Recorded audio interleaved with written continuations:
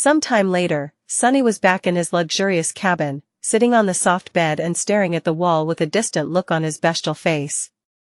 After the dinner conversation that was rife with revelations, each more terrible than the other, he had told Noctis that he needed time to think before giving an answer. Despite the fact that Sunny now held the keys to possessing 2 of Sun God's knives, the sorcerer had not pressed him at all and agreed to wait with his usual carefree attitude. If there was one redeeming quality about the immortals, it was that they could be very patient. Now, the flying ship was moving, sailing across the skies on its way back to the sanctuary of Noctis.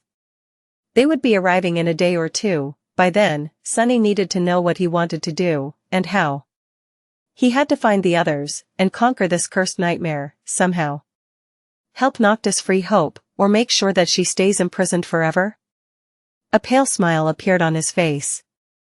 Hope, how funny it was, to learn that this whole realm had been driven mad by the subtle, irresistible, inescapable manipulation of the great and terrible demon of desire.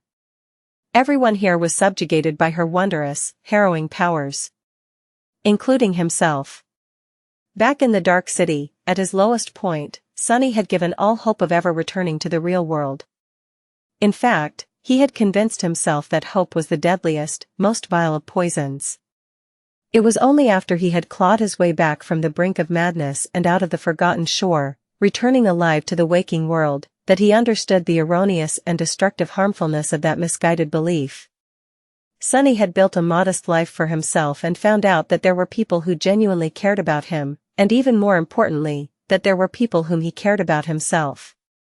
That hope was not something to fear, but instead something to draw power from.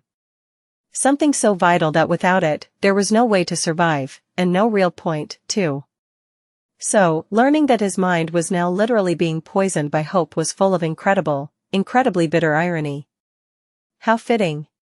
He sighed, and then stared at his 4 calloused hands. The obsidian knife, the ivory knife, the glass knife, the wooden knife, and one more, which he knew nothing about. Could they really collect them all? Noctis, Solvane, the Sun Twins, the one in the north, could they really survive them all? Whether he liked it or not, there was only one inevitable way to find out. First things first, he was going to have to make his way to the Iron Hand Island to see if the others had left clues to their whereabouts. Luckily, it was not that far from the sanctuary. Noctis had said that Sunny's new heart needed a week or 2 to settle, whatever that meant, so he wouldn't be able to go right away. But the goal was already in sight. After the cohort was reunited, they would have to make a decision about which side to support. The others? Sunny wondered where they were, and how they were doing. Were they even alive? Had their journey in the nightmare been as harrowing as his? Recalling his own struggles, he shivered. The nightmares, most of them had faded from his memory, their details dissipating until all that was left was one dark, chaotic mess of vague images, pressing weight, and sharp emotions. But some were still clear and vivid in all their terrible splendor, especially the first ones he had lived through. He remembered it all, being a father who watched the flames consume his son, wife, and unborn child, an old man who dragged his weak body across scorching ash as his whole world burned around him, an immortal warrior being endlessly tortured by his own brother, and a cunning shadow who had grown too tired and indifferent to care about life. That last one was, perhaps, the most damning. Not because it was especially torturous, on the contrary, the Shadow Lord had been content and at peace in his last moments, but because it showed Sunny the pain and sorrow of those whom the heartless immortal had left behind. That understanding was only made worse by witnessing how the Shadow's beloved steed had ended up, lonesome, broken, and consumed by madness, guarding the empty castle that his master would never return to until his last pitiful breath. But that was the nature of life. As one went through it, they collected strings and tethers that connected them to others. Everyone's fates were intertwined, and everyone was tied down and bound by those numerous connections, some of them fleeting, some deep and precious. Sunny, too, was not untethered anymore. Which meant that, should he die or be destroyed, his would not be the only fate that was broken and damaged. Everyone connected to him would suffer, too. And that, in a way, made him responsible not only for himself, but also for those whose lives he had made different. The weight of that unfamiliar responsibility pressed heavily on his shoulders. Sunny sighed. Was there really such a thing as freedom? And if there was, would anyone really want to possess it?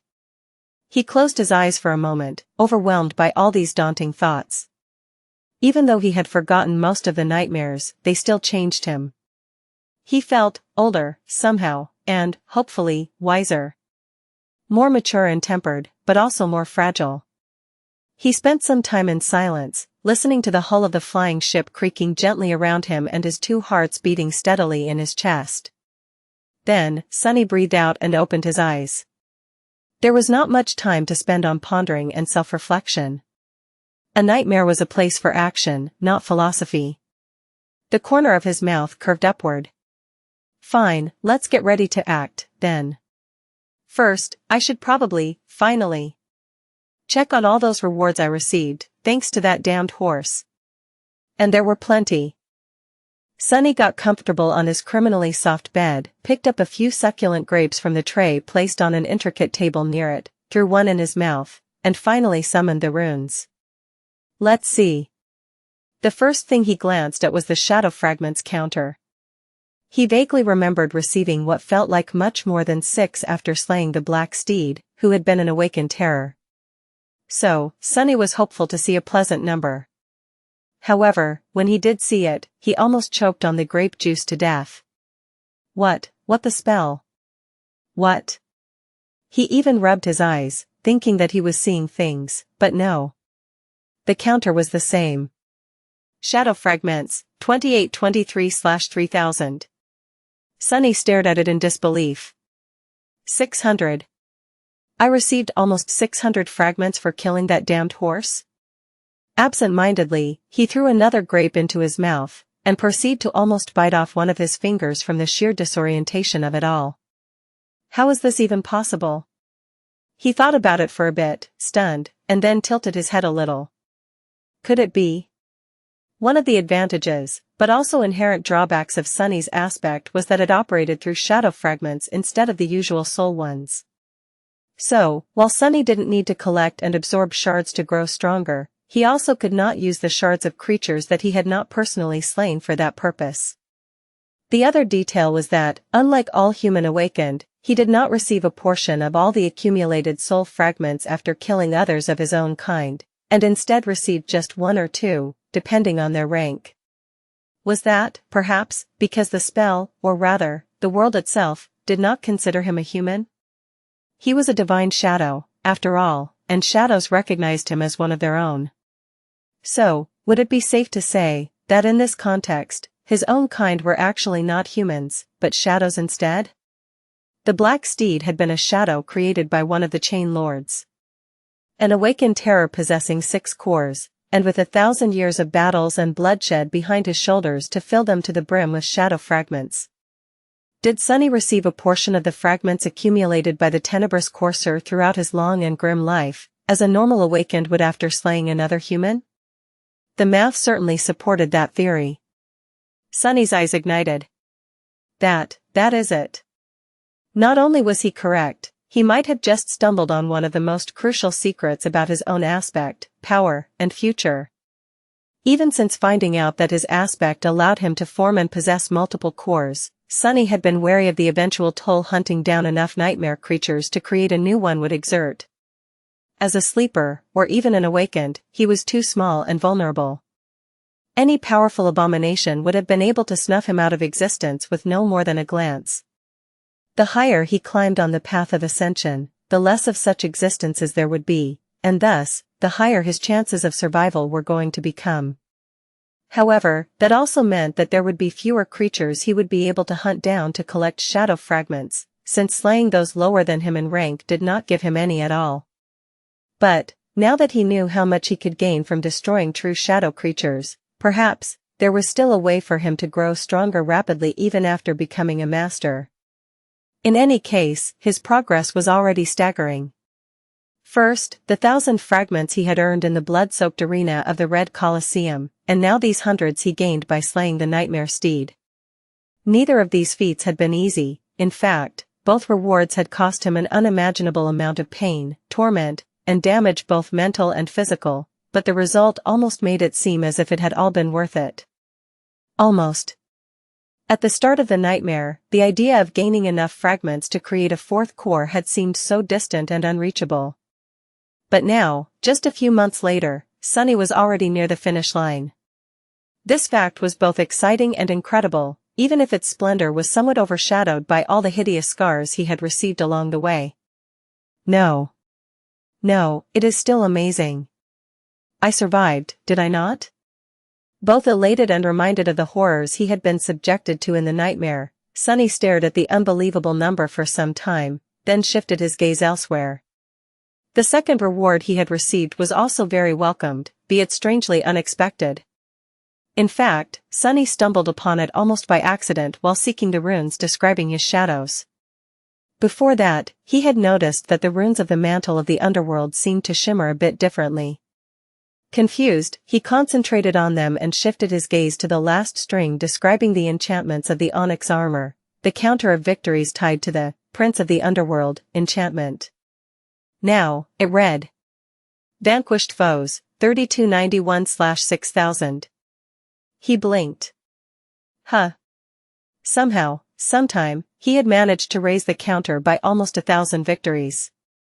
He knew that the nightmare creatures and humans he had killed in the Reed Coliseum had not counted toward the requirements of the strange enchantment for a simple reason: he had not been wearing the mantle of the underworld while fighting them.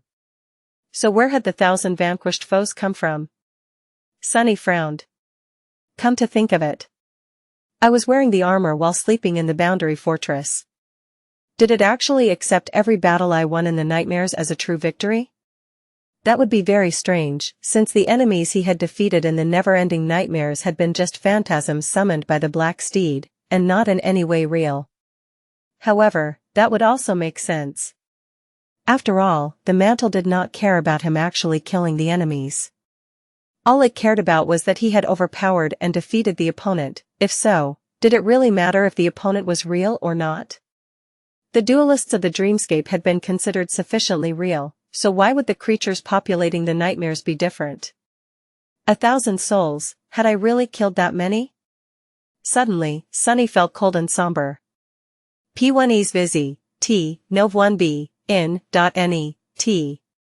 How many nightmares, exactly, had he lived through during those several terrible hours? Full of dark wonder, he shook his head and looked away from the runes describing the onyx armor. He was already halfway to satiating its mysterious enchantment, which was already good enough. Finally, Sunny looked at the cluster that interested him the most. His shadows. A few runes shimmered beautifully in the darkness. They read. Shadows, Marble Saint, Soul Serpent. And then, a new one. Nightmare. Sunny remained motionless for a while, a pale smile appearing on his face. Beyond the window of his cabin, the sky was slowly turning black, the stars shining on its velvet surface as they welcomed the arrival of the newborn moon. Nightmare, so that is your name. What better name could there be for a shadow that moved through human dreams, turning them into visions of horror? He hesitated for a few moments, then looked away, turning to a different string of runes first. There was another shadow of his that had changed. The Soul Serpent. Every time Sunny moved up a class, so did the Serpent. And every time Sunny mastered a new step of shadow dance, the Serpent ascended to a new rank. At least, that was how things were supposed to go. Shadow, Soul Serpent. Shadow rank, ascended. Shadow class, Demon. Shadow attributes, Shadow Guide, Soul Weapon, Soul Beast. Sunny sighed. Ascended. Now that he had mastered the third step of the shadow dance, the Serpent had, indeed, evolved as well. The tenebrous creature was now an ascended demon, just like Saint. Both of them had left Sunny in the dust. While it hurt his pride a little that his shadows were more powerful than him, not to mention way cooler, according to some tasteless brats, having two creatures of such formidable might under his command was going to be of tremendous help, without a doubt. Especially considering the caliber of enemies he would most likely have to face in this trial. He glanced down, at the intricate tattoo coiling around his arms and torso. it seemed larger. Sunny could already feel the rush of the essence through his body, its rate of expenditure and speed of replenishment increased even further.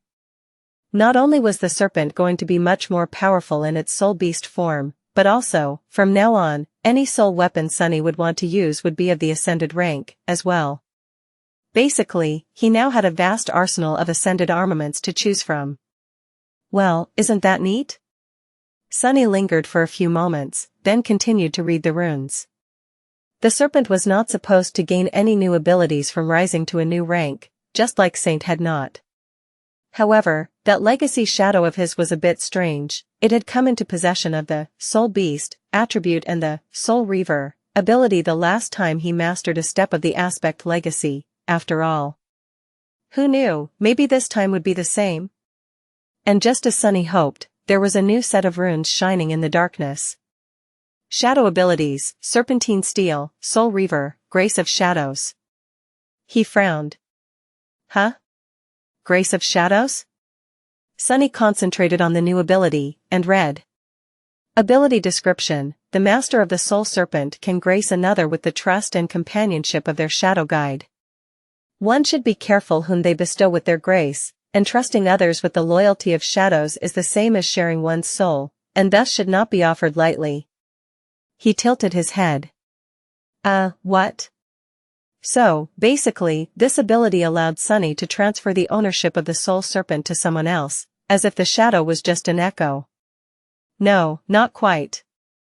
Echoes could be transferred only to other awakened, while the Grace of Shadows could be bestowed upon anyone with a shadow, presumably. If Sunny wanted to, he could gift the Soul Serpent to a random nightmare creature. Like the Mordant Mimic, for example. That would have been funny. What? No. No, it wouldn't have. Why would he give away his precious serpent? Especially considering that the description hinted that doing so would leave him vulnerable.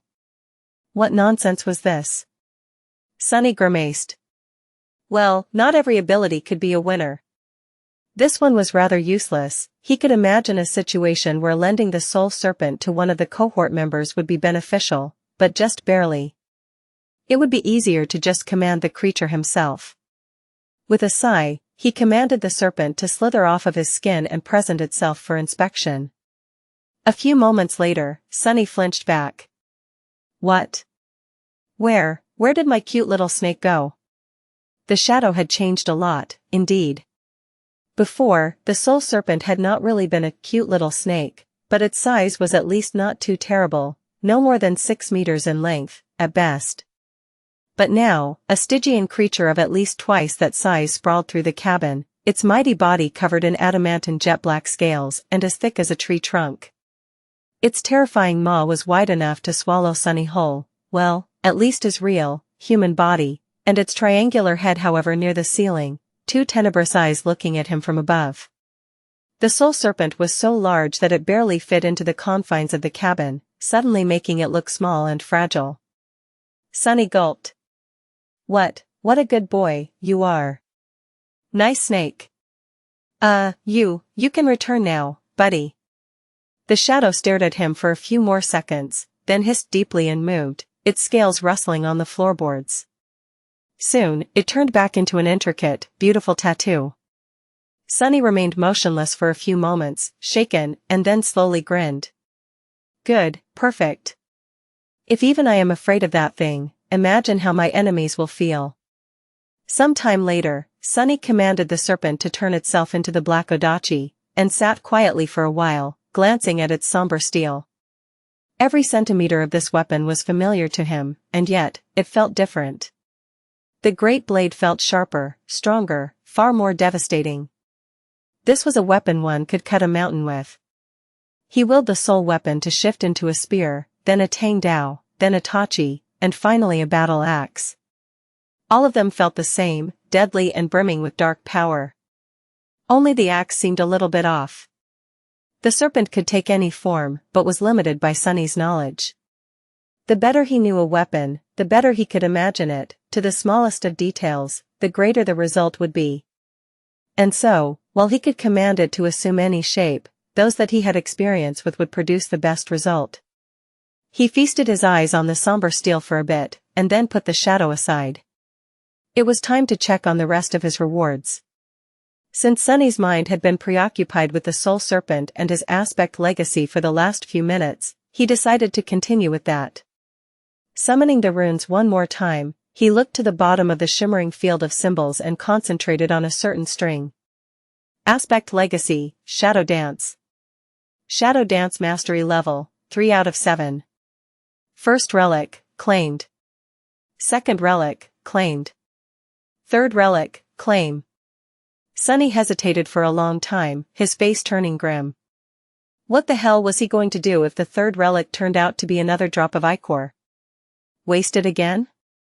Curses. Finally, he inhaled deeply and thought. Claim. For a moment, nothing happened. And then, the spell whispered into his ear. You have claimed an aspect legacy relic. You have received a memory. Sunny gritted his teeth and looked up, at the list of his memories. Then, a relieved sigh escaped from his lips. It was not a drop of Shadow God's blood. Instead, an unfamiliar combination of runes appeared at the end of the list. It read. Memory, Shadow Lantern.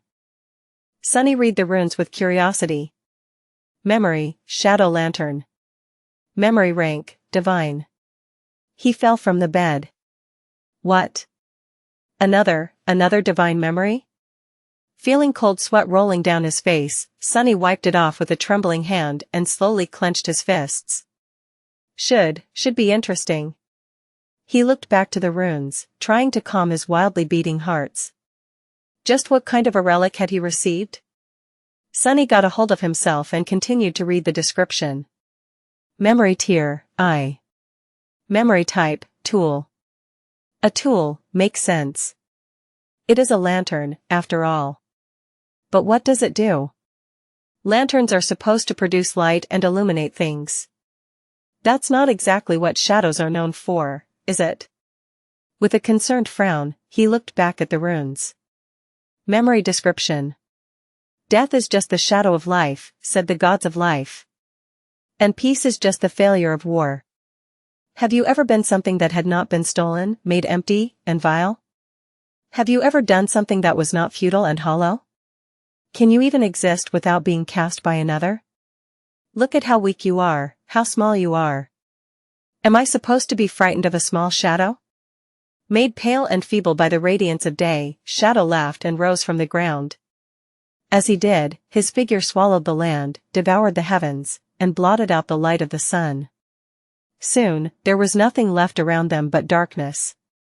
And from that darkness, a hiss came, making life tremble. Life is just the prelude to death, and war is just the key to open its gates. Everything you cherish, everything you nurture, everything that starts with you will one day be mine, be welcomed by me, swallowed by me, and find peace within me. This is the mercy of Shadow. Hollow, futile, you might have come first, my sister, but when your cruelty ends, I will be all that remains. Sunny shivered. Damn, was Shadow God always that creepy? Due to his closeness and affinity to shadows, he had never thought about the god of shadows as terrifying. After all, even other gods had not held Shadow in high regard, at least from what Sunny knew. His temples had been burned and destroyed, his followers turned into slaves, even his aspects and attributes seemed to pale in comparison to others. God of peace, death, solace, and mysteries, that sounded humble and rather inconspicuous when compared to something like Goddess of the Black Skies, the god of storms, depths, of the oceans, of darkness, stars, travel, guidance, and disaster. But things that preferred to remain unseen and unheard were often the most dangerous, weren't they? Sort of like Sunny himself. He shook his head, pondered about the description for a bit, and then smiled crookedly. I guess War God did not like Shadow God at all. Well, that's not surprising. In many ways, they are the opposite of each other. No wonder every time I meet someone from the war camp, I end up either having my heart torn out or, even worse, lured into a nightmare so cursed that all other nightmares ought to give it face. He sighed, then continued reading the runes.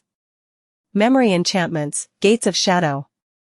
Enchantment description, this lantern devours light and can contain, and then release, an infinite amount of shadows.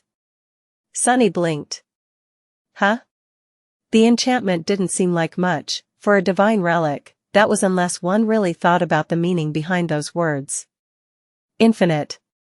He suspected that in this case, the word was used to describe an actual infinity instead of a fake one, like with the endless spring.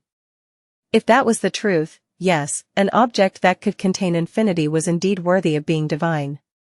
It simply broke all the laws of reason. However, how did it help Sunny?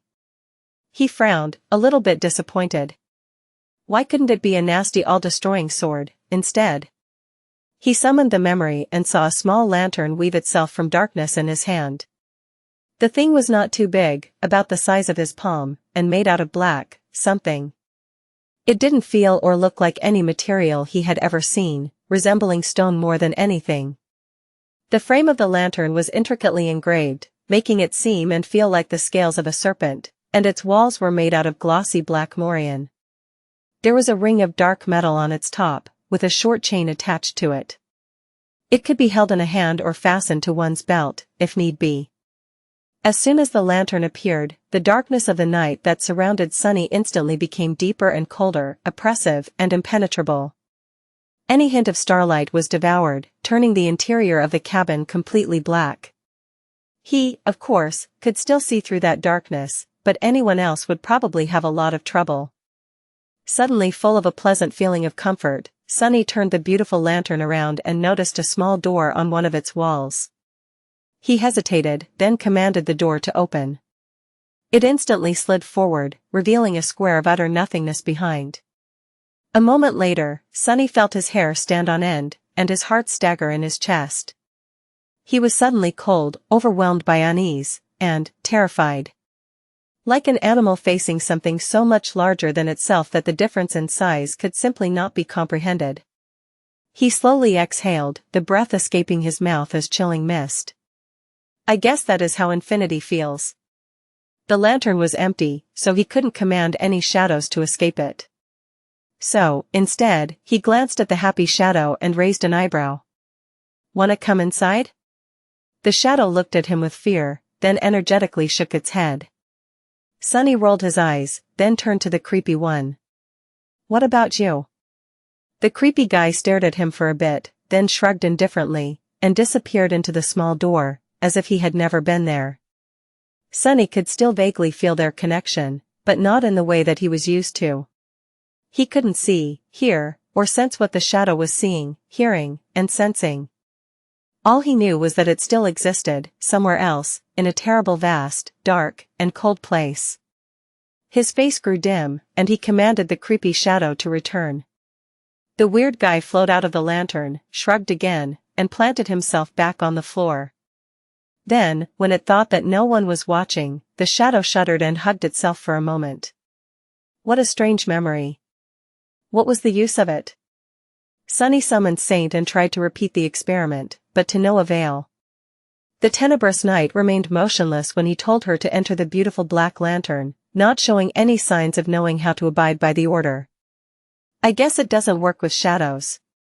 He frowned, then lowered the lantern to the ground and brought it closer to wild shadows hiding in the corners of the cabin. Then, feeling extremely stupid, Sunny thought aloud. Do you want to come inside? The shadows moved slightly, flowing toward the lantern, and then swiftly slid through the black door. A hint of a smile appeared on Sunny's bestial face. Now we're talking. That I can work with. Satisfied, he closed the door of the lantern, and then dismissed it. Sunny was still a little bit sad that the relic had not turned out to be a destructive weapon, but his disappointment waned. While not as immediately useful, the lantern would allow him to carry friendly shadows, an infinite amount of them, no less, with him at all times. That would counteract the main weakness of his aspect, the fact that most of his abilities only worked within the veil of darkness, to a large degree. And, without a doubt, as his powers grew and the number of his abilities increased, having a swarm of deep shadows at hand would only grow more useful. Plus, he had a feeling that he had not discovered all the secrets of the shadow lantern yet. but now it was time to study his last, and most important reward. It was time to meet an old friend. The shadow of the black steed whose name was Nightmare. Sunny sighed, then closed his eyes and dove into the soul sea. The tranquil, lightless expanse of his soul was the same as ever. The black water was still and silent, reflecting the 3 dark suns looming in a perfectly even triangle above. Only the rows of motionless shadows were different from how they had been before, crowded with countless victims of the Red Colosseum. Despite the fact that Sunny's body was now very different, his soul remained the same. He walked to stand between the 3 shadow cores, and called upon Nightmare. A beautiful black steed walked out of a whirlwind of dark flames in front of him and stopped, its adamantine hooves sending ripples through the silent waters. The shadow was just as he remembered it, tall and graceful, with a lustrous jet-black coat and lean muscles rolling under the skin. Its mane was long and luscious, and its tenebrous eyes glowed with fearsome crimson flames. The courser had 2 long horns and a mouth full of sharp fangs that resembled that of a wolf.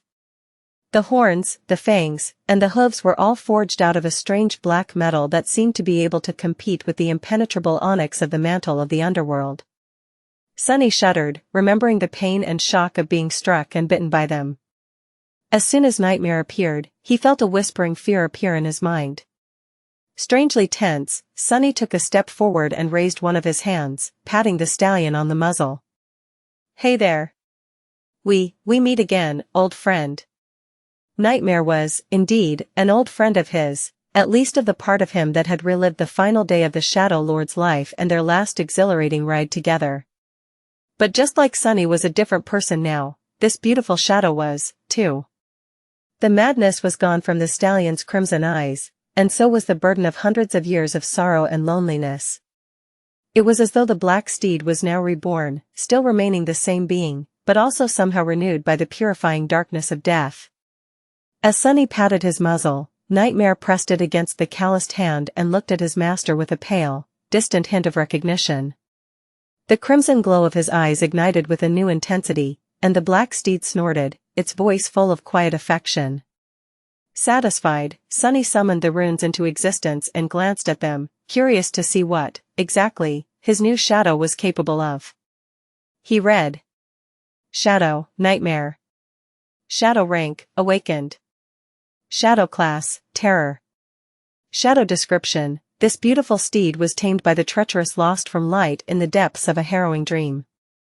The 2 shadows battled across countless nightmares, shattering them all apart. Neither was willing to give up, so in the end, the nightmares did. Sunny sighed. Again with that treacherous nonsense. At least the spell did not openly mock me, this time. He still remembered the biting description of Shadow Dance. Shaking his head dejectedly, Sunny rubbed the terrible scar on his neck and turned his attention back to the runes. Shadow attributes: Swift, Dark Destrier, Dreadlord, Dreamwalker. Swift, attribute description: this shadow is especially swift and enduring. Dark Destrier, attribute description: this dark horse was meant to be a shadow warrior's steed, and accompany its rider into battle. It is fierce, loyal, and knows no fear. Its speed, strength, and resilience grow when surrounded by darkness and shadows. Dreadlord, attribute description: this shadow's might grows the more he is feared. Dreamwalker, attribute description: this shadow can travel through dreams.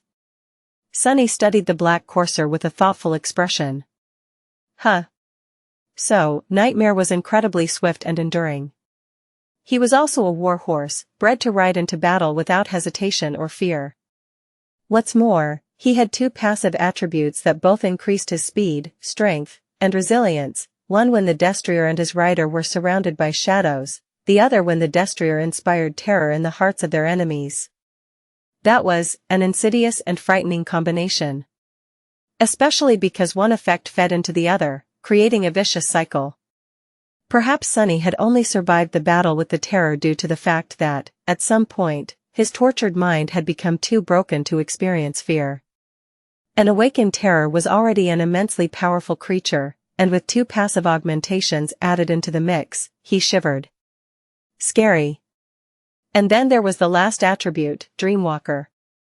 That one, Sunny didn't even know what to think about.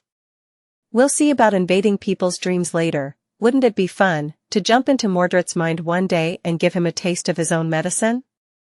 With a dark grin, Sunny slowly exhaled and continued to read the runes. Attributes were, without a doubt, very important, especially excellent ones like what Nightmare possessed.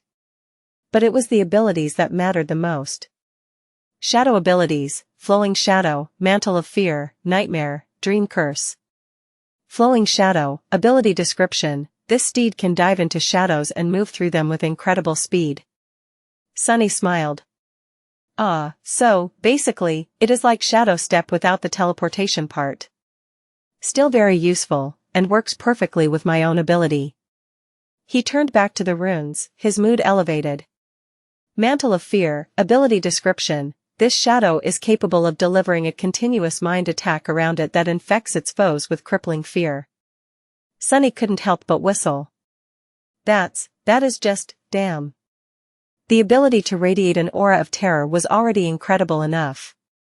It could debilitate weaker enemies completely, and even if more powerful creatures were able to resist some of the effect, a seed of dread was still going to be planted into their minds. And that was directly tied to the Dreadlord attribute of Nightmare, which made him stronger the more he was feared. Scary, so scary. It was a good thing that Sunny had been wearing the mantle of Underworld when he met the Black Steed. The onyx armor gifted him with a good amount of protection against mind attacks, after all. With his smile growing both wider and a bit pale, he moved to the next ability. Nightmare, ability description: this shadow can create and subjugate nightmares. The more nightmares serve it, the more powerful it grows, both inside and outside dreams. Dormant nightmares, 0. Sunny stared at the runes for a while, trying to make sense of them. Huh. So. Nightmare's tyrant ability, the one that allowed him to create minions, was meant to subjugate real nightmares, not any kind of beings made of flesh and bone, but actual dreams. And the more of them served him, the more powerful he grew. These nightmares, it seemed, possessed a rank of their own, which was currently dormant, one lower than the Black Steed's own. Additionally, there were currently 0 of them under his authority. But how could one create a nightmare? Or subjugate it?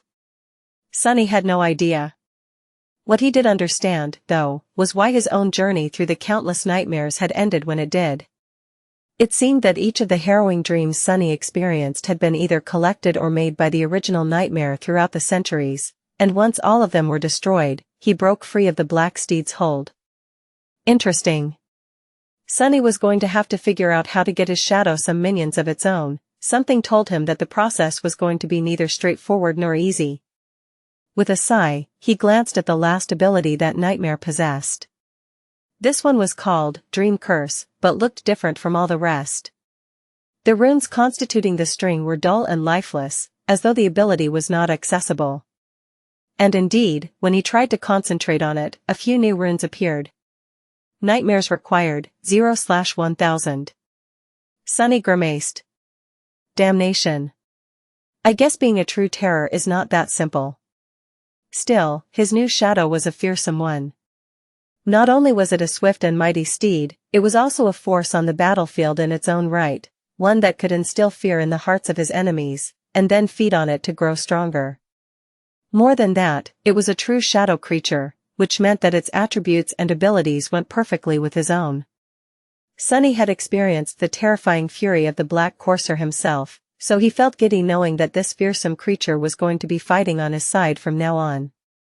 Gods knew he was going to need as many powerful allies as he could find. His smile dimmed a little. There was one very obvious flaw about Nightmare. It wasn't the Black Steed's fault, of course, but saddened Sunny nevertheless. He let out a deep sigh. Yeah. If only you came with a saddle. How was he supposed to ride this scary horse without a saddle? What nonsensical injustice was this? Not wishing to disparage the noble steed, Sunny hid his dismay, patted Nightmare on the back, and grinned. Good horse, Nightmare. Don't you worry, you and I are going to terrorize so many humans, nightmare creatures, and vile immortals that you'll collect some nasty dreams in no time. They will all be scared of us, you'll see. The only thing scarier than a treacherous shadow is a treacherous shadow atop a magnificent shadow horse, after all. I think that's how the saying goes. Or not. In any case, you and I will do great, and terrible, things together. If there is no such saying yet, there will be soon. With a satisfied grin, Sunny dismissed the black courser, then left the soul sea and lay down on his bed, enjoying its immaculate softness. Tiredly closing his eyes, he thought. I really deserve some rest. And as the flying ship of a mad sorcerer sailed across the sky, he fell peacefully asleep. Chapter 656 Gardens of the Moon Plus, Turn Off Reset. By the time Sunny woke up, the ship was already approaching the sanctuary. Looking out of the window, he saw a familiar island below them. In his time, it was occupied by a fearsome corrupted abomination. He wondered if it was still, or rather, already, nesting there. In any case, from here, the sanctuary was just a couple of chains away. With a sign, Sunny dressed himself and left the cabin, heading for the upper deck. Once outside, he saw sailor dolls moving around with graceful precision, hoisting sails and performing other tasks. Noctis was standing at the helm, wearing a completely new extravagant robe and whistling a light-hearted melody. Noticing Sunny, the sorcerer smiled. Ah, Sunless. How fortunate it is that you are awake. We are almost home. He glanced forward and waved a hand, accidentally sending the ship into a lateral spin. The wooden mannequin somehow remained attached to the deck, but Sunny had to grab a handrail to not be thrown overboard. He gave the immortal transcendent a resentful look. Noctis smiled sheepishly. Oh, sorry about that. Shaking his head, Sunny ascended the stairs and joined the sorcerer at the bridge, which was situated at the stern of the enchanted vessel. From there, he observed the landscape of the Kingdom of Hope in silence, until a familiar silhouette of a vast ring of menhirs standing atop a small island appeared in sight, surrounded by a white cloud of water vapor that came from several beautiful waterfalls. The sanctuary, it was nice to see it again. In this harrowing nightmare, it almost felt like home. Noctis grinned. That is it. The sanctuary of Noctis, my beautiful lair. Isn't it pretty? Sunny hesitated, then took the emerald amulet out of the folds of his black garment and thought. I guess. But isn't it a bit presumptuous, to call it after yourself? The sorcerer laughed. Oh, no. You misunderstood. Initially, it was called the Temple of the Moon. I built it as a shrine to my great-grandmother. I was perfectly content living there alone, but as the Kingdom of Hope went from bad to worse, stragglers started coming to my lands in search of a safe shelter from all the madness. I didn't have the heart, or rather, didn't care that much, to turn them away. So, they started calling it the Sanctuary of Noctis. Why, it's a very nice name, if you ask me. Sunny stared at him for a few moments, then said in a somber tone. Who is your great-grandmother? Noctis turned to him and blinked a couple of times, an expression of surprise clearly written on his beautiful face. Well, who else? The goddess of the moon, of course. Sunny paled. How does this even make sense? He opened his mouth to say something, then shut it and decided not to think about it too much. Noticing this reaction, Noctis shrugged with a confused expression. Whom did you think I inherited my unparalleled looks from? People as gorgeous as I don't grow on trees, you know. Well, usually. Unless it is a very special tree, I guess. Sunny gritted his teeth and tried very hard not to think anything aloud. Soon, the flying ship descended from the skies and hovered in the center of the ring of giant menhirs, the sacred tree that grew on its deck situated right above the one growing on a small island surrounded by the pool of clear water, an altar of pure white stone drowning in the shade of its wide branches. Sunny saw dozens of people staring up with odd expressions, and involuntarily searched for familiar faces. It was futile, of course. Even if others were somehow here, they were going to look different from their real selves, after all. Noctis grinned. Welcome to the sanctuary. You'll like it here, for sure. Everyone here is very reasonable and nice. Just like me. Hearing that statement, Sunny shivered. Together, they left the flying vessel and walked through the garden, heading to the sorcerer's private quarters. Coincidentally, the residence was situated in the same place where the White Feather clan had established their stronghold in the future. Noctis built his home inside the ring of menhirs itself, however, instead of on top of it. As they walked, Sunny studied the inhabitants of the sanctuary of the past. Most of them seemed like normal people. Some of them were mundane, and some were awakened. They didn't seem to be in the throes of madness. However, after the cruel lesson that had been taught him in the Red Colosseum, he couldn't help but keep his guard up. Sunny's gaze shifted from person to person, evaluating them for potential danger. That young woman holding a young child by the hand seemed harmless, but why was the child so frightened? That man with a neatly trimmed beard seemed gentle and kind, but why was the hilt of his sword so polished and worn? That beggar who sat lonesomely by himself, his body and face disfigured and wrapped in bandages like that of a leper, seemed too weak to pose a threat, but why was his gaze so sharp, his fingers so calloused? And that old woman with a basket of fruit in her arms, why was she watching them so intently? Sunny shook his head, then looked away. Being vigilant is good, but this is just the madness speaking. Wishing to be safe is also a desire, and so, it can also be twisted by hope's influence. After the torments I experienced in the Red Colosseum and the nightmares, my mind is already unstable. I need to keep myself in check, or something terrible will happen. What dangers could there be here, in the stronghold of an immortal saint? As long as Noctis himself did not decide to attack Sunny, he would be more or less safe. And speaking of Noctis, the sorcerer led him to a beautifully engraved wooden door, then opened it and led Sunny inside. His residence was just as one could expect, spacious, decorated with the most exquisite furnishings, and populated by all kinds of magical servants. Staring at a mop that was dutifully washing the floors without anyone holding it, Sunny felt cold shivers running down his spine. He had a suspicion of how the sailor dolls were made. Don't tell me that the lunatic actually used someone's soul to enchant this damned mop. Noctis grinned. I know what you are thinking. Sunny flinched and stared at the immortal with tense apprehension. The sorcerer nodded solemnly. What is for breakfast, right? Oh, don't you worry, Sunless. I take breakfasts very seriously. Let us eat, then drink, then talk. He sighed. I'm sure you have a lot of questions. I have a couple myself, to be honest. After a full and delightful meal, the two of them sat in silence for a while, enjoying their drinks.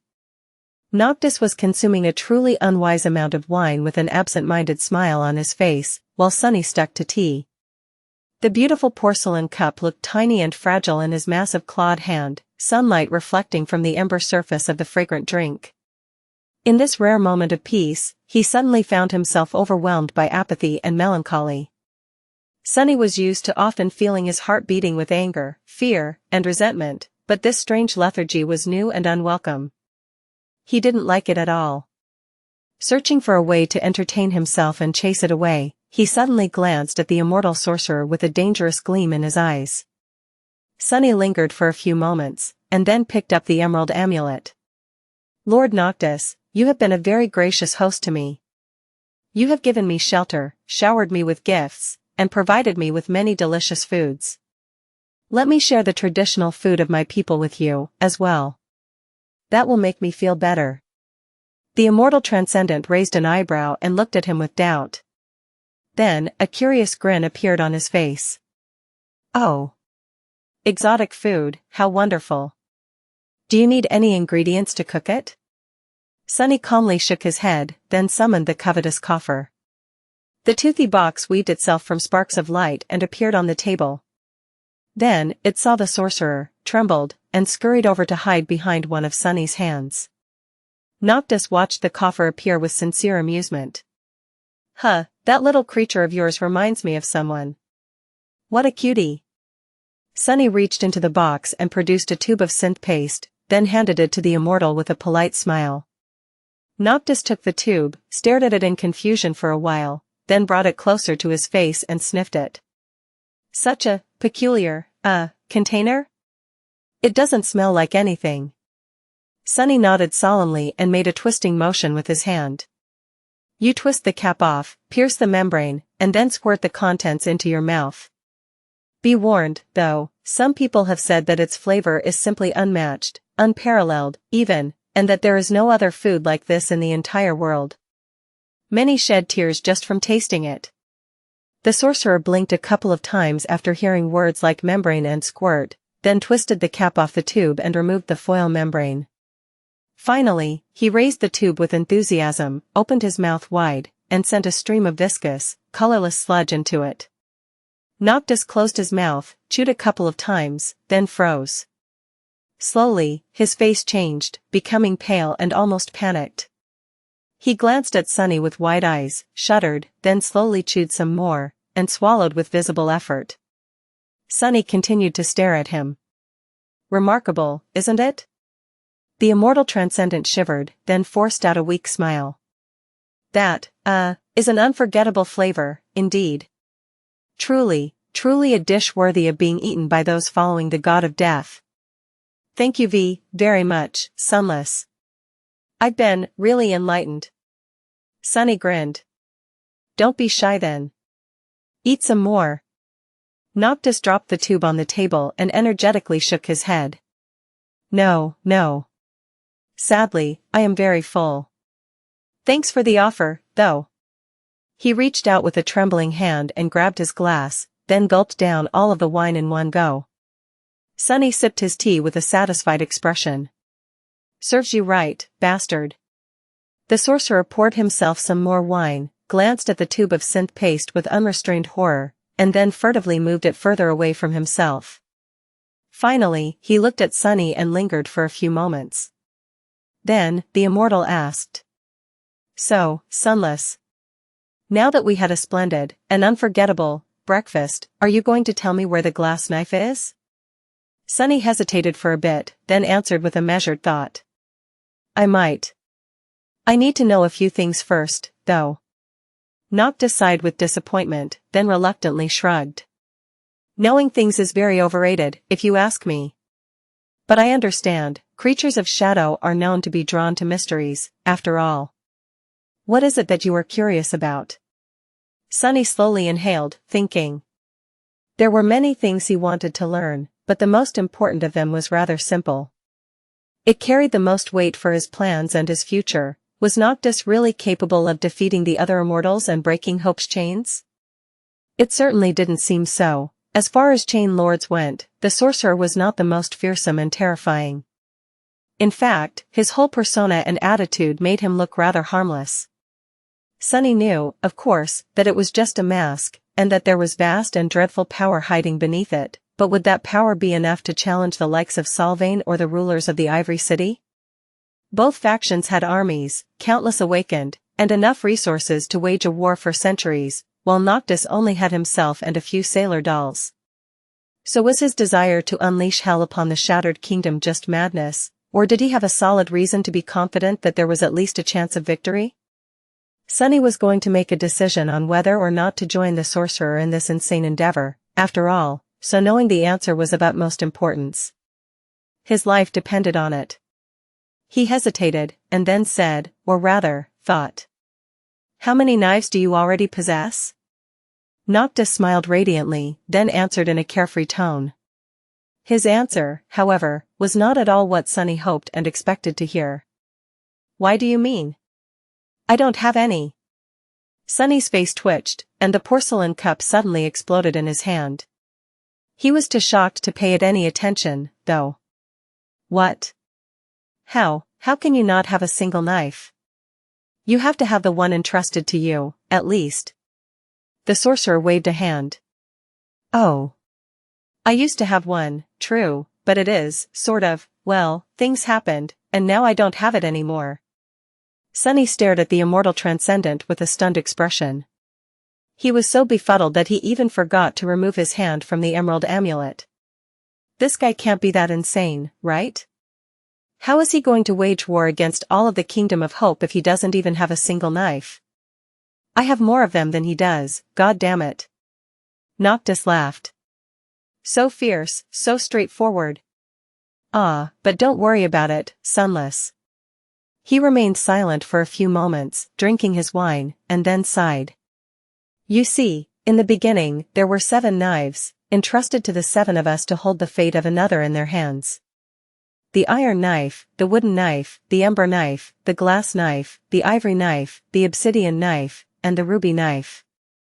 The sorcerer stared into the distance, as if remembering the past. A dark expression appeared on his face. The iron knife was used and destroyed, and so was the ember knife. So, only 5 remain. However, through coincidence, or maybe fate, none of the chain lords now possess one, except for Solvain, who wields her own fate and not that of the other. He smiled. You see, the shadow hid the glass knife before his death. No one knows where it is. The obsidian knife had been entrusted to the one in the north, but she lost it to me in a game of wit. Sunny growled. Wait, didn't you lose that one, too? How the hell did you manage to lose 2 of the damned knives? Noctis giggled. Oh, actually, I lost 3. I had the ivory knife too, at some point. Sunny groaned, then grabbed his head. What is wrong with you? Why is all of this so confusing? The sorcerer remained silent, smiling politely. Finally, he sighed. Oh, you are right. It is very convoluted, I guess, for someone who hasn't been living it all for centuries. So, let me start at the beginning, and explain to you the fate of each of the knives. Then, you will understand why I dare to challenge all the other chain lords, and how I hope to defeat them. Sunny grimaced, then nodded dejectedly. Noctis poured himself more wine, remained silent for a few moments, and then spoke. The glass knife is the most simple to trace. Sitting on a plush cushion with a glass of fine wine in his hand, Noctis recounted the fates of the 7 divine knives. The iron knife was destroyed when Lady Ader was murdered, and the ember knife was stolen and destroyed when the shadow took his own life. Of the remaining 5 knives, the glass knife is the most simple to trace. It belonged to the shadow, and now, it is where the shadow had hidden it. He paused, and then continued. The ruby knife, that one was entrusted to me. Some time ago, well, I was a bit concerned about my state of mind. Hope's madness is very insidious, Sunless, and not even someone like me is immune to it. So, frightened of what I might do, I gave it to a dear friend, of sorts, for safekeeping. Which means that you and I know the location of 2 knives already. The sorcerer sipped his wine and frowned. P1E's Visi, T, N0V1B, in.ne, T. Then there is the obsidian knife, which I won from the one in the north in a game of wit. The others weren't happy at all that I possessed 2 knives, so I, placed it on the altar in my sanctuary and proclaimed that everyone who manages to gather enough of my coins can take it. A heavy sigh escaped from Sunny's lips. You did, what? What was wrong with that guy? It was a relic created by Sun God they were talking about, the key to an immortal's death. Why would he just put it where everyone could see it and even put a price tag on it? What madness was this? Noctis shrugged with a guilty look. Listen, those coins are very precious, I'll let you know. Who could have thought that someone would actually be crazy enough to collect them all? But, someone did. A very determined and reckless young man, in fact. That daredevil took the knife and disappeared. He was probably killed for it, but where and how, no one knows. The obsidian knife was lost, but as I said, these knives never remain lost for long. And here you are, Sunless, wielding it. So. The sorcerer raised a hand and showed Sunny 3 elegant fingers. That is 3. The next one is the most curious, the ivory knife. It was entrusted to Severus, the Sun Lord, who gave it to his twin brother, the Sun Prince. And that is where things get strange. The Sun Prince came to me one day with an unusual request. You see, he had hidden the ivory knife, and wanted for me to erase the memories of War from his mind. He also wanted me to make him forget that request. Sunny shuddered. He destroyed those memories on purpose? Even before the terrible torture? Noctis sighed. While my aspect has to do with souls, I was very close to Ader, the priestess of Heart God, before she was killed by Sylvain, that cursed murderer. So, I inherited a few things and a lot of knowledge from her. That was why the Sun Prince came to me, although I still don't know what his motive was. Regardless, I agreed to help him, and removed the memory of the ivory knife's secret location from his mind. However, the sorcerer smiled. I did not just destroy it. That would be too boring, don't you think? Instead, I kept the memory for myself and eventually retrieved the ivory knife. Sunny shook his head. So where is it? How did you manage to lose that one, too? The immortal transcendent shrugged. Well, the one in the north was still angry with me and wanted a rematch. The stakes were high, and that time, sadly, I didn't win. She got the ivory knife, and then threw it into the sky below. That was very silly of her. It is impossible to really lose one of the knives forever, so it was bound to return one day. And recently, it did. I don't know where it is, but it is back, that is for sure. Sunny looked at him for a while, a somber expression on his face. He was pretty certain that he knew who had the ivory knife. Mordred, the Prince of Nothing. And if that fiend wielded it, even gods would not be able to predict what was going to happen. Noctis, however, didn't seem concerned. He sipped his wine with a smile. No matter where it is, it will turn up soon enough. So, the only knife that remains is the wooden knife, which is in Sylvain's possession. This one is the simplest to get, although not the easiest.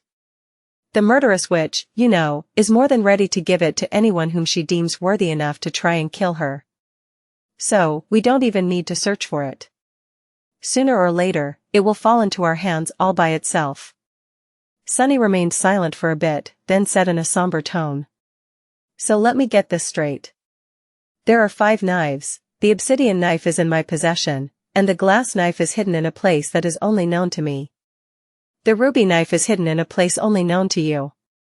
The wooden knife will be given to us by Sylvain if we defeat her, and the ivory knife is somewhere out there, being pulled toward all this mess by fate. The sorcerer nodded with a smile. Indeed.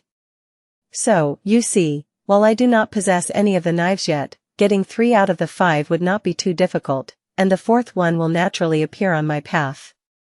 For out of 5, it doesn't look that crazy anymore, don't you think? Sunny hesitated. Yes, it only looked very crazy instead of utterly crazy now. But all he needed was to know that there was a chance of victory, and now, it seemed that there was. Noctis, eccentric and unreliable as he seemed, had not made the decision based on nothing. The sorcerer glanced at him and raised an eyebrow. So, Sunless, are you going to share the location of the glass knife with me, and help me free Hope? Shall we break her chains and free this land, and ourselves, of a fate worse than death? What do you think? Sunny sighed. That was a very troublesome question, and completely inescapable, at that. However, he could not answer it yet. Looking at the immortal sorcerer, he said. I can't make that decision alone. I need to discuss it with my friends first. Noctis blinked. Oh, well, why not? It is always good to have loyal friends. Where are they? Sunny shifted slightly. That, I don't know. The sorcerer scratched the back of his head with a perplexed expression. I guess we'll have to find them first, then. Tell me, what are their names? Sunny looked away, then cleared his throat awkwardly. I don't know that, either. Who knew what names the members of the cohort received in the nightmare? Noctis stared at him for a few moments, then asked in an even tone. You don't know the names of your friends? How interesting. Well, how do they look, then? Sunny smiled sheepishly, or rather, he tried. With his bestial face and sharp fangs, the result was far from being as innocent and apologetic as he would have wanted it to be. Actually, I don't know how they look either. The immortal transcendent slowly took a sip of wine, remained silent for a bit, then spoke. So, if I understood correctly, you won't tell me about the glass knife until you have consulted with your friends, but you don't know where they are, what their names are, and how they look. Did I get it all? Sunny shifted awkwardly, then shrugged. Yes. But, they were supposed to leave me clues of their whereabouts on the Iron Hand Island. That's something, right? Noctis emptied his glass and looked at him with a strange smile. Sunless, how do I say this? There is no island by that name in the Kingdom of Hope. Oh, right. The Iron Giant might have been still alive and in possession of both of his arms, so there would not be an Iron Hand Island, indeed. Sunny shook his head. Ah, you just know it by another name. It does exist, don't worry. Actually, it is right here, near the sanctuary. So, I will have to go there first, before giving you an answer. Noctis looked at him, blinked a couple of times, and then sighed. Alright, then. In that case, wait for a week or two before your new heart settles. Traveling before that would be very unwise, but after that, do go and find your friends. Invite them here, actually. I doubt that there's a friend of yours who is better, smarter, and more beautiful than I, but I'm sure that they are all nice people, or demons, or whatever they are. He smiled, and then winked at Sunny with a slightly mischievous look. I can't wait to meet them. Chapter 659 A Rest Before the War Plus, Turn Off Reset. Sunny did not fully understand what the sorcerer meant by saying that the new heart needed time to settle. Physically, he felt fine, great, even. Both of his hearts were beating steadily in his chest, powerful and dependable like relentless machines. However, he had not put them under any strain since the battle with Nightmare, so there was no way of telling how they would behave in a crisis. Remembering the frightening pain of having his heart give out, Sunny decided to take the immortal's word for it and allow himself to rest. He needed rest, anyway. While his body had healed, the mind was not that resilient. Sunny felt that his mental state was not in the best of shapes, however, strangely, it was not as bad as he would have expected. After the hellish 2 months he had spent in the Red Colosseum with Ilias, their subsequent escape, and the young man's death, Sunny had been numb and apathetic for a long time. He had gone through the motions of pursuing a simple goal without much emotion, hiding in the darkness as he traveled across the Kingdom of Hope, too hurt and defeated to feel anything. Already in a damaged and vulnerable state, he had been then thrust into the harrowing succession of nightmares and forced to experience one hideous torment after another. At this point, Sunny could have broken, but instead, unexpectedly, he had found himself full of rapacious determination. That determination had banished the suffocating lethargy and allowed him to endure countless nightmares and continue to fight, until there were none left. It was as though the two ghastly experiences clashed and counteracted each other, leaving him in a semblance of a healthy state. Or maybe it was just the matter of suffering a bitter defeat by Sylvain's hand, but then refusing to give up and clawing his way to victory in the battle against Nightmare. That victory, costly as it had been, ignited his tortured spirit despite all the suffering it brought, the same way that the previous defeat had extinguished it. Well, healthy was a strong word. Perhaps functioning was more suitable. He could still feel barely closed wounds in his mind, which sometimes made their existence known. And added to that was the invisible, insidious poison of hope. Yes, a week or two of rest did not sound too bad. Sunny had a feeling that later, there would not be such an opportunity again. After their breakfast conversation, Noctis offered to host him in the luxurious residence. However, Sunny felt that sharing a living space with the eccentric sorcerer would have been very conducive to peaceful restoration, so he politely refused. In the end, he settled in spacious quarters on the opposite side of the ring of menhirs, close to where his small room had been in the future. His new one was larger and much better furnished. It was comfortable, beautiful, and safe. However, Sunny didn't like to stay inside the room for too long. Being surrounded by its stone walls reminded him of the dungeon of the Red Colosseum too much, so he spent most of his days in the inner garden of the sanctuary. The people living in the former Temple of the Moon did not seem as perturbed by seeing a horned demon walk among them as the humans of the waking world would have been, especially since they knew that Sunny had arrived with Noctis himself. However, they were still tense and apprehensive around him. In the end, Sunny found himself being avoided at all costs, which suited him fine. Not wishing to disturb anyone unnecessarily, he tended to remain in a corner of the garden where very few people ever appeared. Coincidentally, it was the same place where he used to sell soul shards in the future. His favorite stone, sadly, was usually taken by the leper whose body and disfigured face were covered with dirty bandages. Oh, well, life couldn't always be perfect. The first time Sunny sat down on the grass a few meters away from the leper, he spared the four-armed monster a short glance, lingered for a few moments, and then said in an ugly, grating, hoarse voice, "What kind of a creature are you?" Sunny looked at the leper, not really wishing to engage in a conversation, then reluctantly produced the emerald amulet and answered, "A demon." "What kind of a creature are you?" The leper smiled, causing a bit of yellow pus to sip from beneath the bandages covering his face. "A cripple." Sunny studied the man, then made a grimace and asked in a sullen tone, "I won't catch whatever it is that you have, will I?" The leper let out a creaky chuckle. "No. I'm not diseased. Just burned." Sunny tilted his head a little, then shrugged and turned away. So, the leper was not a leper. His body was just severely burned, and judging by the fact that the rags covering the bandages seemed to have been pristine white once, he had probably come to the sanctuary from the Ivory City. Sunny wasn't sure that he wanted to know how a citizen of the Sun God's stronghold ended up with those burns. The memory of their lord's torture was still fresh in his mind. They haven't spoken after that, remaining in indifferent silence. Looking at the empty corner of the beautiful garden around them and the distant figures of humans going about their lives, Sunny couldn't help but remember his first day at the academy. Back then, two outcasts, Cassie and himself, had been segregated from the rest of sleepers in a similar fashion. Suddenly in a somber mood, he put the amulet away and thought, "Some things never change, don't they?" Of course, he would have preferred to be in the company of a beautiful oracle instead of a hideous cripple.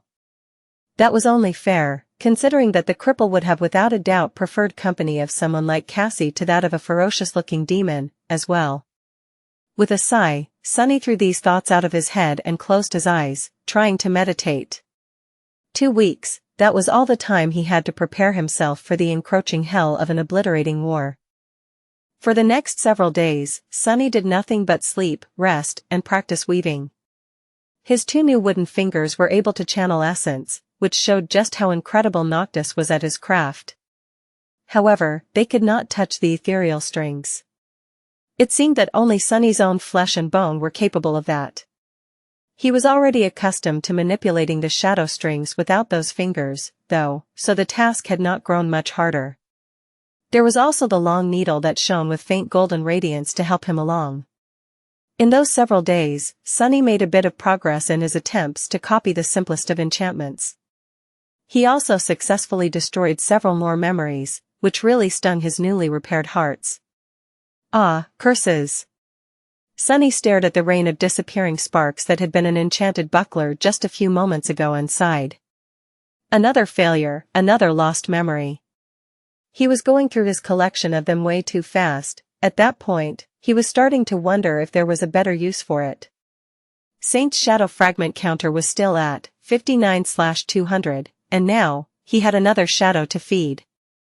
Nightmare also demanded his fair share of resources to reach the next rank, and his appetite was even steeper. Currently, the Dark Courser was at 1/300, and that single fragment came from a memory Sunny had fed him to check if the horse also consumed them. The only silver lining was that Nightmare was still of the awakened rank, and as such, gained more sustenance from weaker memories. Getting him to 300 was going to require about the same amount as what Saint needed to get to 2. That was another reason why Sunny wanted to master at least the very foundation of weaving. If he could create even the simplest memories himself, he would effectively gain the ability to convert soul shards into shadow fragments, as far as Saint and Nightmare were concerned. Probably. He already knew enough to try, actually, and only lacked a few shards to experiment. However, the ability to copy and modify enchantments seemed even more alluring. Just imagining the utility of such a skill made him tremble with excitement. But enough was enough. He could not endure the heartbreaking sorrow of losing another memory today. With each of them he destroyed, Sunny could practically see potential credits disappearing from his theoretical bank account. Shaking his head dejectedly, he returned the needle into the maw of the covetous coffer, dismissed the little box, and headed toward the door of his room. It was time for some fresh air. Finding his way to the familiar corner of the garden, Sunny noticed the motionless figure of the bandaged cripple and ignored him, then sat down on the grass some distance away. The two of them were perfectly content pretending that the other didn't exist. After that first conversation, neither uttered a single word, which was a beautiful thing. If only all humans were that reticent. The cripple never bothered him, and so, Sunny liked him a lot. They had a perfect understanding. Closing his eyes, Sunny meditated for a while, but then grew bored. He still had a few hours to kill before dinner, and there was nothing to do. Well, that was not a problem, really. There always was a mountain of things he had wanted, but never found time to address. For example, he was very curious to study the spellweave of the shadow lantern. It was a divine memory, after all. But just the thought of staring at the inhuman complexity of weaves again made his mood grow foul, so Sunny decided to return to that task sometime later. What else was there? Come to think of it, he had not practiced archery for a long time now. His skill in that regard was still very far from satisfactory. Sunny thought for a bit, then stood up and summoned Morgan's warbow. The beautiful black bow weaved itself from scarlet sparks, which were the same color as its grip and string, as well as the small brand in the shape of a straight sword piercing straight through an anvil that was burned into its surface.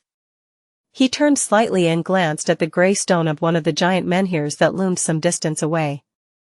Surely, the ancient stone pillar that had withstood 1,000 years in perfect condition, and was going to withstand thousands more, would not be damaged if he used it for target practice. Not that Sunny cared too much. Noctis would just have to produce a new menhir if he destroyed one, or several. The bastard owed him this much, at least. With a short sigh, he raised the bow, placed his fingers on the string, and strained his muscles to pull it back. Due to the unbending enchantment of the fearsome warbow, Sunny needed all of his might, as well as the help of the shadows, just to draw the string. No mundane human would have ever been able to do that, and even among the awakened, only those with aspects providing exceptional physical enhancement could hope to succeed. But thanks to that, every arrow sent flying by the black bow went especially far, and hit with devastating strength. And speaking of arrows, as Sunny was drawing the string, a shadow appeared on it, then grew heavy and solid, turning from a ghostly shade into a sharp arrow. The other enchantment of Morgan's warbow, soul arrows, allowed it to attune to the soul of the wielder and create arrows that shared its affinity. The arrow Sunny just created was utterly black, with dark fletching and a narrow head that seemed to be made out of a sharp piece of obsidian. This was a shadow arrow, which flew swiftly and didn't produce any sound at all. It was also perfect for finding cracks in the enemy's armor. Actually, he could create a different kind of arrow, too, due to his high divine affinity. Those arrows were lustrous and seemed to be forged out of pale gold, their broadheads perfect for slicing flesh and causing terrible wounds. There was probably another quality to them, but Sunny had yet to figure it out. In any case, that didn't matter right now. Bringing the string to his ear with some effort, Sunny struggled to hold it in place, then closed one eye, took aim, and jerked his fingers away from the arrow. The string hit the inner side of Sunny's forearm, and the black arrow shot forward with incredible speed. Attracted by the sound, the cripple turned his head and stared at Sunny from beneath his dirty bandages. A moment later, the arrow hit the giant menhir, completely off the mark. He had aimed at a tiny crack on the surface of the ancient stone, but had not managed to strike anywhere near it. Looking down at his forearm, which now had a deep cut, Sunny clicked his tongue and let out a dissatisfied growl. Then, he wrapped his arm with a piece of cloth, summoned a second arrow, and repeated the process, this time almost managing to miss the menhir completely. Damnation! It seemed that his accuracy had only reduced in the past months. How had he even managed to grow worse? You're doing it all wrong. Sunny remained motionless for a few moments, then turned around and stared at the cripple without any amusement in his frightening black eyes. Perhaps he was hasty to commend the man for his quiet and reticent nature, Who wanted to hear that hideously grating voice, anyway? Producing the emerald amulet, Sunny thought with some irritation. Oh yeah? What, you are an archery expert now? The cripple remained silent for a while, then turned away. I used to be a captain in the Sun Legion. Before. He sighed, and then smiled a little. I led 100 brave warriors into battle, for the glory of Lord Severax and the Ivory City. The cripple grew silent, and then added quietly. Before. Sunny stared at the bandages that covered the man's burned body, then glanced at his soul, which was illuminated by a radiant core of an awakened. So this guy used to be an officer serving one of the Sun Immortals? He hesitated for a moment, then asked. How'd you end up this messed up, then? Where do all these burn scars come from? Did the warmongers catch you? The cripple stared into the distance for some time, then slowly shook his head. You have plenty of scars yourself, demon, some as terrible as mine. That wicked one around your neck, where did it come from? Sunny looked down at the crestfallen man, then grinned. What, that thing? Funny you should ask, you see, I did actually got captured by the warmongers once. So, to escape, I tricked the biggest and meanest of them into cutting my head off. Then, I killed him, picked it up, and put it back on. True story. He grew silent for a while, and then added nonchalantly. Oh, and I killed Sylvain too. You know who that is, right? The cripple stared at him with wide eyes, shock, awe, and confusion mixing in them in equal measure. Sunny just wanted to mock the guy a little, but the poor fool seemed to have actually believed him. What an idiot. Actually, something about the cripple's eyes seemed strangely familiar, at least in that moment. Sunny suddenly froze and stared at the bandages hiding the man's disfigured face, his mouth turning dry. A few moments passed in a strange silence. And then, both of them spoke at the same time. Kai? Sunny? The towering demon and the hideous cripple stared at each other for a bit, their eyes wide with shock. Now wait, he was here all along? Wait, who dared to do this to Kai? When I find the bastard, I'll tear them limb from limb. Sunny was so stunned that he even failed to let go of the emerald amulet. He gritted his fangs, then asked a question, at the same time as Kai did.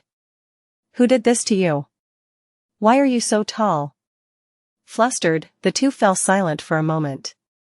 Then, Sunny reached out and grabbed the cripple into a crushing hug, wrapping all of his 4 arms around him. Who knew that this repulsive body, which was covered in dirty bandages that smelled of blood and pus, would suddenly become so precious and dear to him? I was put into a body of a demon, why wouldn't I be tall, you idiot? Kai let out a startled yelp, struggled weakly, and then patted Sunny on one of the arms. Arg. Sunny. I am very glad to see you, as well, but, my burns. Sunny jolted, then hurriedly let go of the cripple's body and gave him an apologetic look. Beneath that simple emotion, though, a dark ocean of fury smoldered with dangerous flames. Sorry. I didn't. Kai. You're alive. Damn, I am so happy to see you. I was starting to wonder if any of you guys have made it alive. Kai looked at him, then smiled. Through the gaps in the bandages, his disfigured face looked ghastly and hideous, but the sparks glinting in his eyes were the same. He sighed. Yeah. I was fearing the same. The young man hesitated, and then added, his voice suddenly ringing hollow. After the Iron Hand Island. I almost gave up hope. I didn't think that I'll see any of you ever again. Sunny frowned, confused by Kai's words. He dismissed his bow, and then thought tensely. Why? What is on the Iron Hand Island? The cripple looked at him with surprise. You haven't been there? Sunny shook his head. No. I was going to travel there in a week, after my new heart settles. I made a deal with a sorcerer, you see, to replace a heart I lost. Kai stared at him for a bit, then looked down and let out a heavy sigh. I see. Well, there's not much to tell. He remained silent for a few moments, and then said quietly, his hoarse voice growing even more creaky and grating. There was no sign that you or Cassie had ever managed to reach the rendezvous point, even though months had already passed. But Effie left a message there, carved into a stone pillar. So Effie is alive, too. Sunny clenched his fists, excited. Of course she was alive. That glutton would never die and leave all the food in two worlds uneaten.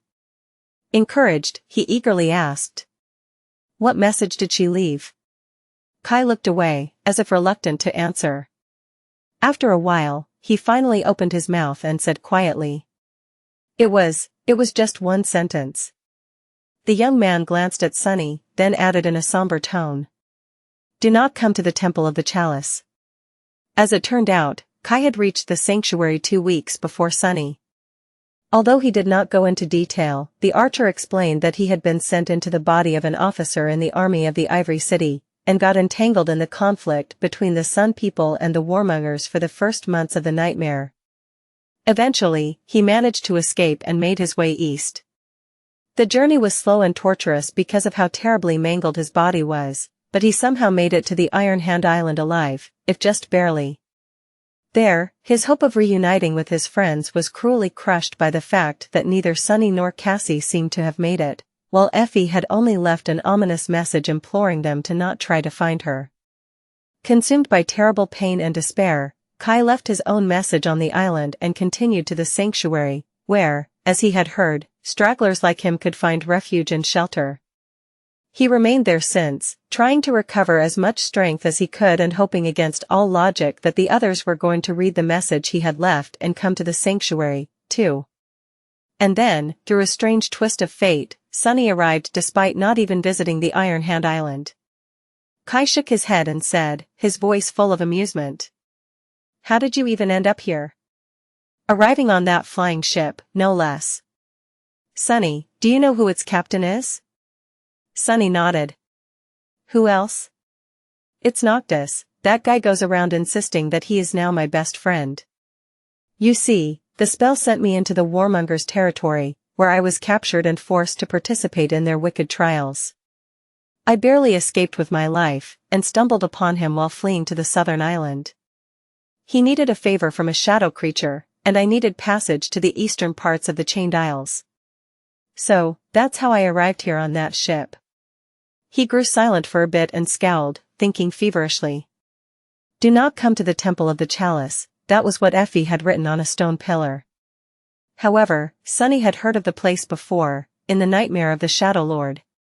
Give the glass knife to the war maiden in the Temple of the Chalice, that was what the immortal Shadow had told the original owner of the four-armed demon's body. And that was the secret Noctis wanted to learn from Sunny, while Sunny wanted to find his friends. So many coincidences. Kai cleared his throat. You know who he is, right? Lord Noctis is the master of this place, as well as one of the 5 transcendent immortals. Throughout the Kingdom of Hope, he is feared and revered in equal measure, and his name is synonymous with mystery and power, as well as debauchery, mischief, and disaster. A being like him, although Lord Noctis is rumored to possess a merciful heart, he is still dangerous and terrifying. Sunny, are you sure that you should be getting entangled with such a being? Sunny glanced at Kai and remained silent for a while, then said in a grim tone. There is not much choice. He is the axis of this nightmare. Dangerous, terrifying. Noctis is all that, and also so much more. However, all of that is not very important right now. He sighed, and then turned toward the residence of the frightening immortal with a dark expression on his face. What's important right now, is that he can help us find Effie. Sunny hesitated for a few moments, then looked at Kai and said with determination. Let's go. Kai nodded and followed the four-armed demon, pushing forward his bandaged body with visible effort. Seeing his friend suffering, Sunny gritted his teeth. The archer, meanwhile, glanced at him with a grim expression, and then said in his new, unfamiliar, and ugly voice. Sunny. I have one question. Can you answer it? Sunny slowed down and turned to him, a deep scowl contorting the bestial lines of his face. Of course. What is it? Kai remained silent for a bit, then asked cautiously. Where, exactly, are we going? Sunny blinked a couple of times, then tilted his head a little. Oh, right. Where else? We are going to talk to Noctis. With that, he turned around and continued walking toward the immortal sorcerer's residence. The archer hurried to catch up, then said in a stifled tone. Ah, that Noctis? The immortal transcendent? Blessed of the moon, crimson beast of twilight, chain lord of the kingdom of hope, and all that? Sunny glanced at him, then shrugged. Yes, that Noctis. Don't worry, though, he is indeed terrifying, but not unreasonable. Together, they crossed the garden of the sanctuary and approached the beautifully engraved wooden door. A pair of sailor dolls were standing guard outside, their indifferent faces staring at them with hollow stillness. Noticing Sunny, one of them moved aside and knocked on the door, which then opened all by itself. The two of them entered and froze, unsure how to react. What the hell? Noctis was levitating above the floor, his legs crossed and his eyes closed. He might have seemed like a wise sage in the middle of a deep meditation, if not for dozens of empty amphoras of wine that floated all around him. The terrifying chain lord, blessed of the moon, the crimson beast of twilight, was dead drunk. Hearing someone enter, Noctis lazily opened one eye and stared at Sunny, then at Kai. Finally, he landed on the floor and yawned, causing all the amphoras to fall down and shatter, sending drops of wine flying everywhere and staining the luscious carpets. Ah, Sunless. What a nice surprise, to see you so soon. And, you brought someone with you? What a hideous creature. Wait, did I say that out loud? No, surely not. I am too wise and courteous to make a rude remark like that, of course. Nice to meet you, whoever you are. Welcome, to my quarters. He gave them a radiant smile, then waved a hand, causing the whole residence to shudder and the shards of the amphoras to disappear without a trace. Then, Noctis walked over to a small table, picked up a fresh apple, and glanced at his guests with a curious expression. To what do you owe the honor? To what do we owe? Wait, wasn't it supposed to be the other way around? Sunny frowned, then glanced at Kai, who was staring at the immortal sorcerer with an inexorable expression on his burned, disfigured face. Finally, he cleared his throat and turned to Noctis. Actually, I am here to deliver some good news. Do you remember the friends I told you about? Well, this is one of them. And, yes, you did say it out loud. The sorcerer stared at Kai, blinked a couple of times, then took a bite out of the apple. Oh, so this is one of the friends that you were supposed to find after visiting an island that doesn't exist, despite not knowing how they look, where they are, and what they are called. He just happened to be here, in my sanctuary? How fortunate. Sunny smiled. Indeed. This is Nightingale, my dear friend. A man with a voice of an angel, and a face to go along with it. Kai spared him a sidelong glance, then bowed slightly and forced out a grating, creaky greeting. It is, nice to meet you, Lord Noctis. The sorcerer shuddered and looked right and left, then shook his head. Gods, Sunless, do not ever mention those creatures again, even in jest. Angels are not something to be called upon, whether by name or in passing. Then, he briefly touched the symbol of the moon on his forehead and sighed. Anyway, I am glad that you have found one of your friends. Have the two of you discussed my proposal? Sunny hesitated for a bit, then answered somberly. No, we have not. We still need to find 2 more friends for that. However, he sighed, knowing that the luxury of having a choice was looking more and more distant by the day. But he needed the sorcerer's help and his knowledge to find and retrieve Effie from the mysterious temple of the Chalice. In that particular matter, he was willing to compromise. Even if he gave up the secret of the glass knife, he would still be in possession of the obsidian one. Sunny crossed 2 of his forearms, and said, I am willing to share the location of the Shadow Lord's knife with you, in exchange for some assistance. Noctis stared at him for some time, then suddenly grinned. Really? What assistance do you require? I am the most helpful person in the Kingdom of Hope, you know. Sunny raised 2 fingers. First, you will help treat my friend's wounds. Second, you will help us rescue another of our other friends from the place she is being held in. He thought for a bit, and then raised a 3rd finger. Oh. And also, coins. You will give me lots of Noctis coins. The sorcerer ate his apple in silence for a bit, then laughed. Well, I think I can do 2 out of those 3 things, at least. No problem. So, tell me, where's your other friend being held? Sunny lingered for a few moments, still hesitant to make the bargain. Finally, he sighed, and said, Temple of the Chalice. Noctis suddenly choked on the apple, coughed violently a few times, then grabbed a glass of wine and nervously emptied it. Then, with a flushed face, he glanced at Sunny and forced out a strange smile. 1. I think I can do 1 out of those 3 things, at least. Sunny scowled, surprised by that reaction. He glanced at Kai, then motioned for him to sit down. From the looks of it, this conversation was going to be a long one. The archer cautiously lowered himself onto a nearby chair and let out a quiet groan of pain, then looked around, a hint of curiosity appearing in his cloudy eyes. His gaze lingered on various pieces of furniture and exquisite decorations, then finally settled on the flustered sorcerer. Noctis seemed to have regained his composure somewhat. He stared at his half-eaten apple with a somber expression, then threw it away and sat down himself. A heavy sigh escaped from his lips. The 3 things you asked for are not that easy to accomplish. The immortal glanced at Kai, then raised 1 elegant finger. I can help your friend, Nightingale, recover from his wounds, somewhat. Those burns were not delivered by mundane flames, and so, even I would not be able to restore that which was destroyed completely. With my help, he will be able to regain most of his strength and vitality. I can also repair the damage done to his soul.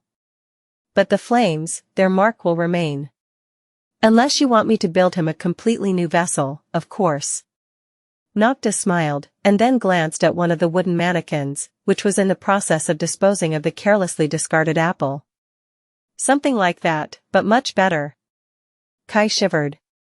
Will I be able to draw a bow and control soul essence after you treat my body? The sorcerer nodded. Of course. You might even grow stronger than you were before. But your face. I am sorry to say this, Nightingale, but it will remain as hideous as it is now. The pain that consumes you will subside, but never go away completely. If you agree to transfer your soul into a doll, on the other hand, your strength will diminish slightly, but you won't have to endure that suffering anymore. I can also promise to make a truly beautiful vessel for you, one worthy of carrying even the most radiant of souls. The archer remained silent for a while, then smiled. No need. This face suits me fine. As long as I can draw a bow and help my friends, I will be content. Noctis looked at him silently, an expression of confusion written clearly on his face. But don't you want to become beautiful? Kai chuckled, his voice hoarse and grating. Then, he shook his head and said simply, I already am. Both Noctis and Sunny stared at the archer with dubious expressions, thinking that he had lost his mind. Well, more than anyone else in the Kingdom of Hope had already lost theirs. His disfigured face was ugly, grotesque, and unsightly. What was he even trying to say? However, it did not seem that Kai felt compelled to expand on that strange statement. He just remained silent, calmly looking at the sorcerer. After a few moments, Noctis turned away and shrugged. Well, as you wish. The treatment will be long and painful, but it can be done. Then, he raised a 2nd finger and glanced at Sunny. The other thing you asked for, lots of my coins, was it? To be honest, how do I say this, no. Sunny blinked, surprised. What? Why? The sorcerer yawned, then made a helpless gesture with his hands. What can I say? Making those coins takes time. Do you know how long it took me to create a few thousand before? Each coin contains a piece of a corrupted soul, after all. That is the reason why they are so valuable, precious, and coveted by everyone in the Kingdom of Hope. He thought for a few moments and added absent-mindedly. Oh, now that you reminded me, only most of the souls were corrupted. I think there were a few humans I fed to the mimic, as well. Regardless, all those coins were consumed when that poor fool claimed the obsidian knife from the altar. So, if you really want me to make new ones, I guess I can quickly kill everyone here in the sanctuary and cook up 100 or two. Sunny shivered, then hurriedly raised his hands. No need. Let's not kill anyone, yet. Noctis smiled. Are you sure? Well, alright. So then. He raised the third finger. Lastly, the Temple of the Chalice. I am sorry to say this, but there is absolutely no chance of me ever going anywhere near that place again. Not that I could, even if I wanted to. And I don't. Ever.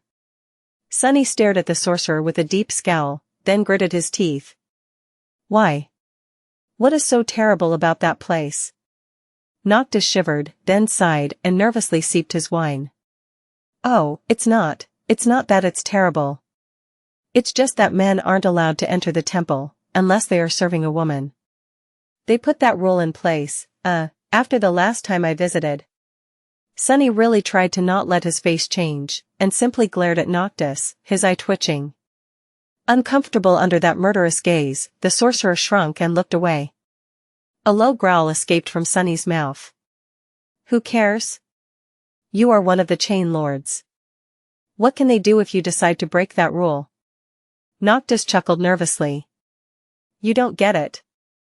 Chain lord or not, you see, Sunless, as I said, my lands became somewhat of a refuge for those who seek it. And one of the groups of refugees I sheltered was the remains of an ancient and rather terrifying sect. This sect takes in orphaned girls, especially those born with red hair, and trains them to become perfect vessels of war. His deadly tools, priestesses, and heralds, the war maidens are not someone to be trifled with. He grew silent for a moment, and then added. In fact, they only needed my protection because there was a schism within the sect, and one of their disciples left to create her own cult. However, since no one can really leave that sect alive, her departure was not amicable. Those who survived it came here to build the Temple of the Chalice, and remained there since. Oh, and that runaway disciple of theirs. I think you have already met her.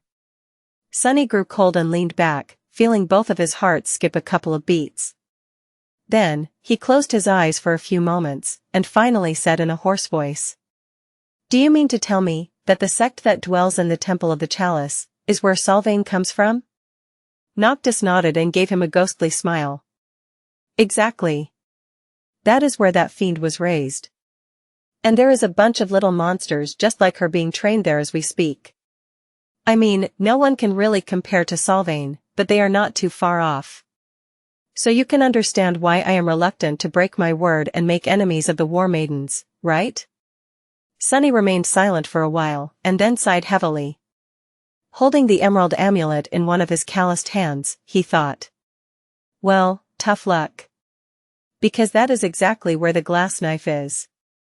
Despite his grim mood, Sunny felt a bit of vindictive satisfaction when he saw the sorcerer's handsome face pale, and the glass of wine slip from his hand. A tense silence settled in the opulent residence of the mad sorcerer, who, meanwhile, was staring at Sunny with an indescribable expression on his pale, beautiful face. Noctis didn't seem happy at all despite finally learning the secret that he had been searching for all this time. In that silence, Kai's hoarse voice suddenly resounded, full of polite curiosity. I am very sorry, but that glass knife you were talking about, why exactly do we need it? Both Sunny and Noctis turned to him. After an awkward pause, the immortal scratched the back of his head and answered. That thing, you see, is the only thing that can kill Severus, the blessed of the sun. And I really want to kill him. Noticing a slight confusion on the archer's face, he thought for a moment, and then added. Right, these days people call him Severax, the Ivory Lord. You have heard of him, yes? Kai lingered for a bit, then looked down at his bandaged hands and said evenly. Yes. You might say that I have. He closed his eyes for a moment, and then smiled. In that case, we must retrieve the glass knife. And our friend. Lord Noctis, surely, there is something that we can do. You know a lot about that sect of theirs.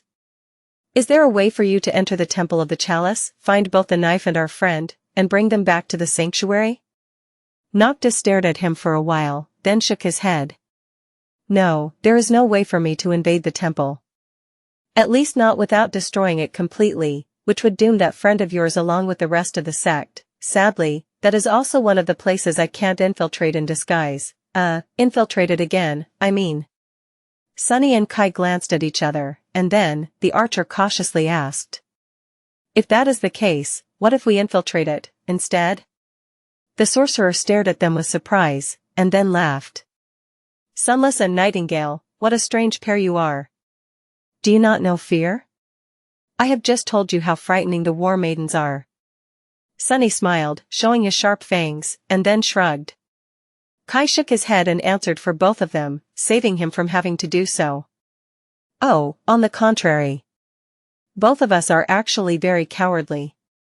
But, Lord Noctis, you might not know this, but Sunless and I, we can be a bit frightening ourselves. The immortal transcendent gave them a dubious look, and then shook his head. Somehow, I believe it. But no, it doesn't matter. Even if you are willing, you can't get into the Temple of the Chalice. Only women are allowed inside, and not any women at that. They will only give passage to female warriors of utmost skill, those who are veiled in dread and the smell of numerous bloody battlefields, maybe with a couple of lowly servants, at best. You are both men, so it is useless to even try. Sunny hesitated for a few moments, then sighed deeply and said.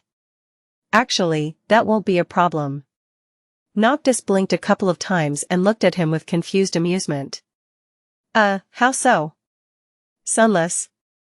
The sorcerer gave him a strange look, and then asked with a mischievous smile. Is there something I don't know about you? Sunny glanced at him darkly, scowled, and answered in a sharp tone. There's plenty. But that was not what I meant. I just have a female warrior of dreadful skill, at hand. With that, he summoned Saint. 2 ruby flames ignited in the depths of his shadow, and then the taciturn demon stepped out of it, wreathed in darkness. Her graceful figure appeared in the middle of the sorcerer's residence, and then the shadow turned her head slightly, staring at the master of the place with cold indifference. Noctis looked back at her, his eyes widening.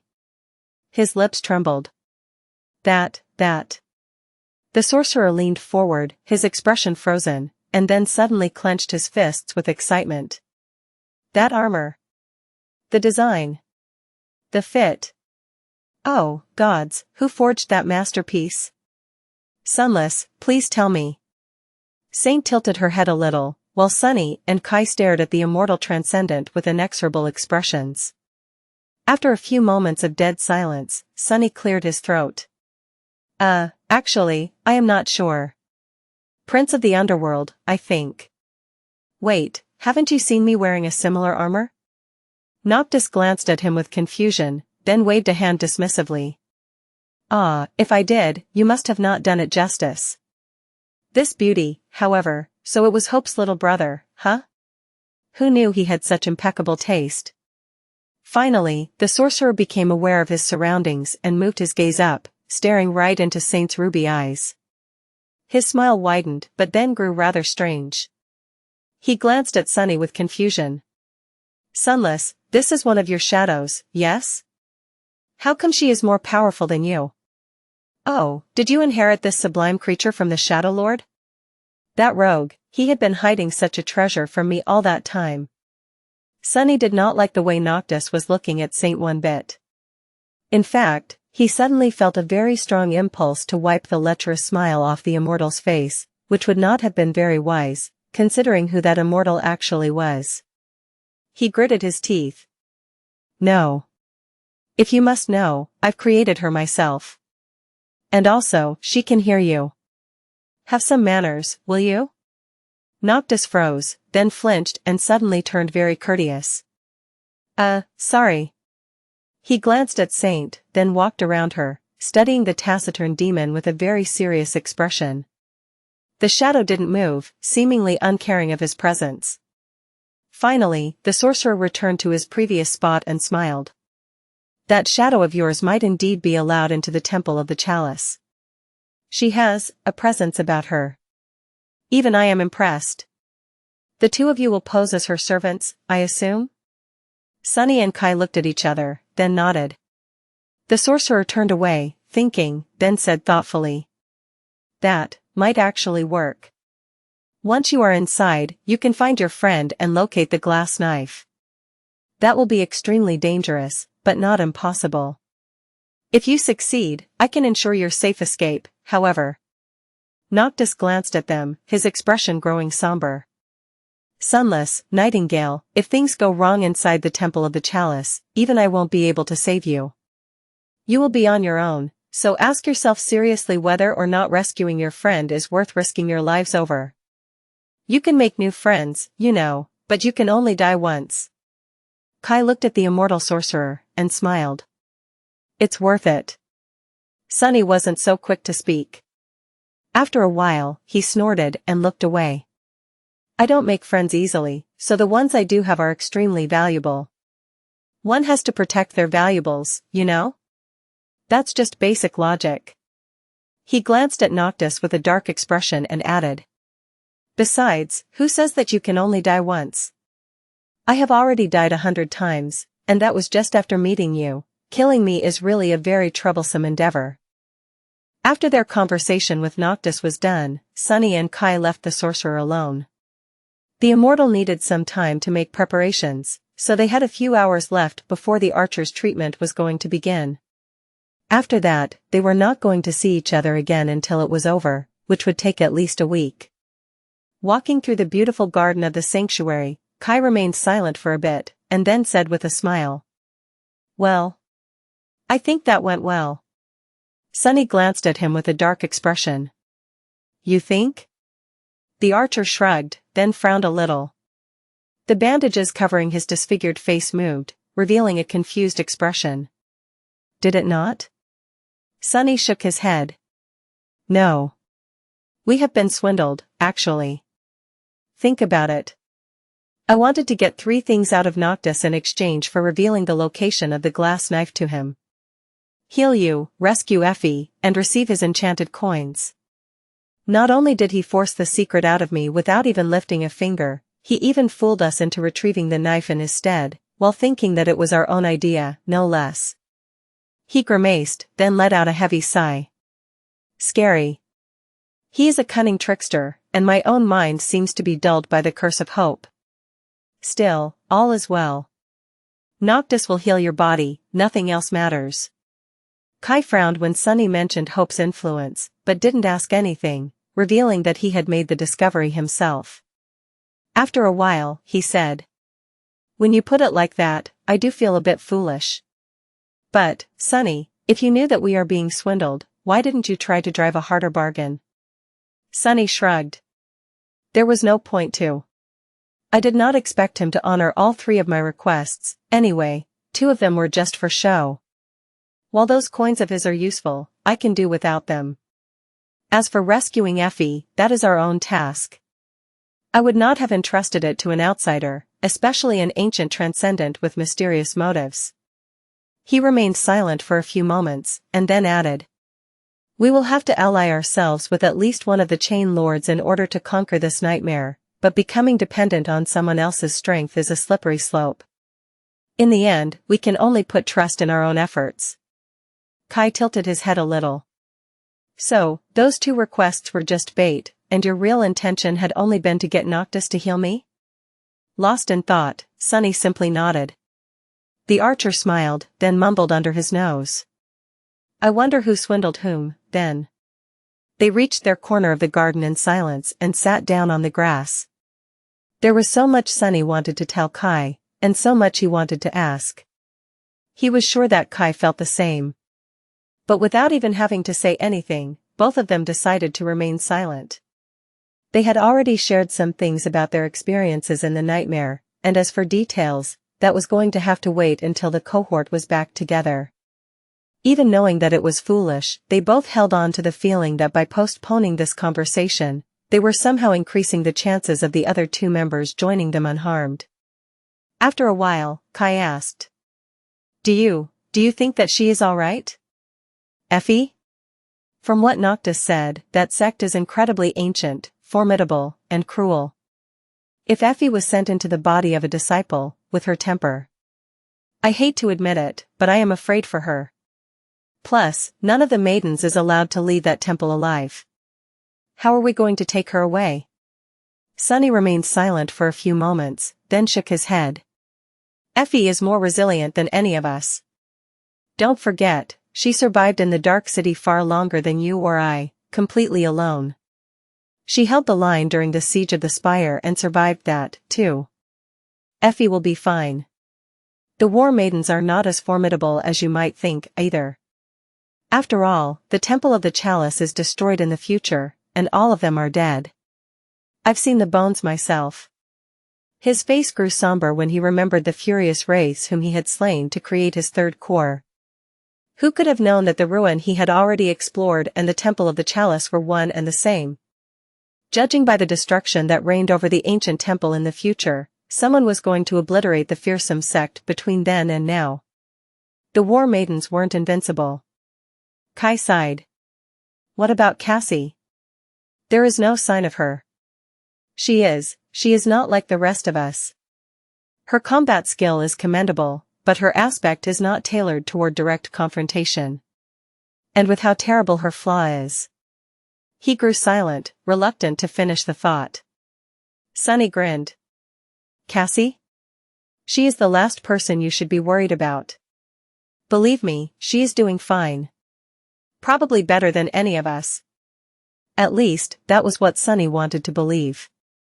His flaw did not prevent him from saying those words aloud, so he must have been convinced that the statement was true to some degree, at least. However, that didn't stop his hearts from growing cold and heavy. He sighed, and then added in a grim tone. Who you should really be worried about is our fifth friend. Kai frowned and looked at him with a dark expression. It has to be that person, right? The Prince of Valor? Sunny hesitated, then nodded. That is what I believe, as well. The archer gritted his teeth and turned away. It doesn't matter. Here in the nightmare, all of us are allies. Are we not? Sunny looked down, his black eyes growing even darker. After a while, he said. We are meant to be. However, that doesn't mean that we have to be. He sighed, and then looked at the people going about their lives in the distance. P1E's busy, T, Nov 1B, in.ne, T. Mordred is unpredictable. And dangerous. I don't know what his goals are, but in this nightmare, his power would have grown considerably. Don't forget that he was the one who discovered this seed, in the first place, and that wasn't by accident. He was searching for it on purpose. He is after something. Sunny grew silent for a few moments, and then added, his voice turning grim. Plus, there was already something wrong with Mordred in the waking world. Who knows what effect hope had on him? If he had truly gone insane. He shuddered. Then the immortal saints might end up not being our biggest problem. With that, Sunny stood up and summoned the vambrace of the puppeteer's shroud, then glanced at Kai with a strange glint in his eyes. Anyway, since we have a few hours left before Noctis straps you to a table and does spell knows what to your body, how about you show me how to properly use a bow? While you still can, while there's a chance, I mean. The sun was slowly drowning in the darkness of the void, and as it did, a veil of shadows was devouring the world.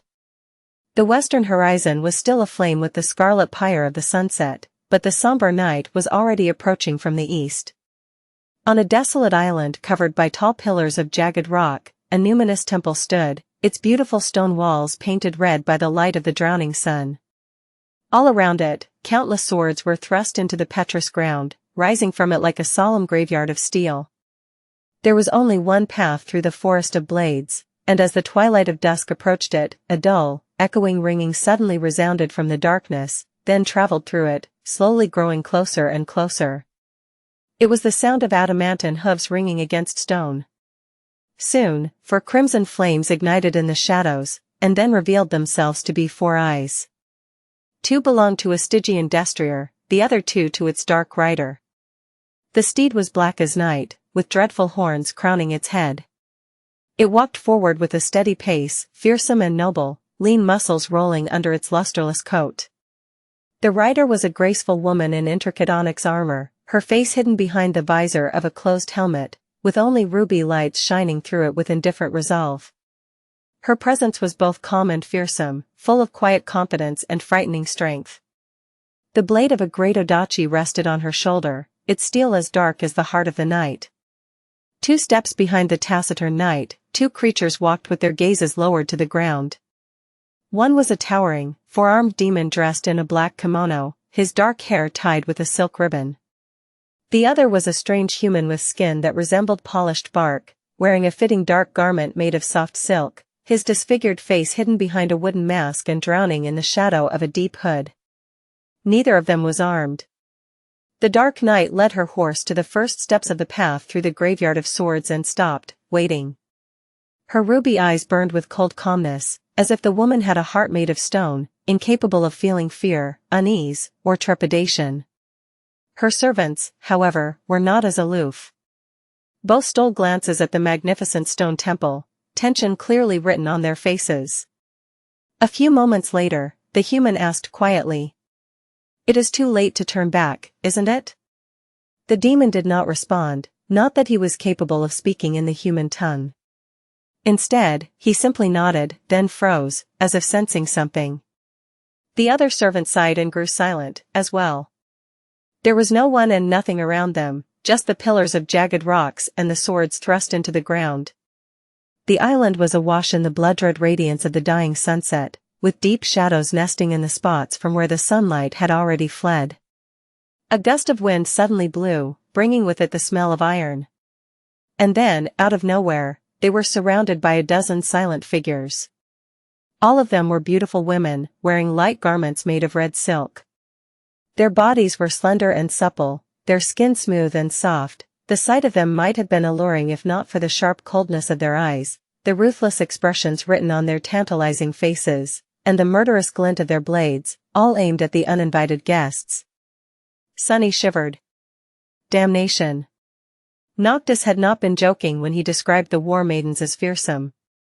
Even though these women were just awakened, his intuition was screaming that they represented mortal danger. However, Sunny did not need the help of his enhanced sixth sense to understand that the feeling he got from the female warriors was the same as he had experienced a few times before in his life, when facing true battle masters. Morgan of Valor had given him the same frightening sensation, as well as Aro of the Nine, Master Jet, Nephis, and a couple of others, all of them elite combatants of the highest tier. Some of these fiends he had fought and somehow survived, but not without shedding a lot of blood and receiving deep scars, if not on his body, then on his soul. And right now, he was staring at 12 of such monsters, and these were just the sentinels, no doubt. Who knew what kind of battle saints would he meet inside the temple? No wonder this sect had been Sylvain's cradle. Full of bad premonitions, he made sure to not make any sudden movements and continued staring at the ground. His role during this part was rather simple. He just had to do nothing. Her master might have been apprehensive, but Saint didn't seem concerned at all. She turned her head slightly and looked down at the war maidens, her gaze as calm and indifferent as always. Noticing her calmness, a few of the female warriors gripped their weapons tighter. One of them, a tall woman with red hair and eyes the color of steel, frowned a little, and then asked in a raspy voice, "What brings you to the Temple of the Chalice, Demonis?" Saint, of course, remained silent. Instead, Kai took a step forward and bowed, then spoke, his ugly voice sounding like grating scritching of rusty metal. "Greetings, warriors. My lady." The war maiden looked at him with distaste and interrupted. "Who allowed you to speak, man?" Kai remained bowed for a few moments, then straightened and looked at the woman from beneath his hood. "My lady's voice is not for you to hear. She only speaks to those who bested her in combat, and thus, she has not spoken ever since taking this solemn vow." The war maiden remained silent for a few moments, studying Saint's graceful and fearsome figure. Then, she smiled darkly. She must not have fought anyone worth fighting, then. You are her servant? Kai nodded. Indeed. I am her voice, and that creature over there is her shadow. We serve the lady. The woman lingered for a moment, then glanced at him and raised an eyebrow. What is a human like you doing in the company of two shadows? The archer remained silent for a few seconds, and then responded. A long time ago, evil people captured me and locked me in a deep, dark well. I was going to die in there of thirst and hunger, but my lady lifted the heavy grate and helped me escape, while that demon slaughtered the evildoers. I owe them a debt of gratitude that can never be repaid. The war maiden stared at him silently, then nodded. You speak with sincerity, surprising, for a man. Tell me, then, why has your lady come to our temple? Kai glanced at Saint and hesitated for a bit. Sunny felt his heart start to beat faster, as well. This was the most dangerous part of their plan. In fact, he was still not entirely sure that it was going to be a wise move. However, both of them had decided that while not very wise, this was something that would give them the best chance to succeed.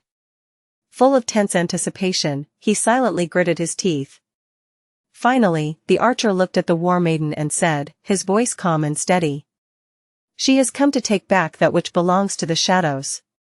To retrieve the death of the Ivory Lord from your hands, whether you are willing to return it or not. Chapter 667 Temple of the Chalice Plus, Turn Off Reset. The glass knife contained the string of fate that belonged to Severax, the Chain Lord of the Ivory City. It was his death, which the war maidens had received from the Saint of Shadows hundreds of years ago. Now, two shadows came back to retrieve it. Sunny suspected that none of the sect members that had been alive all those centuries ago lived still, including the particular maiden to whom Shadow Lord had sent the glass knife before taking his own life. As such, none would remember the four-armed demon who had delivered it, most likely. And yet, the current disciples of the cult had to know what was being kept in their temple, and how it got there. So, there was a chance that they will just hand it over to the original owners, no matter how slim. If not, they would allow Saint and her entourage inside, at least. That was Sunny's hope, and judging by the fact that the maidens did not immediately attack after hearing Kai's provocative statement, his calculations were not wrong. The tall woman who had spoken to them grew still as soon as the glass knife was mentioned, a somber expression appearing on her face. She studied Saint's motionless figure, then said coldly, her raspy voice growing slightly hoarse. So the day has come. How fortunate we are, to witness it. Someone finally dares to challenge the Red Sect for the ownership of the ancient relic. Who knew that I would witness this children's story come true? She smiled darkly, then tilted her head, no humor in her sharp, gray eyes. However, you are wrong, Shadow. The glass blade does not belong to you, or any of your kin. It had been entrusted to our foremother, who passed on the duty of protecting it to her wards, and through them, to us. The woman lingered, then sighed. However, it is not my place, to put you in yours. Come, Demonis. Let me welcome you to the Temple of the Chalice. With that, the war maidens slowly lowered their weapons, and then followed their leader as she turned to walk on the path through the graveyard of swords. Surrounded by them, Saint, Sunny, and Kai had no choice but to walk forward. After a few moments, the taciturn demon gracefully jumped down from Nightmare's back, who then dissipated into shadows and returned to Sunny's soul. Despite the fact that the beautiful female warriors had sheathed their swords, their hostility remained aimed at the three strangers, and their gazes were still as sharp and dangerous as steel blades. What an unfriendly bunch. Sunny sighed inwardly, and then looked around through his shadows, paying attention to the countless swords thrust into the ground all around them. Somehow, he felt that each of these weapons had a history, a violent story of battle and bloodshed that ended in death. Perhaps some of these blades had once belonged to the war maidens of the past, but most must have been wielded by those warriors slain by the members of the sect. There were really many swords thrust into the ground around the stone temple. Soon, they approached the gates of the magnificent structure and were led inside. Sunny was somewhat familiar with the interior of the ancient shrine, but it was hard to bring together two pictures that lived in his mind, one of a desolate ruin, the other of the austere, but formidable and perfectly maintained temple fortress. They were ushered into a spacious entrance hall, where Saint followed his command and stopped, as though unwilling to go further. The tall maiden with grey eyes glanced at her and smiled coldly. "Wait here, Demonis. I will inform the elders of your arrival." "And you challenge?" Saint stood with the blade of the soul serpent resting on her shoulder, motionless like a beautiful statue cut of black onyx. Her presence was aloof and indifferent, as though the three of them were not surrounded from all sides by fearsome warriors, with no way to escape. The tall maiden left, but the rest of the sentinels remained, surrounding them in a wide circle. Their faces were calm, but their eyes remained sharp, steady hands laying on the hilts of their swords.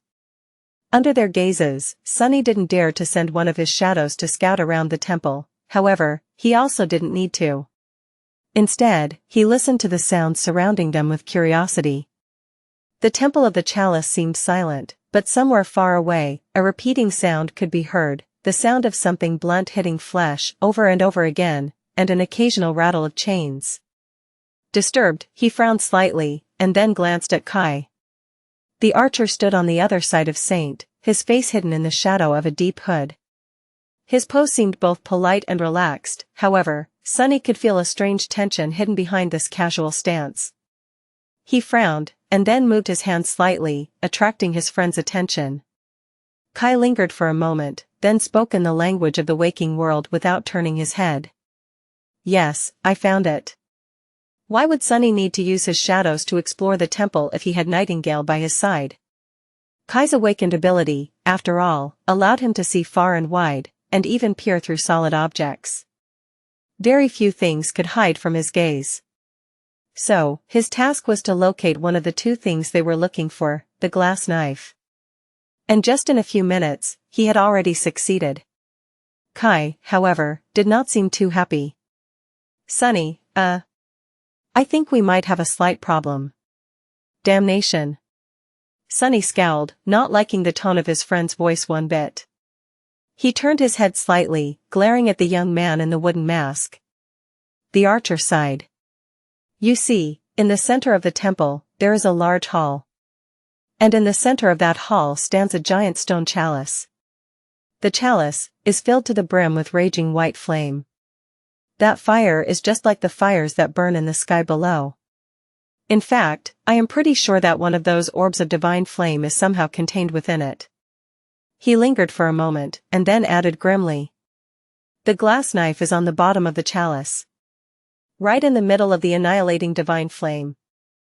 Damn it all. Why did it have to be the divine flame, of all things?"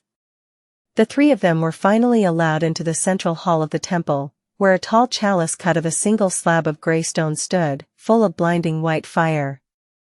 The hall was drowning in stark light, deep shadows, and suffocating heat, however, even that sweltering heat was too forgiving. This close to the orb of Sun God's flame, all of them should have been already turned to ash. Sunny stared at the chalice with a grim expression, remembering the suffering he had gone through in the sky below. This was a true remnant of the obliterating pillar of white fire that had been brought down on the kingdom of hope by a god, and then continued to burn in the depths of the shattered land, slowly devouring it until nothing but an empty void remained. The pale version of it that he was able to channel through the cruel sight was already immensely destructive, and this was the real deal. How was the chalice even capable of containing the annihilating white star? He shivered, and then glanced under the surface of the stone vessel, noticing an intricate weave of ancient runes glowing inside the grey stone. An enchantment, and a powerful one, at that. What kind of sorcerer had created it? Who had been powerful enough to contain a piece of divine fury? In any case, without knowing how to control the enchantment, if there even was a way to control it, getting the glass knife out was not going to be easy, or maybe even impossible. Their task just grew exponentially more difficult. Damn it all. Absorbed by the dire sight of the stone chalice, Sunny didn't even notice the three women standing in front of it for a moment or two. When he did, however, his mood dropped even further. turned into black silhouettes by the furious white flame burning behind them. 3 ascended battle masters watched the uninvited guests with eyes full of cold, killing intent. One had red hair and wielded an odachi similar to his own, its blade forged out of vibrant scarlet steel. One had black hair and held a simple spear, its shaft covered by a complicated weave of runes. One had white hair and was unarmed. That last one scared him the most. Sylvain, too, didn't feel the need to wield a weapon. If the first 2 maidens seemed like warriors of terrifying skill, the third one gave him a sensation of being something much more than that. A true vessel of war, perhaps. He carefully looked around the hall, remembering how it had looked in the future. The stone slabs covering the floor had been cracked and misshapen, the mighty pillars broken and toppled over, the roof had collapsed. The walls of the hall, seemingly so strong and unassailable, had been shattered outwards, suggesting that something had detonated in the center of the hall with tremendous force. The chalice itself had been destroyed, with only a few fragments laying on the floor in a molten pile. And there had been human bones littering the hall, some still covered by the remains of red silk garments, with vengeful wraiths carrying murderous fury even thousands of years after the tragedy. Sunny glanced tensely at the dancing white flame, then shivered. Someone had come to the temple of the chalice and destroyed it, slaughtering all the fearsome maidens in the process. Had they been looking for the glass knife, as well? Was he going to meet that terrifying being? Or had he, perhaps, met them already? 2 faces suddenly appeared in his mind, that of Sylvain, and that of Noctis. His thoughts were interrupted by one of the ascended maidens. The woman who seemed the most powerful, the fiend with white hair, looked at Saint with a cold expression and said, her voice echoing in the stark darkness of the hall. I've been told that you wish to retrieve the legacy of our foremothers, Shadow. Saint lingered for a moment, then moved her head slightly, nodding. The maiden smiled, sending chills running down Sunny's spine. Then your task is very simple. All you have to do is prove yourself before the chalice. Kill me, and then my 2 sisters. If you do, the glass blade will be yours. Saint tilted her head a little, expressing an indifferent agreement. Sunny let out a furtive sigh of relief. So, there was a ritual to release that glass knife into someone's hands, after all, a trial that those seeking it had to pass. A simple duel, or rather 3 consecutive ones, against the senior warriors of the ancient sect. These ascended were truly formidable, but fighting them was better than having to face against the entire sect. His worst expectations had not come true. As for whether or not Saint would be able to kill the 3 ascended priestesses, he wasn't sure. However, there was at least a chance. And after the leaders of the sect were dead, finding and rescuing Effie would be much easier. As the war maiden with white hair grew silent, another one, the woman wielding the scarlet odachi, spoke. However, first, you will have to prove that you have the right to challenge us. You will fight, and kill, a disciple of each of us. As soon as she stopped speaking, the third one said. Or you will die. Sunny hid a triumphant smile. 3 awakened warriors were not going to pose any threat to Saint, who was an ascended demon, and formidable well beyond her rank and class. However, something felt off. He couldn't tell what at the moment, but his intuition was filling his heart with unease. Sunny glanced at Kai, and noticed a similar apprehensive expression in the archer's eyes. He nodded slightly, prompting the young man to step forward and bow. My lady accepts. However, it is unbecoming of her to slaughter your disciples, fearsome as they may be. Such a fight would not be a struggle for her, and as such, would not please the goddess of life, offending her in this sacred temple. If these disciples wish to challenge my lady, they will have to defeat her shadow first. The war maiden with white hair laughed, then took a step forward. So, she can only fight us after defeating our disciples, but our disciples can only fight her after defeating her pet demon? Fine, let it be so. No shadow can defeat a vessel of war. He was going to die after you lady's body is torn apart, anyway. Let the creature be destroyed first. With that, she turned to one of the younger war maidens and smiled darkly. Let us not disappoint our guests. Go, bring the feral child I have the misfortune of calling my successor here. She will atone for her transgressions today by killing these two shadows." Sunny was pushed forward and offered a choice of weapons. After hesitating for a few moments, he raised a fearsome greatsword with his upper hands, and took a buckler and a long dagger with the lower. Then, he walked into the center of the hall and froze, watching the divine flames burn in the darkness. All things considered, things had turned out well. The ascended war maidens had been cunning, offering the lives of their disciples as sacrifices, no doubt in order to glean the secrets of Saint's skill before facing her. Knowing the enemy was half the victory, after all, by remaining a mystery while observing how their opponent fights, the three battle masters would have received an advantage that Sunny couldn't allow himself to give them. Now, however, he was going to fight and kill 3 of the awakened maidens, thus keeping Saint as mysterious as these battle masters were. Facing such fearsome opponents was not going to be easy, but he was sure of his ability to outsmart, overpower, and slaughter them. Fighting such skilled warriors was only going to enrich his mastery of shadow dance. More importantly, they were not going to have to fight against the whole sect. The chalice containing the divine flame was not going to be shattered, and the temple was not going to be turned into a ruin. Whatever it had been that had happened here in the real world would not befall Sunny and Kai, leaving them unscathed. All he had to do was to kill 3 young women, one after another. They would be fearsome combatants, no doubt, especially due to the madness of hope coursing through their veins, but he had faced far worse. Sunny felt confident in his ability. A few moments later, however, his black eyes narrowed. Staring at his first opponent, Sunny couldn't help but shudder and let out a low growl. Damnation! When Sunny heard the white-haired war maiden refer to her disciple as a feral child, he assumed that she was speaking about an especially ferocious female warrior being trained in the ancient sect of war. What he had not expected, however, was that his enemy would turn out to be a literal child. Damnation! As Sunny watched with a grim expression, 2 of the awakened maidens dragged a girl of about 11, maybe 12 years of age into the hall, then threw her on the stone floor in front of him. The girl had a scrawny, juvenile body that did not seem to have touched on the path to maturity yet. Her short, wild hair was of a vibrant red color, almost the same as the torn silk garments she wore. Her skin was pale and white, or at least, it was supposed to be. Instead, it was blue and black, almost the same color as Sunny's own, which had been made to resemble obsidian by the embrace of his shadows.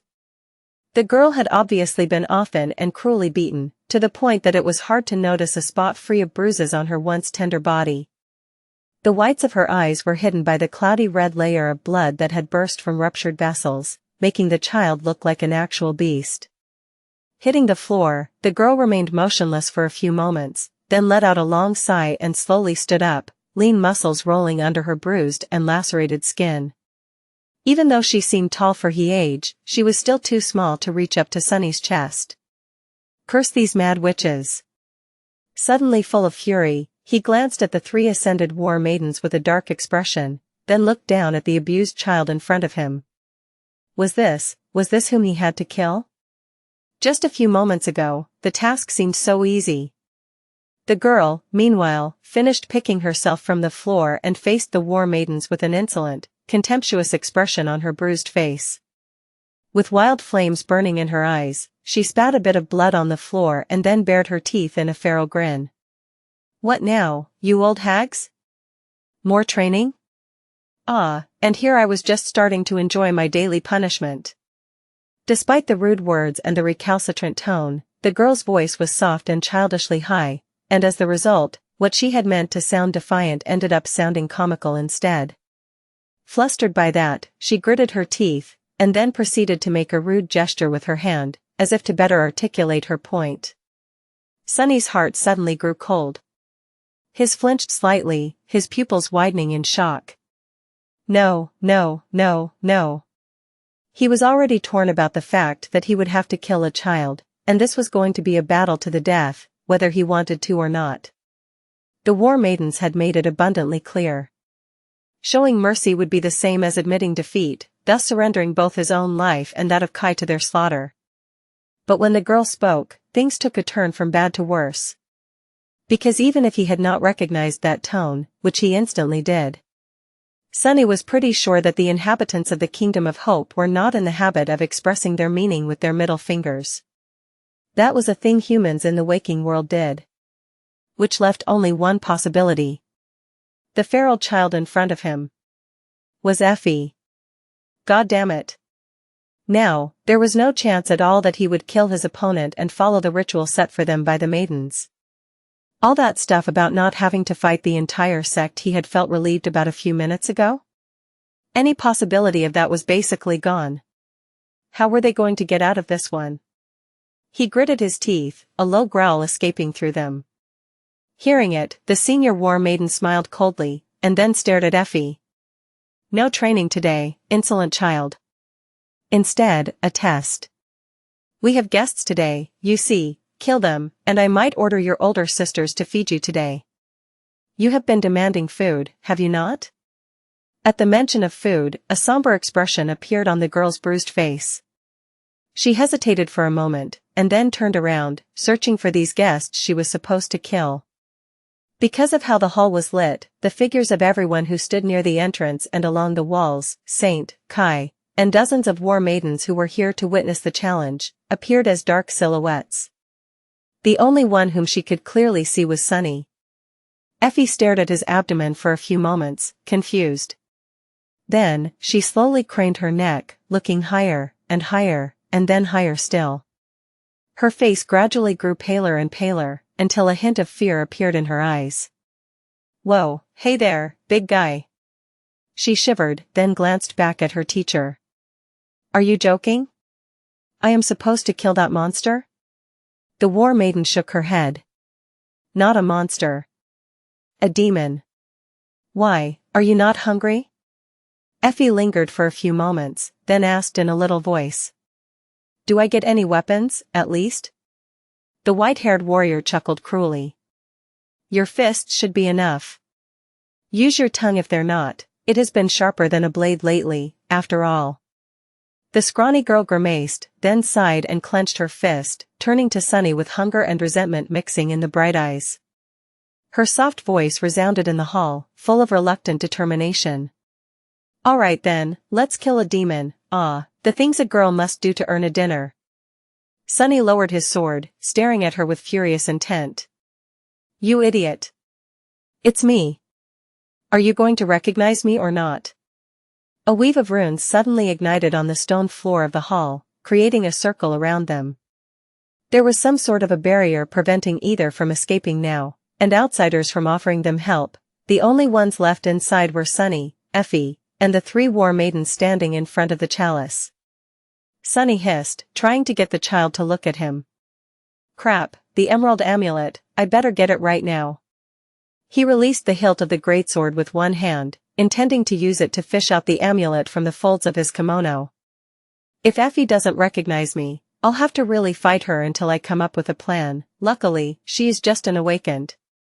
With my 3 cores and shadow augmentation, it should not be too.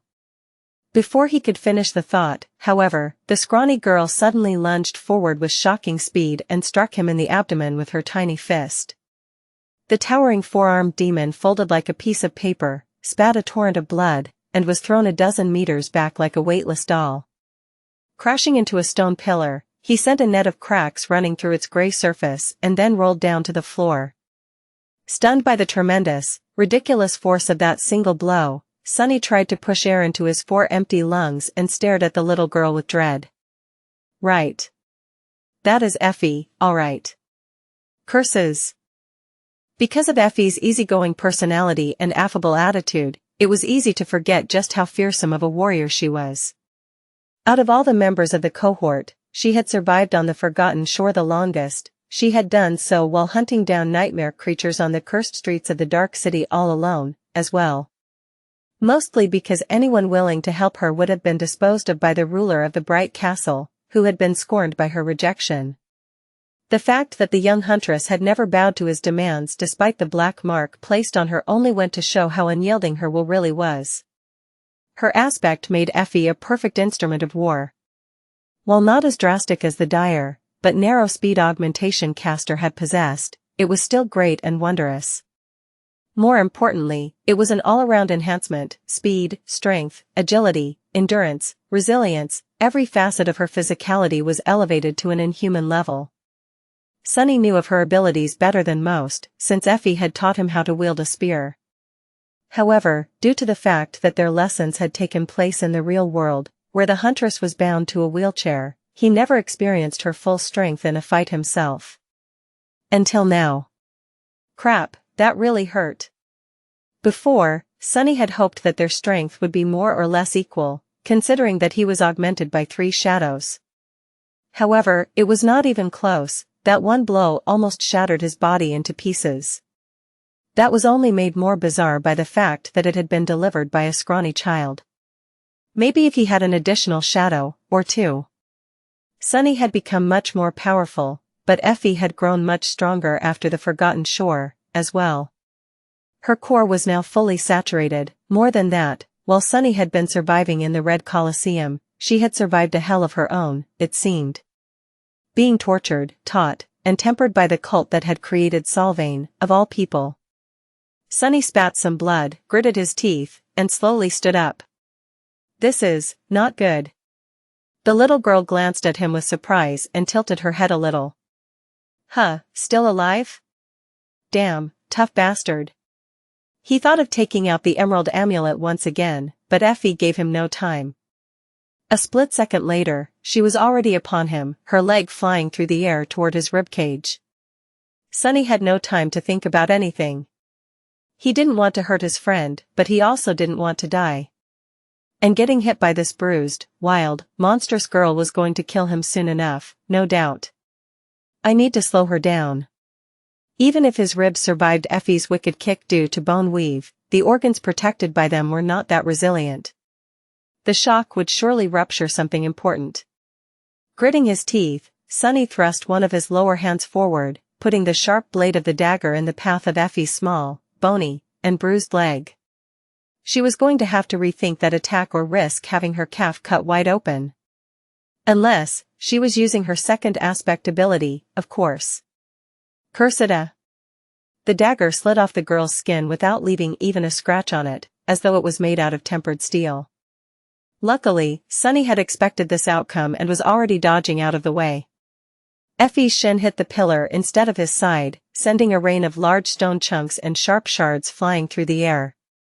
Before Sunny could regain his balance, the next attack came, and then the next, and the next, and the next. Unable to seriously hurt the girl, he had no choice but to retreat under the onslaught of deadly strikes, receiving several glancing blows that left him reeling and in pain. The scrawny girl was very small, but made up for it by being incredibly nimble and swift. The little imp was so wily and fast, in fact, that it almost felt as though she was in several places at the same time. Stop running, big guy. Let us finish this quickly. I am hella hungry, you know.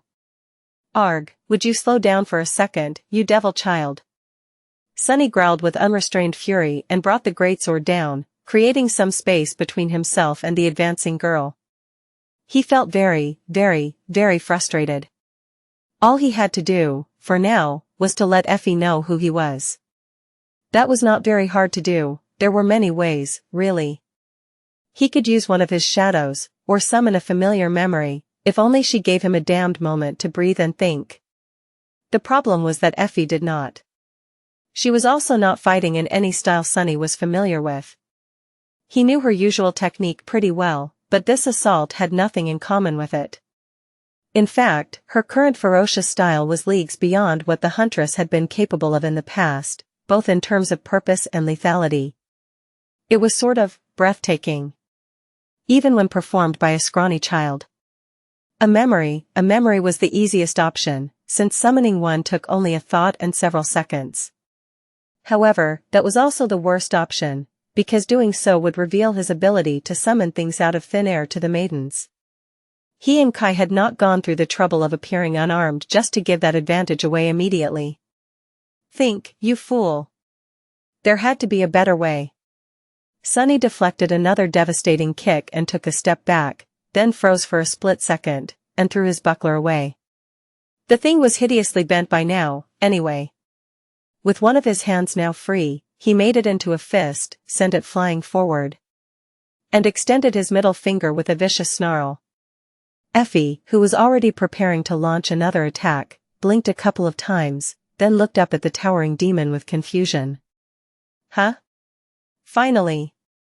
Using Effie's momentary confusion, Sunny lowered his hand and mimed grabbing the rim of a wheel and moving it forward and backward, as if pushing a wheelchair. The little girl frowned, then lunged forward and delivered a crushing strike, but this time, her movements were a bit slower, allowing him to easily dodge out of the way, purposefully so. Making sure that Effie could see his hand, he attacked with the greatsword while simultaneously making a fist again and pretending to have an arm wrestling match with an invisible opponent. The little girl swatted the sword away with her naked forearm, and then, her blood-red eyes suddenly widened.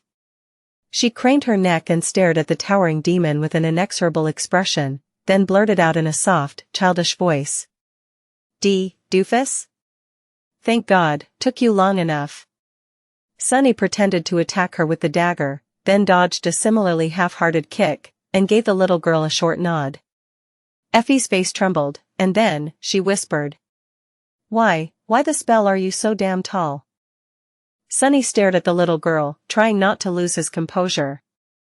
What is wrong with these people?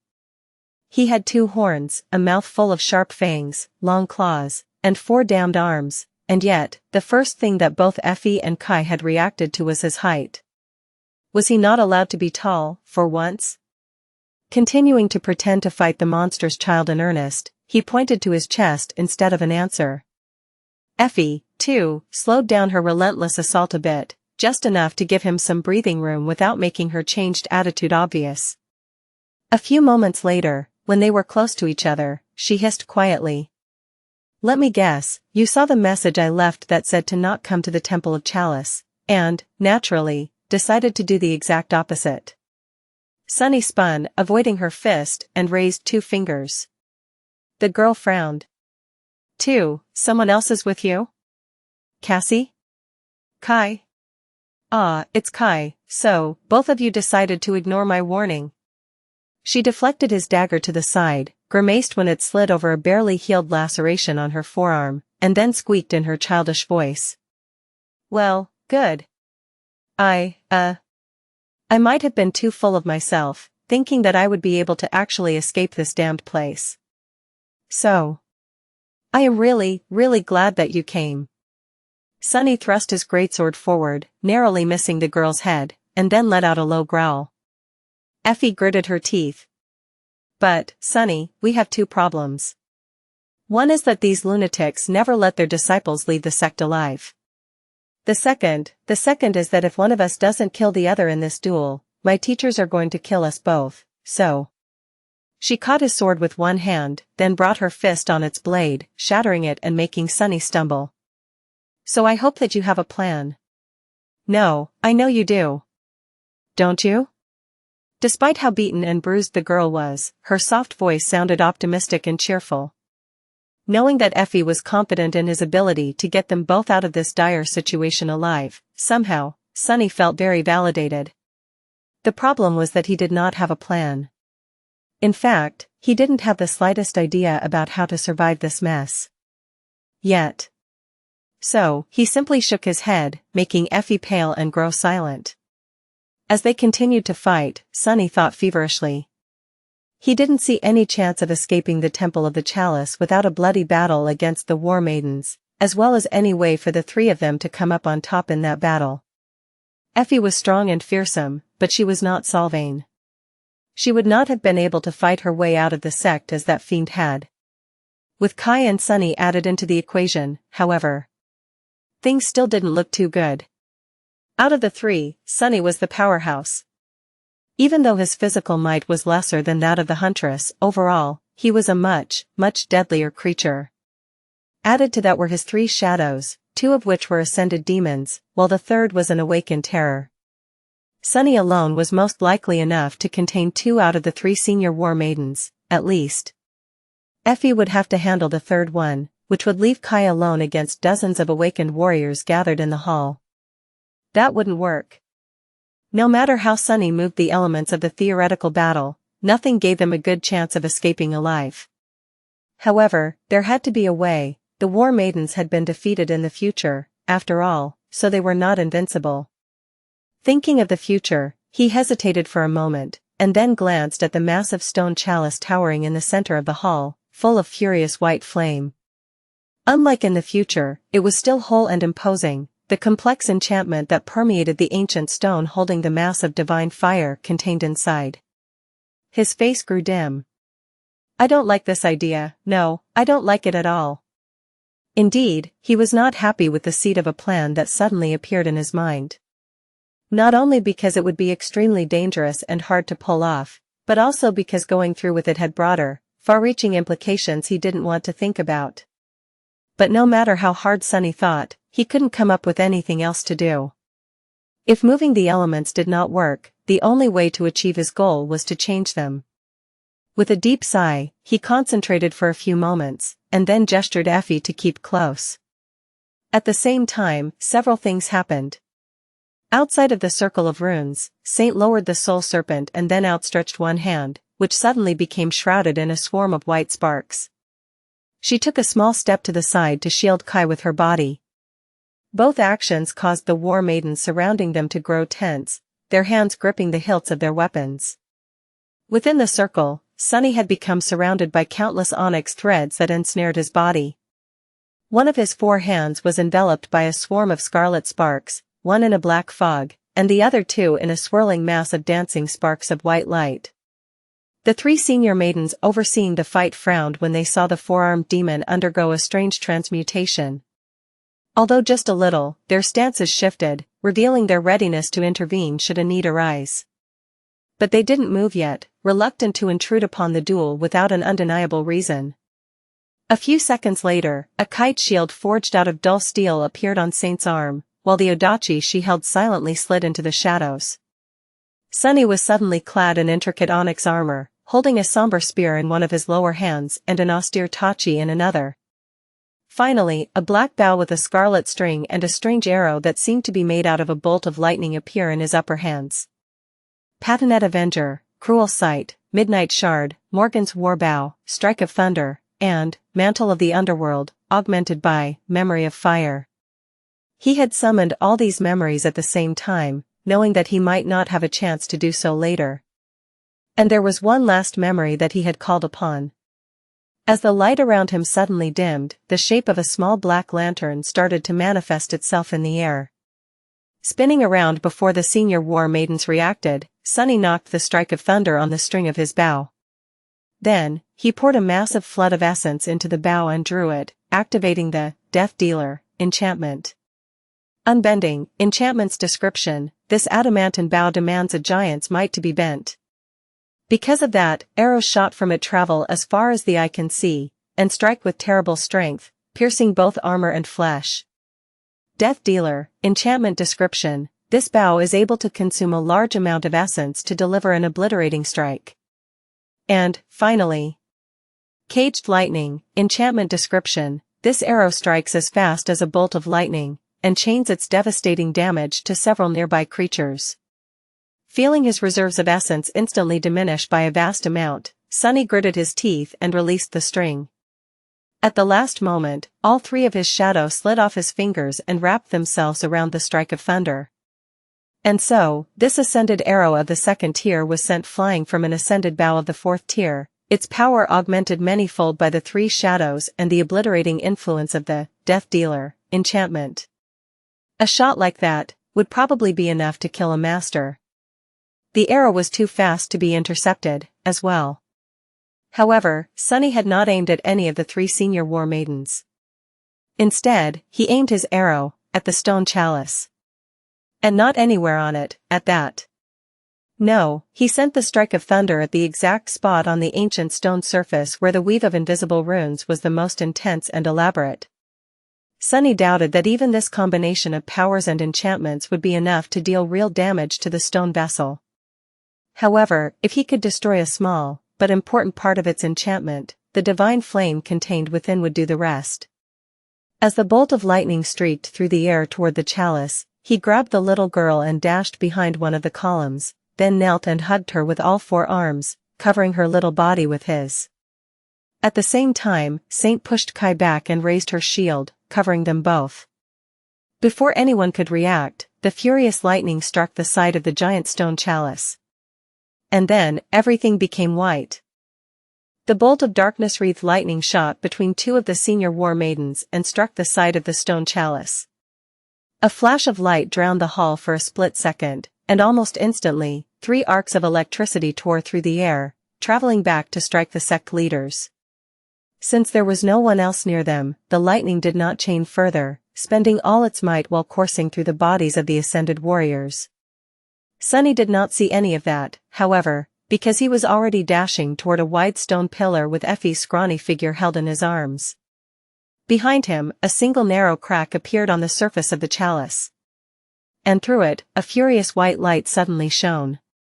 A moment later, countless fractures appeared on the ancient stone, and then, everything became white. Arg! Sunny was on his knees behind the column, his back to the center of the hall, hugging Effie with all his 4 arms. His vision was gone, replaced by an endless field of flawless white, and so was his hearing. He felt a shockwave go through his body, and the pillar behind him shatter, turning into a rain of broken, melting stone. Then, a flash of agony pierced his soul. Everything was enveloped by terrifying, suffocating heat.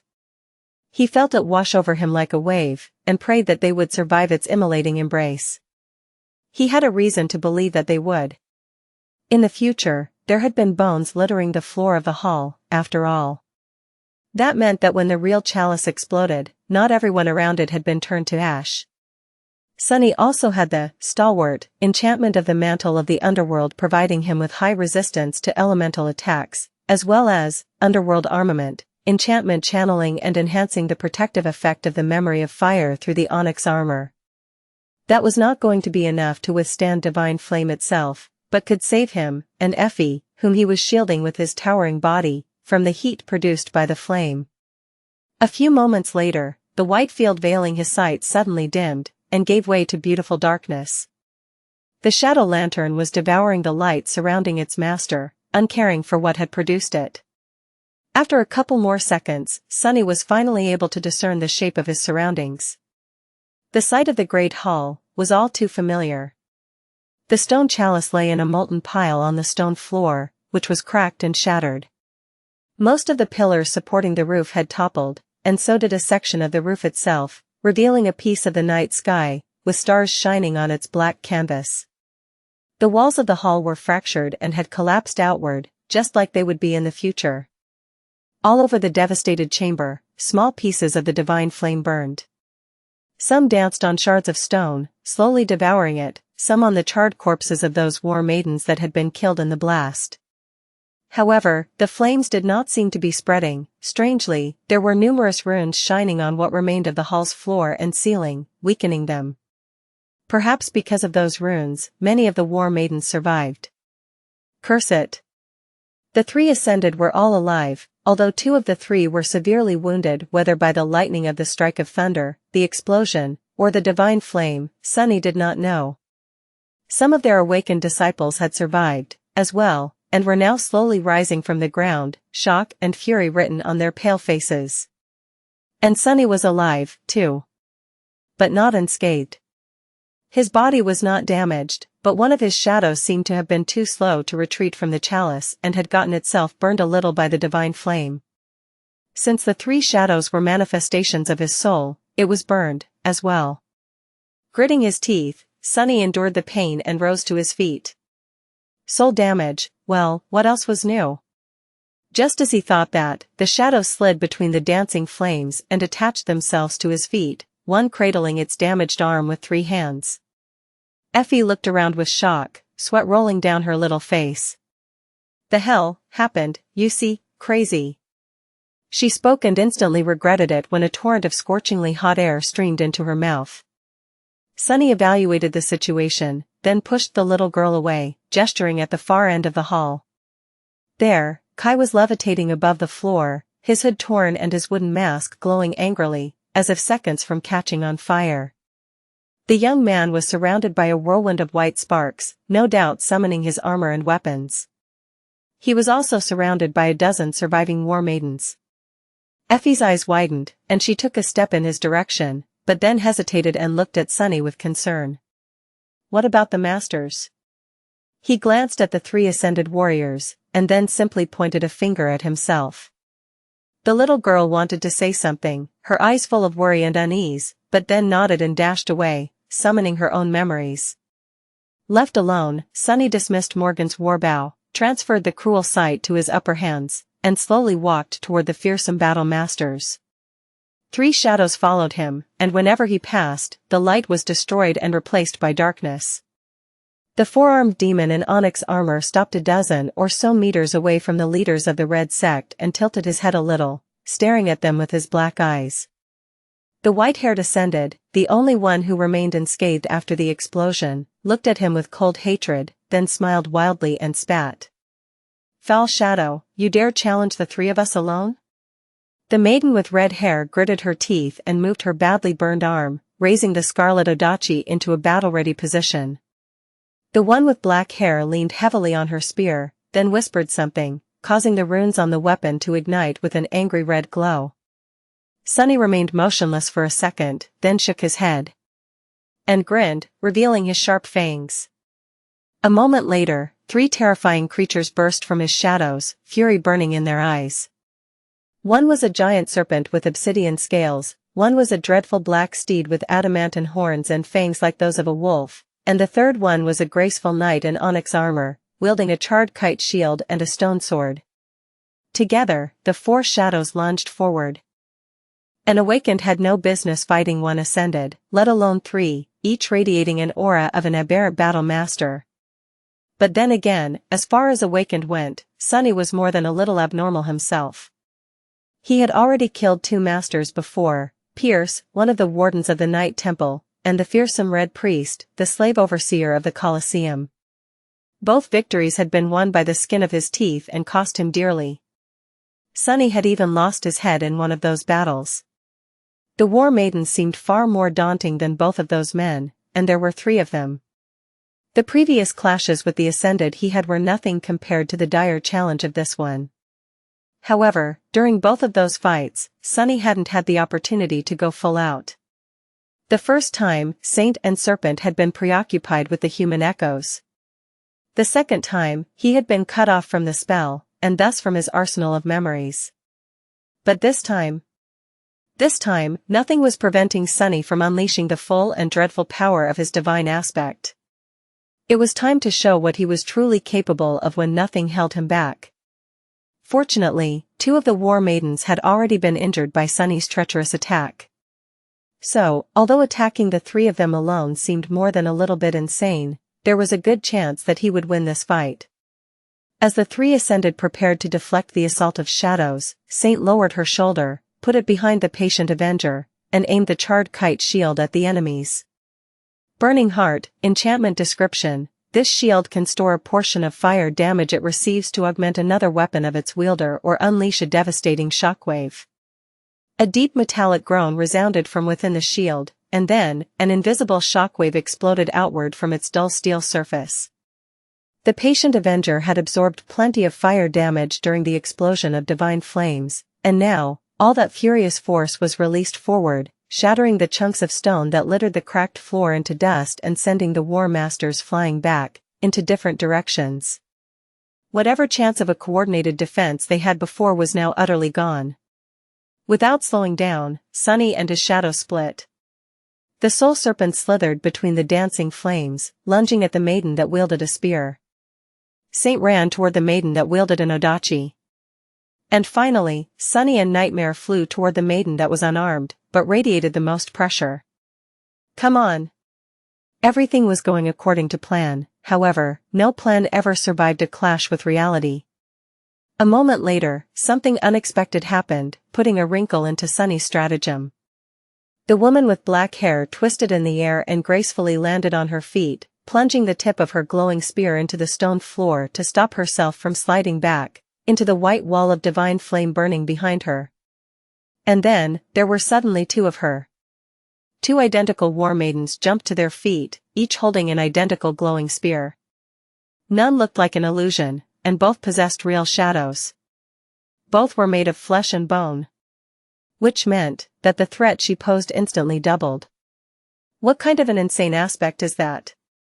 Sunny bared his fangs, changing the plan on the fly.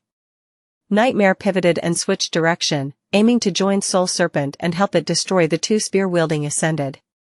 One of the shadows cast by Sunny swiftly glided forward, wrapping itself around the black steed.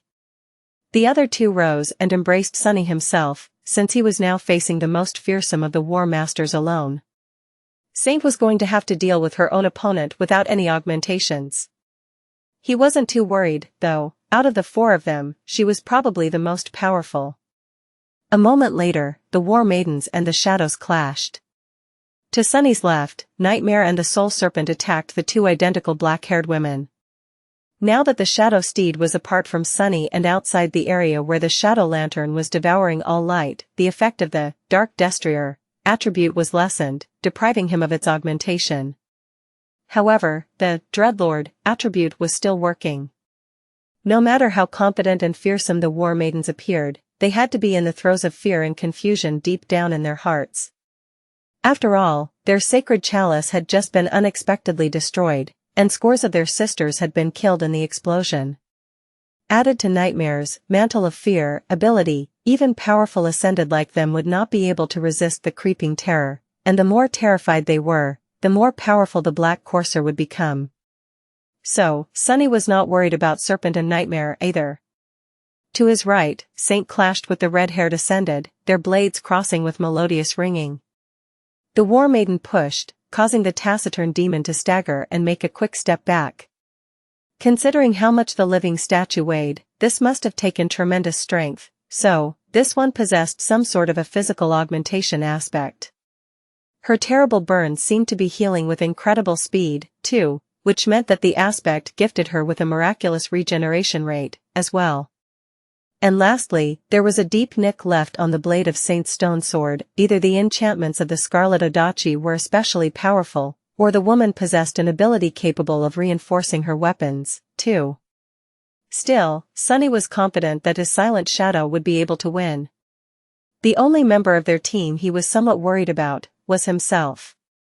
Raising the cruel sight above his left shoulder and lowering the midnight shard to his right thigh, Sunny lunged at the white-haired War Maiden, who was still calm, entirely unscathed, and unarmed. "Let's see what kind of a fiend you are, then." Looking at the attacking demon with cold hatred, the woman simply outstretched her empty hands. And in the next moment, the stone shards and the dancing flames around them suddenly moved. What the? The shards of stone and the dancing flames moved, flying through the air toward the tall woman. Instead of crushing and burning her, however, they somehow assembled around her slender body, the pieces of stone levitating around it to form a strange armor, the fire shrouding her hands like incandescent gloves. Sunny suddenly felt a deep, dangerous sense of unease. "How dare you, Bel Shadow?" The voice of the War Maiden thundered in the darkness that the Shadow Lantern had created, and then, two furious white eyes ignited in its depths, piercing Sunny with a murderous gaze. "How dare you challenge war?" A split second later, the maiden disappeared from where she stood, the stone slab beneath her feet exploding into a rain of shards. Almost instantly, she was already upon him, a flame-wreathed palm shooting forward to pierce his chest. Damnation, what is it with women of war always going straight for my heart? This is already the third time this happens. Sunny awkwardly blocked the devastating blow, and felt himself being thrown back by the terrifying force of the impact.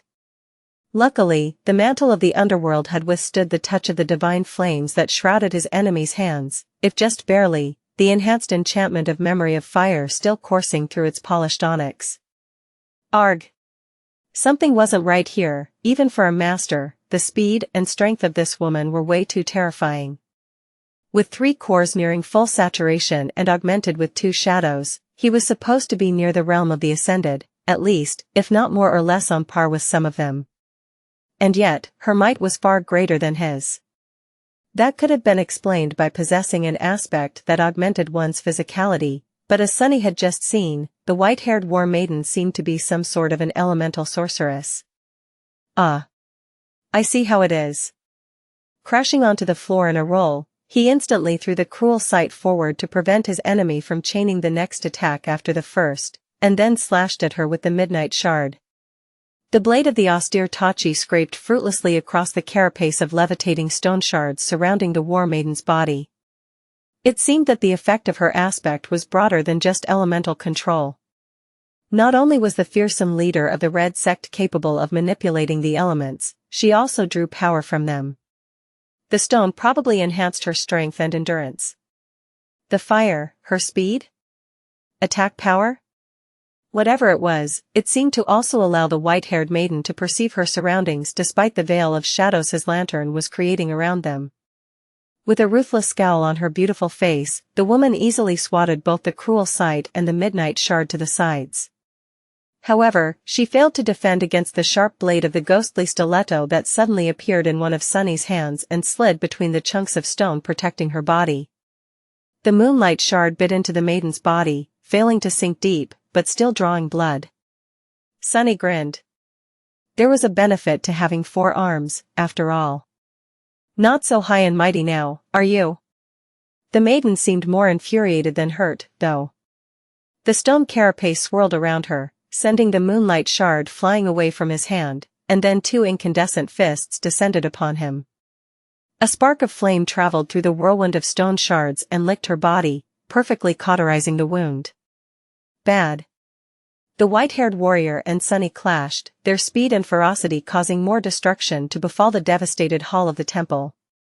Since they were shrouded by a rolling cloud of darkness, no one would have been able to see what was happening under the veil of shadows, noticing only flashes of white radiance that tore through it from time to time.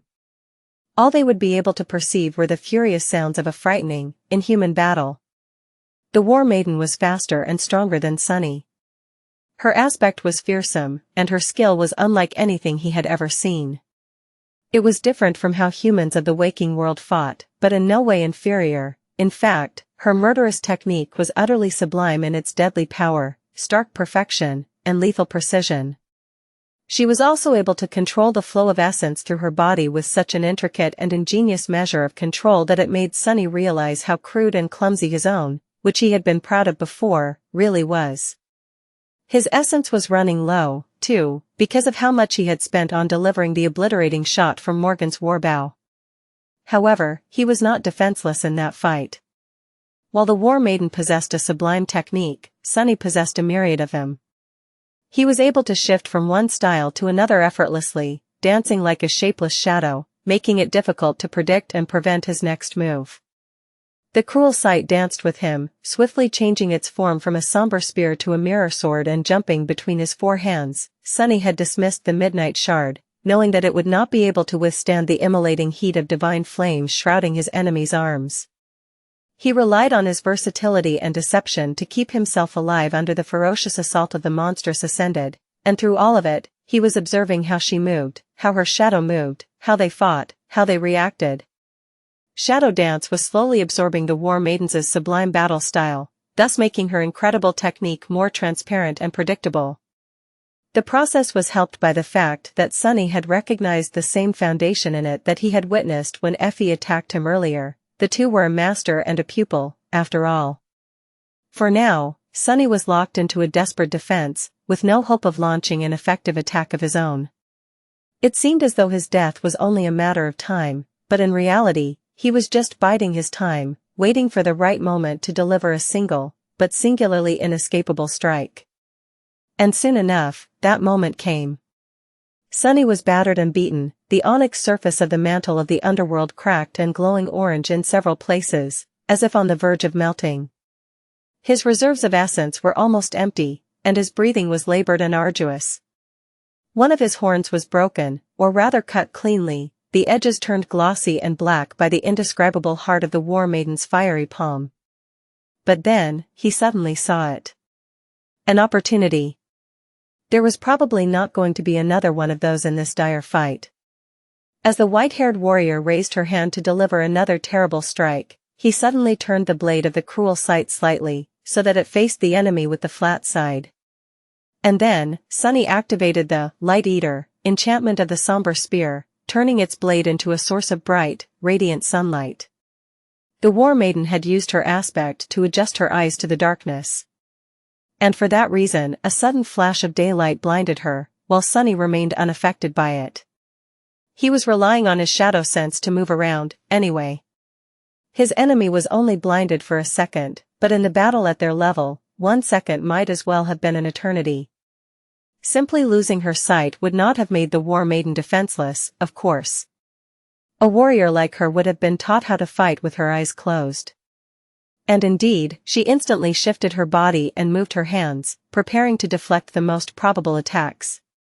Unfortunately for her, Sunny had already gained enough insight into her style to know exactly what these movements would be. And so, he knew how to slip through them. One of his hands suddenly shot forward, the clawed gauntlet shattering a piece of stone protecting the woman's neck. The other followed, passing through the momentary gap in the magical carapace, and ripping her throat apart. A strange sound escaped from the War Maiden's lips. Her eyes widened, the white radiance burning in them growing dimmer. For some reason, Sunny felt himself be disturbed by that sight. The whirlwind of stone shards surrounding the maiden's powerful body rained to the ground. See, can't be, a shadow. With that, the fearsome leader of the Red Sect fell to her knees, life draining through the terrible wound on her neck. All it took to kill her was one calculated, treacherous strike. Before the spell spoke, Sunny hesitated for a moment, then leaned down and whispered. Find peace within me. This is the mercy of Shadow. A few moments later after Sunny spoke, the spell whispered into his ear. You have slain an ascended human, War Maiden Hilda. Your shadow grows stronger. He took a step back and grunted, pain and exhaustion permeating his battered body. Why don't I feel happy? Sunny did not mean to say those words aloud. With a frown, he pulled his gaze away from the corpse of the valiant maiden, briefly glanced at the emerald amulet grasped in one of his hands, and hid it back under the cracked breastplate of the mantle of the underworld. It was not every day that he achieved a victory in a battle against an ascended. He should have been celebrating, but really, Sunny was not too fond of killing humans. At least those whom he did not hate. Feeling pain travel through his scorched body and observing the sorry state of the mantle, he activated its living stone enchantment and saw the stone-like metal start to restore itself. He also sensed most of his remaining essence flow through the armor, disappearing as it empowered the process. With a sigh, Sunny leaned on the cruel sight and looked around warily. He was not in the best shape, and the battle was not over. It wasn't time to celebrate yet. To his right, Saint was entangled with the red-haired ascended, their weapons weaving a fearsome pattern of destruction across the remains of the great hall. The patient avenger was glowing with an angry orange radiance, and her stone sword was surrounded with flames, augmented by the cold steel enchantment of the shield. It was somehow resisting the scarlet odachi. However, the blade of the sword was covered by numerous nicks and cracks, as if it was seconds away from falling apart. The body of the War Maiden, meanwhile, was washed in blood but free of any wound, betraying the fact that she had been able to heal all the damage dealt to her by Saint. To his left, Serpent and Nightmare were fighting the two identical ascendeds.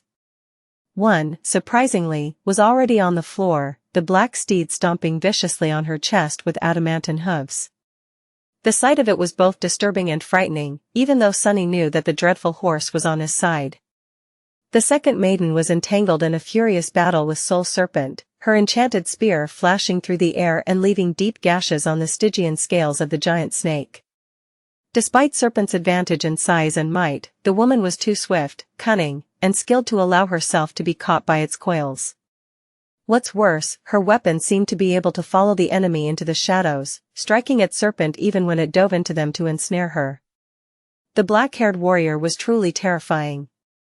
To be able to resist both an ascended demon and an awakened terror at the same time, even after being damaged by the strike of thunder and the explosion of the chalice, was something only the most fearsome masters of the waking world would have been able to do, if any. However, her luck had run out.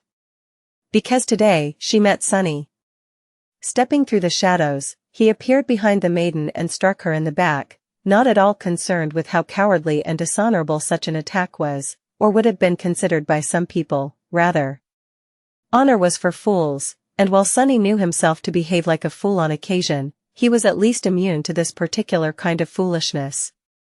The blade of the cruel sight pierced the heart of the brave war maiden and flashed with white incandescence of divine flames for a split second, dealing devastating damage to everything it touched. The woman died instantly, without even realizing who had killed her.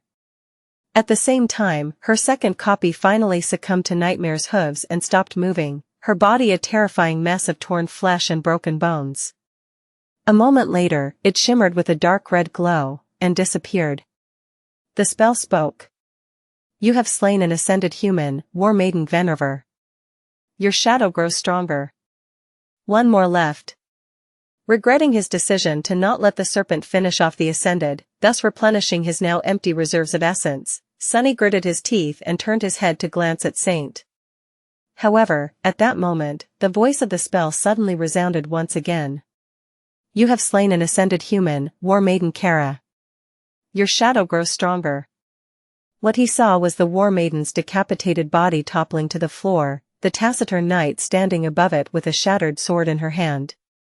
The length of its stone blade, what remained of it, at least, was painted crimson, heavy drops falling down from it. Saint remained motionless for a few moments, then glanced at her broken sword with regret. Her shoulders moved slightly, as if the shadow sighed. Dropping the shattered blade, she then bent down and nonchalantly picked up the scarlet odachi that slipped from the Ascended's fingers. Finally, the taciturn demon brandished the odachi and turned around to look in the direction of the entrance to the great hall. What is she looking at? Sunny frowned, then suddenly shivered. Oh, right. Effie and Kai. He spun, remembering that his friends were currently facing off against a dozen of powerful awakened warriors. However, he didn't have to worry. The war maidens, almost all of them were already dead. Kai was just about to finish off the last one. The young man was clad in beautiful armor forged out of white steel and gold, wielding a swift saber. His battle skill seemed to have improved tremendously since their time on the Forgotten Shore. Those months in the army of the Ivory City must have taught him a lot. Effie was done with her share of enemies, as well. The little girl was now wearing a familiar bronze armor, the white chiton beneath it replaced by the red silken tunic of the war maidens. The dusk shard was also there, on her hand. However, now the heavy round shield was almost the size of her entire body. Just then, Kai dodged a strike of his opponent, hovered above the floor at an impossible angle, and delivered an unexpected thrust to the war maiden's abdomen. A moment later, Effie slammed into her with the dusk shard. The female warrior fell to the ground, either dead or dying. Suddenly, the devastated hall of the Temple of the Chalice was enveloped in silence. The three of them, Sunny, Kai, and Effie, stared at each other with confused expressions on their faces. It was all over. Had they really won? Surrounded by devastation, Sunny, Kai, and Effie stared at each other with confused expressions on their faces. Their weapons were still raised, ready to strike at the enemies, however, there were no enemies around. Just dead silence. Sunny tensely studied the devastated hall, then slowly pulled out the emerald amulet and looked at the little girl with a silent question written on his face. Effie, tell me, is there, perhaps, a slumbering saint somewhere in the temple? She frowned, then shook her head. Sunny was genuinely perplexed. Maybe there is an indescribable horror that had been contained by the chalice? And we have set it free? Or an ancient curse? The little girl wiped the sweat off her bruised face, then said in her soft, childish voice. Not that I know of. No, there are no horrors. Or curses. Sunny blinked a couple of times. So, what, we really won? Just like that? Effie stared at him for a bit, and then yelped in outrage. What the hell do you mean by just like that?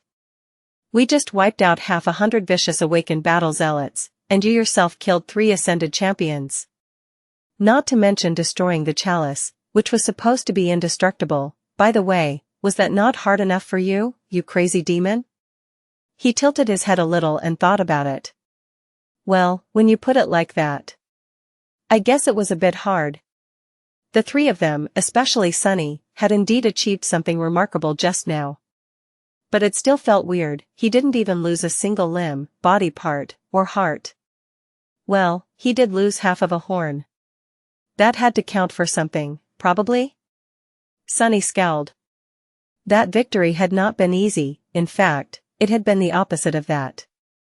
However, it had not been as costly as he would have expected it to be. 3 Ascended were no joke, let alone as fearsome as the War Maidens had been. Granted, they had faced him after being mangled by the strike of thunder and the consequent explosion of the Chalice.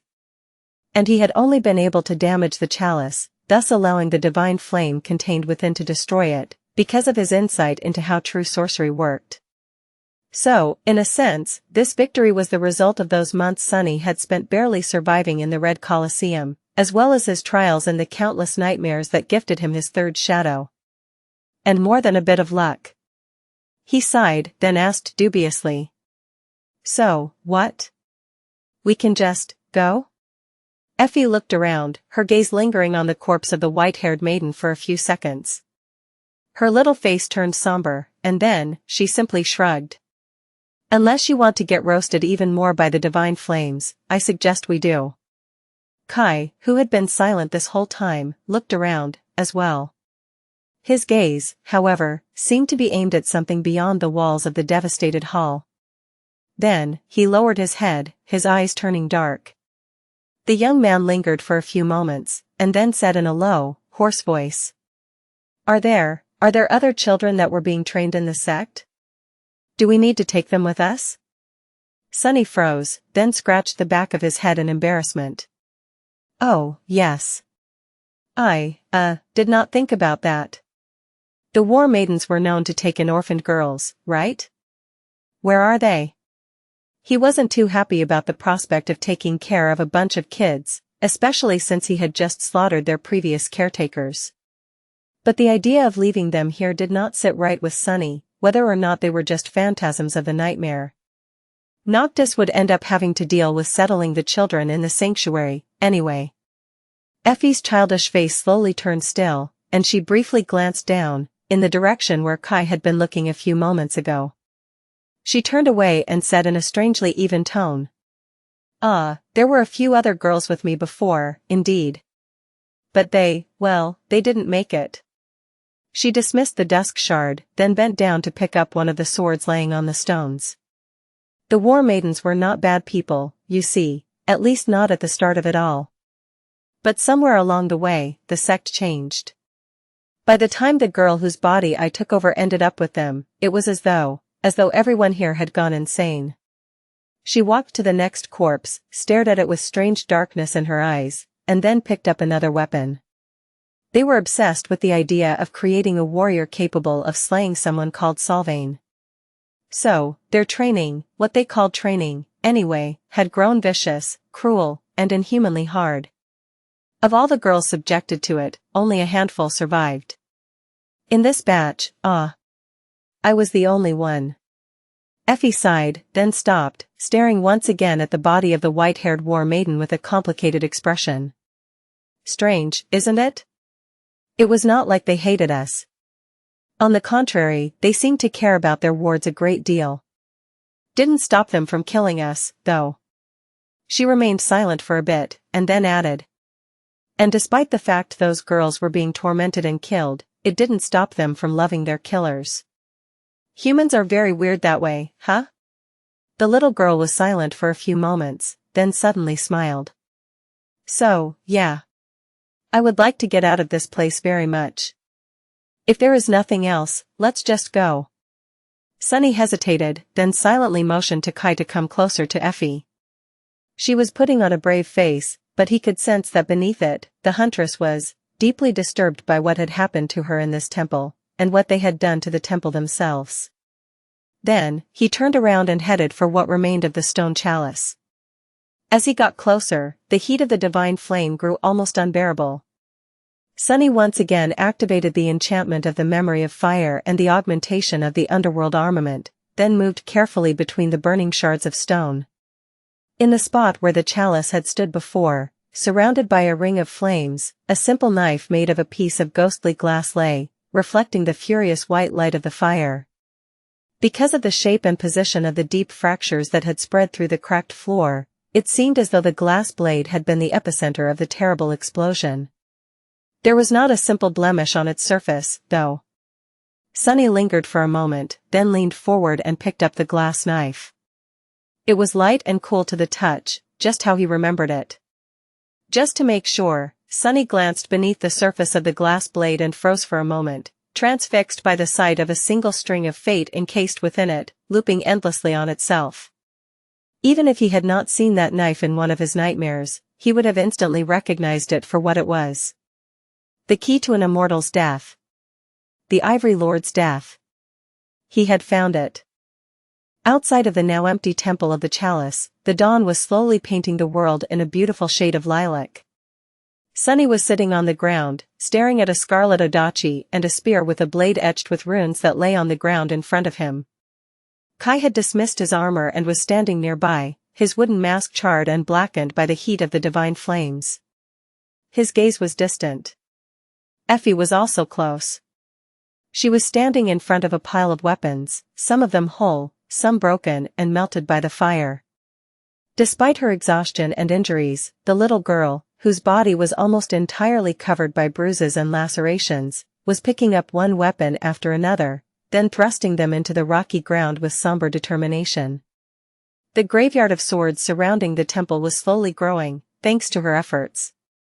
Sunny observed Effie for a while, then sighed. He did not see a lot of sense in leaving so many enchanted weapons behind, even if most of them were only equivalent to awakened memories. However, he was also not going to stop the girl from performing the wasteful ritual, as long as it gave her some closure, or whatever it was she was seeking by performing the strange burial. It gave him food for thought, however. In the future he knew, there was no such graveyard around the ruined temple of the Chalice. Which meant that no one had done this last mercy for the war maidens slaughtered in the Great Hall. Was that the reason they had turned into vengeful wraiths, perhaps? Maybe. Or maybe the swords had just been stolen or destroyed at some point later in time.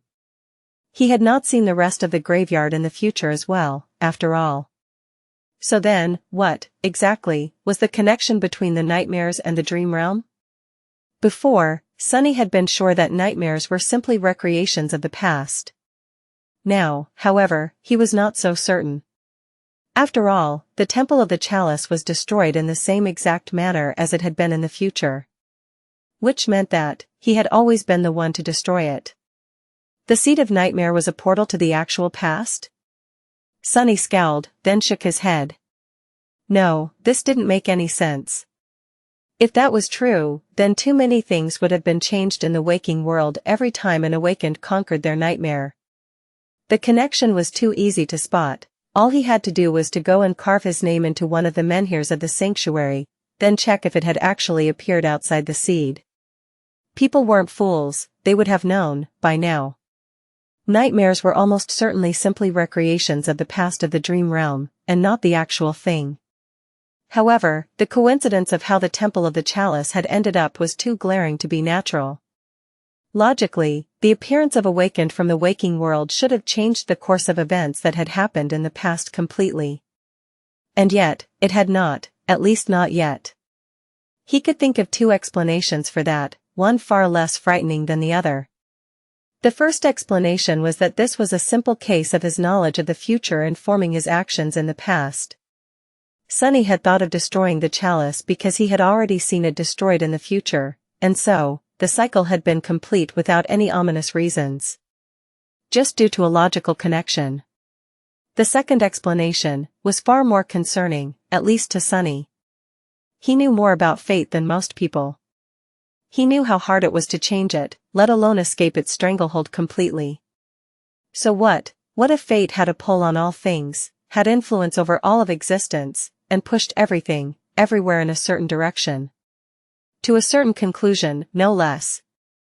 If so, the details of what happened could potentially change, but the end would inevitably, and inescapably, be the same. That was a thought that terrified Sunny beyond belief.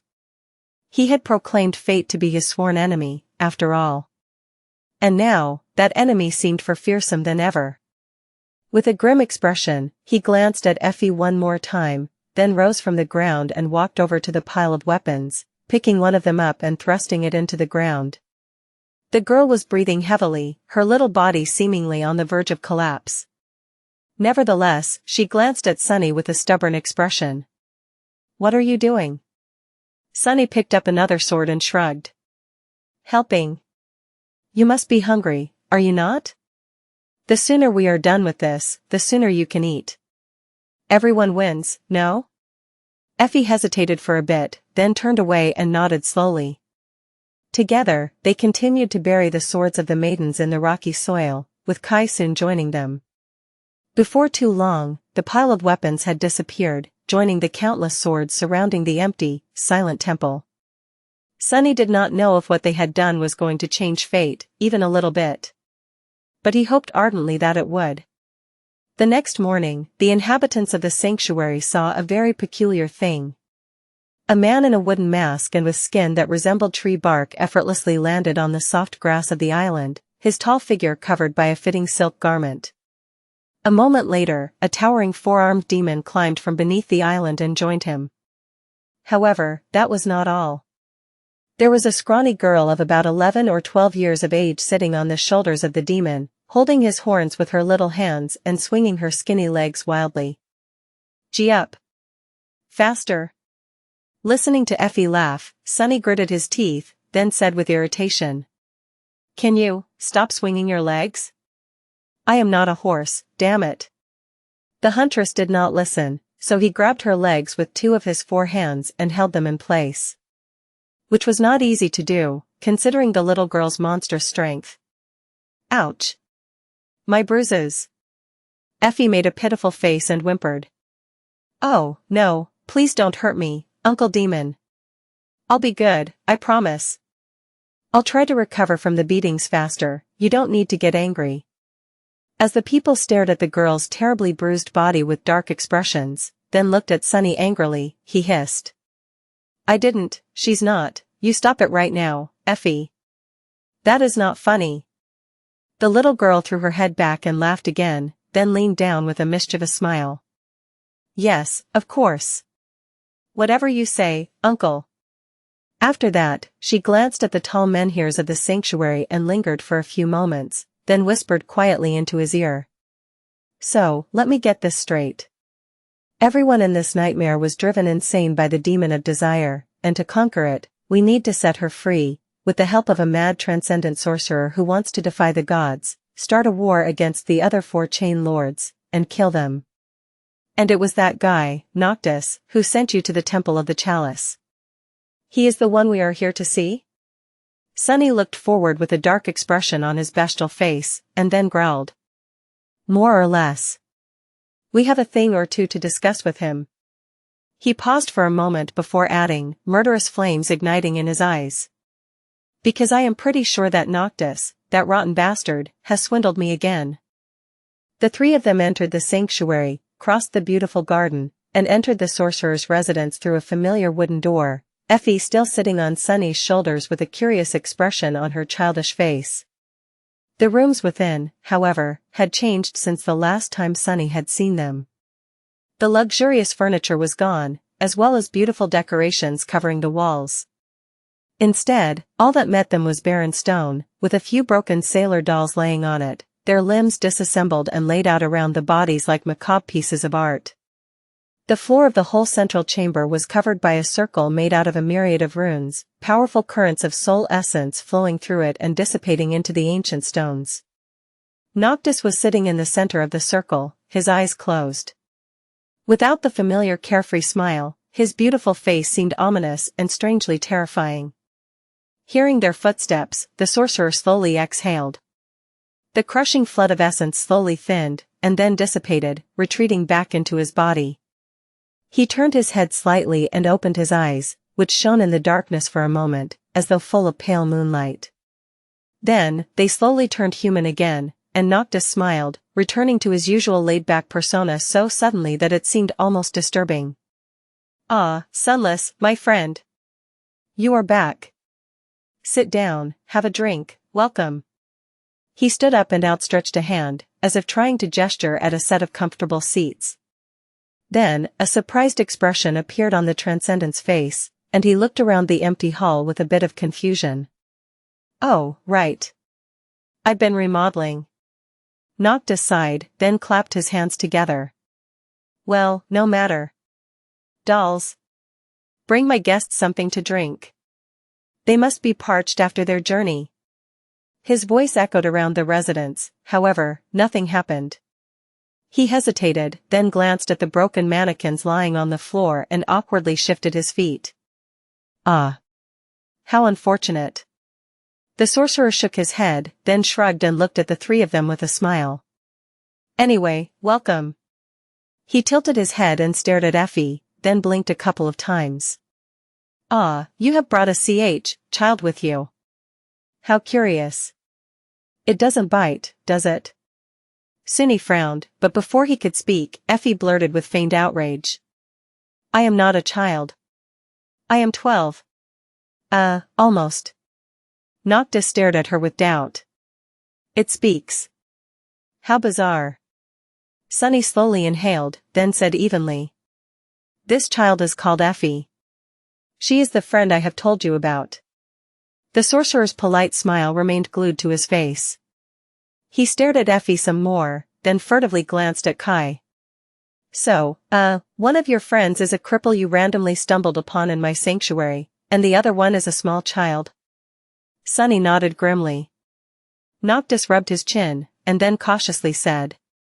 "Sunless, are you utterly sure that you did not just invent having friends? To make me value our own beautiful friendship more, perhaps? If so, let me assure you, I value it a great deal already. There's no need for you to feel insecure just because you are not as beautiful, wealthy, wise, generous, and delightful to be around as me." Sunny gritted his teeth and then hissed furiously.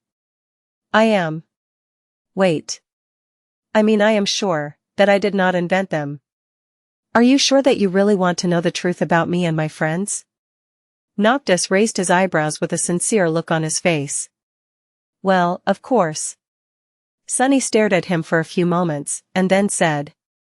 "In that case, my friends and I are not actually a demon, a cripple, and a small child. We are humans from a distant future whose souls were sent here by a nearly almighty entity known as the Nightmare Spell, after the gods had died and this whole world had been destroyed." "Oh, and this place? It is not real. You are not real, too. All of it is just a complicated illusion created by the spell to test us 3, no, us 5, actually. That's the honest truth." The sorcerer looked at him with wide eyes. Then, he sighed, shook his head, and uttered in a hurt tone. "Sunless, there's no need to weave such stupid lies to mock me. If you don't want to tell me, you don't have to." He pursed his lips and turned away. "So childish. I take it all went well, then? Since you are in the company of a new friend, you must have successfully infiltrated the Temple of the Chalice, found her, retrieved the glass knife, and fled before the war maidens noticed?" Sunny flinched, then cleared his throat and remained silent for a couple of seconds. Finally, he said in an even tone. Well, actually, not exactly. We did retrieve Effie and the knife, but..." Noctis looked at him with surprise. "But what?" Sunny coughed. "We destroyed the chalice and killed all the war maidens." The sorcerer stared at him in shock. "You did what?" Kai sighed, and then strained his vocal cords to speak. "We were left with no other choice. The maidens were willing to give us a chance to earn the right to take the glass knife away, but they would have never let Effie go. That was a tenet of their sect. So, the sect had to go, instead." Noctis stared at them with wide eyes, his face turning deathly pale. He swayed a little, and then yelped. "But what do you mean, you killed all the maidens? How did you manage to kill them? What about their transcendent sect leader, did you kill her, too?" The three of them looked at each other with confusion. Then, Effie cautiously spoke up. The venerable Foremother, who was the last transcendent of the Red Sect, died like 200 years ago. There were no other transcendents among the maidens since." The sorcerer blinked a couple of times. Wait, really? Huh. So she just went and died? How pedestrian. Sunny stared at him, aghast. Did he really forget that real people had a habit of dying from time to time, unlike his own immortal self? How insane could that charlatan really be? But then, he had to stop himself. No, that was not right. Noctis was no fool, he just enjoyed playing one. There was no chance that the immortal would not have known whether or not there were transcendents living in his territory. Which could only mean one thing. Sunny took a step forward and growled. Do not insult us. You knew perfectly well that there were no transcendents in the Temple of the Chalice. And you also knew that you could have easily obliterated that whole place and taken the glass knife, if you wanted to. We three are formidable, as far as awakened go, but not nearly as formidable to be able to do something that a chain lord would not have been able to. He glared at the immortal and said, the emerald amulet almost cracking in his fist. So, Noctis, my friend, why don't you tell me the real reason for why you really sent me and Kai there instead of going yourself? And be very careful about what you say, because our beautiful friendship might depend on your answer. Noctis remained silent for a while, looking at him with an unreadable expression. Then, he sighed and waved a hand. All right. If you want to be boring, I'll tell you the truth. No need to get angry. He clapped his hands again, and the disassembled sailor dolls suddenly rose from the floor, their limbs flying up and connecting to the wooden torsos. Then, one of them disappeared for a moment and returned with a silver goblet full of fragrant wine, presenting it to the sorcerer with frightened reverence. The others backed away and froze, standing silently near the walls. Noctis took the goblet, took a sip, and looked away with a somber expression on his exquisite face. Yes, it is true that I could have retrieved the knife, saved your friend, and destroyed the Temple of the Chalice myself. That would not have been too hard, with or without the Transcendent guarding it. However, he stared west, his eyes turning dark. If I made such a move myself, the other four would have learned of it. Then, they would have understood why I made it, and what I am going to do next, as well. They will know my intentions eventually, of course, but now is not the time. Not yet. Revealing it all now would be troublesome. Sunny scowled, then briefly glanced at Kai. The archer was looking west, too, his shoulders tense. The Ivory City lay to the west. The Red Colosseum, too. He hesitated, and then said in a grim tone.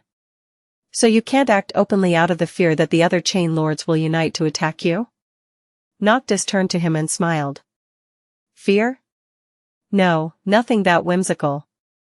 It is simply a matter of convenience. You see, until... Suddenly, the sorcerer grew silent. His face turned grave, and his eyes shined with a glint of distant moonlight. This time, it was not a performance. Sunny could feel that something had really gone wrong, because the whole room inexplicably changed, becoming much darker, colder, and full of dire tension.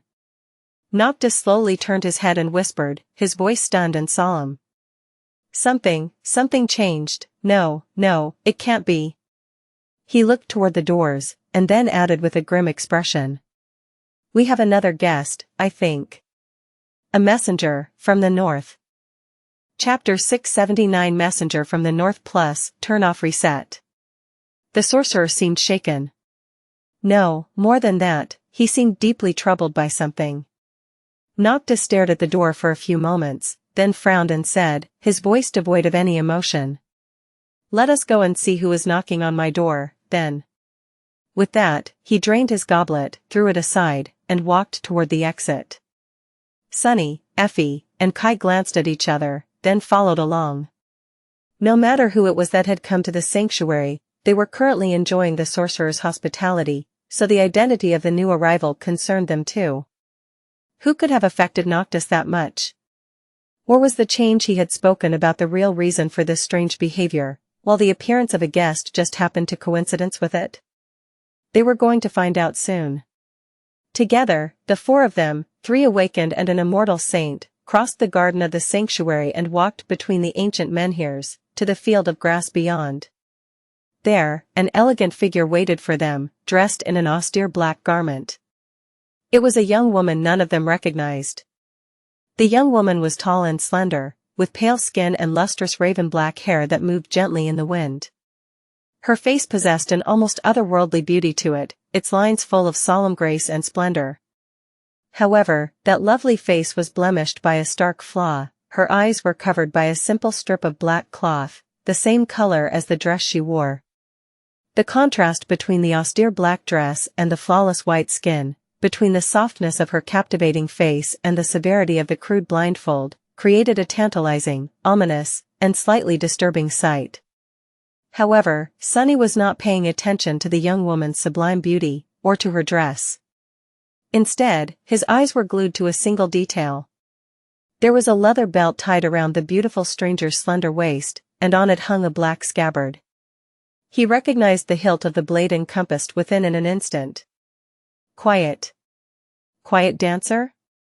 Cassie. For a moment, Sunny was overwhelmed by a feeling of profound, boundless relief. She was alive.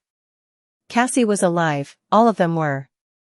And now, despite all the dire trials of this harrowing nightmare, the four of them were finally reunited. It was as though a terrible weight that had been crushing his heart all this time, without him knowing, was suddenly lifted. Sunny felt Effie's grip on his horns grow tighter, and glanced at Kai to see that the young man's eyes were shining behind the wooden mask.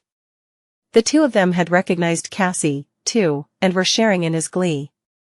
However, a moment later, Sunny's elation was gone.